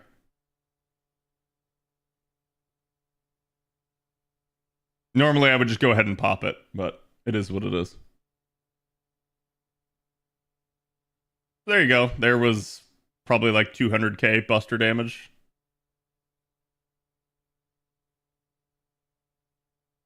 Probably more, actually.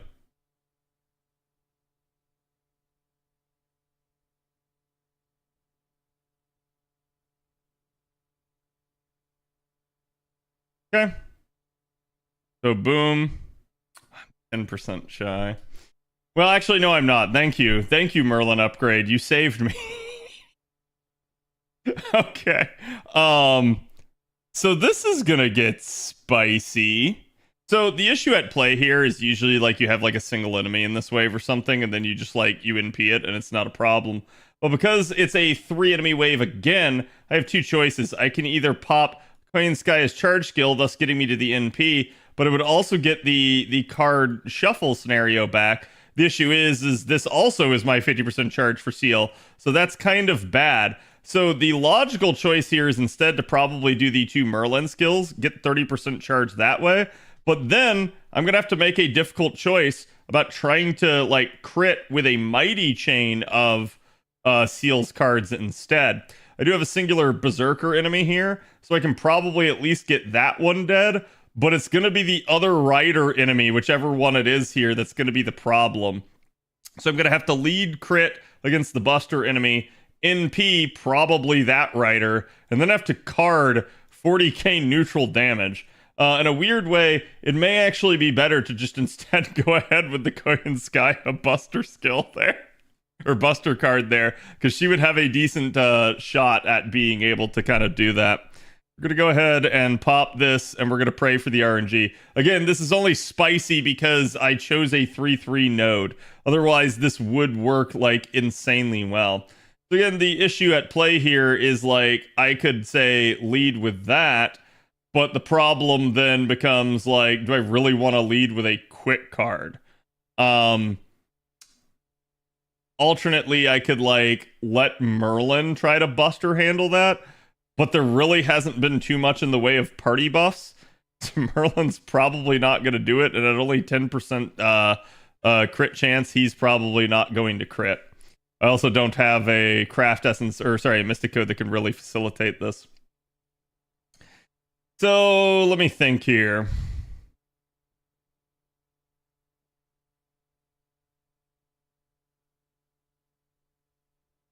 Well, why don't we try it anyways and see if it works?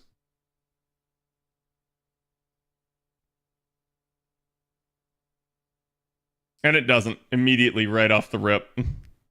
Okay. I was gonna say, like, let's see.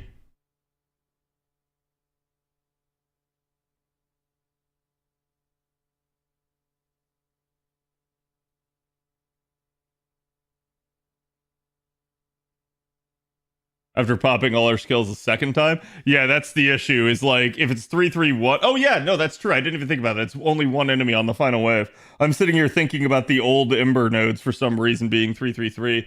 So yeah, I actually probably should have handled this differently. I should have basically gone ahead and used the Koyanskaya skills on her, and then just doubled up, and then she would have basically full refunded, and I could have just impeded the final enemy. So that is a thing. In fact, fuck it. Let's do it. I actually can do it. So here you go. But yeah, a 3-3-1 would be okay. 3-3-2, 3-3-3, either of those setups will be dicey. Because the issue is basically Seal can deck change cards twice. So she has 2 of any 3-wave node where she can basically do Buster, NP, Buster for all the 3 enemies. She can do this twice in a node. The problem is she can't consistently do it 3 times. The 3rd time will cause issues because, again, you'll have like card RNG like you guys saw right there, where it's like, oh, I did actually have enough cards for a Mighty Chain, but I didn't necessarily have the stars, and I didn't necessarily have the firepower with them not being Buster cards. So there is just a concern there for that. But yeah, we'll just go ahead and phone it in here. But this is just, again, I'm just trying to demonstrate to you guys basically how Seal works in that regard. Where's Susan Storm's ass? Hello, Bob. You're my first mod in the channel tonight, I think. Or at least you're the first mod I've seen in a long time. But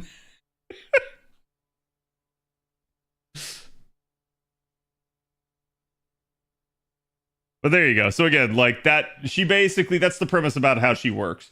She's going to shuffle all of her cards. She's going to use double Buster cards with double Buster crits and me just like super buffing them. Just deal a metric ton of damage. Like, for instance, chat, again, this would be neutral damage to her, but here you go. Who even needs to NP? So, this is how this works. And it just works in really, really strong nodes still. So it's like I said, people told me like, oh, she's not going to have the crit damage to do that in normal nodes. And she does.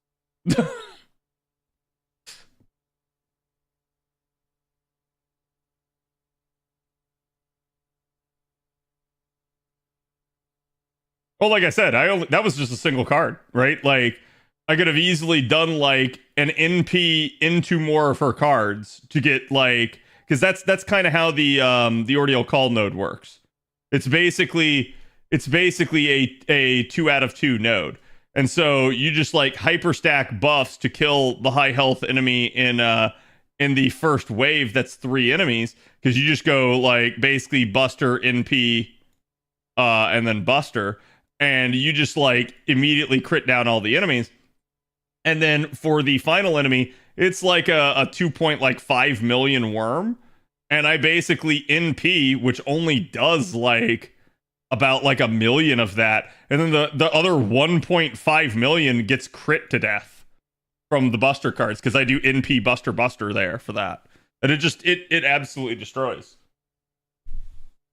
And that can work like chat. Yes, I have an NP3, but that can work even at like NP1. It's not an issue.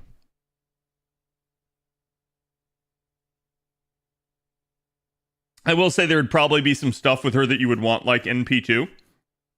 But that's only going to be like, oh man, you really needed the NP stronger because of the health of one of the enemies.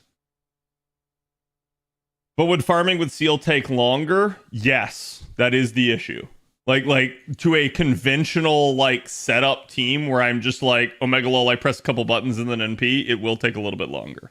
Because you're still going to press a lot of the buttons and you're still going to card and NP.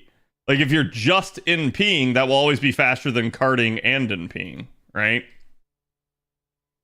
So that is the thing. Nightlight, thank you for the follow.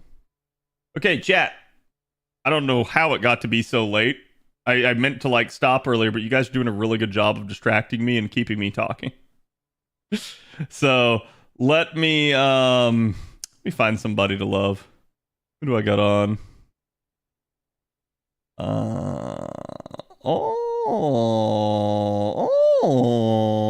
I I see you, Mr. CZ. Go give CZ some love. I got to raid CZ in a hot second. He's always nice, always stops by. So again, let's go stop by his channel, chat.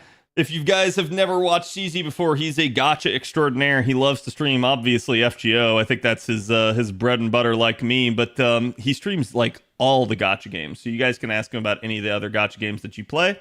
You can always ask him about FGO proper. He's a member of my stream team as well. So again, he's always been a good buddy of mine. Always been a very classy guy. So make sure, if you guys have never followed him before, that you go give him a follow. Get your raid emotes ready, and I will see you guys. I might see you guys this weekend. I might do a weekend stream. I know I keep saying that, but I might actually do it this weekend because I kind of feel like it. But again, and we'll probably continue banner review on Monday. So I hope to see you guys there for that. Thank you, again, for all the follows. Thank you for all the subs. And again, if you guys have not checked out the new YouTube's VOD channel where the live streams are actually going on, do me a favor, subscribe over there. It's really going to help me out. So I'll see you guys for the next one. Go give CZ my love and have a good weekend if I don't get to see you.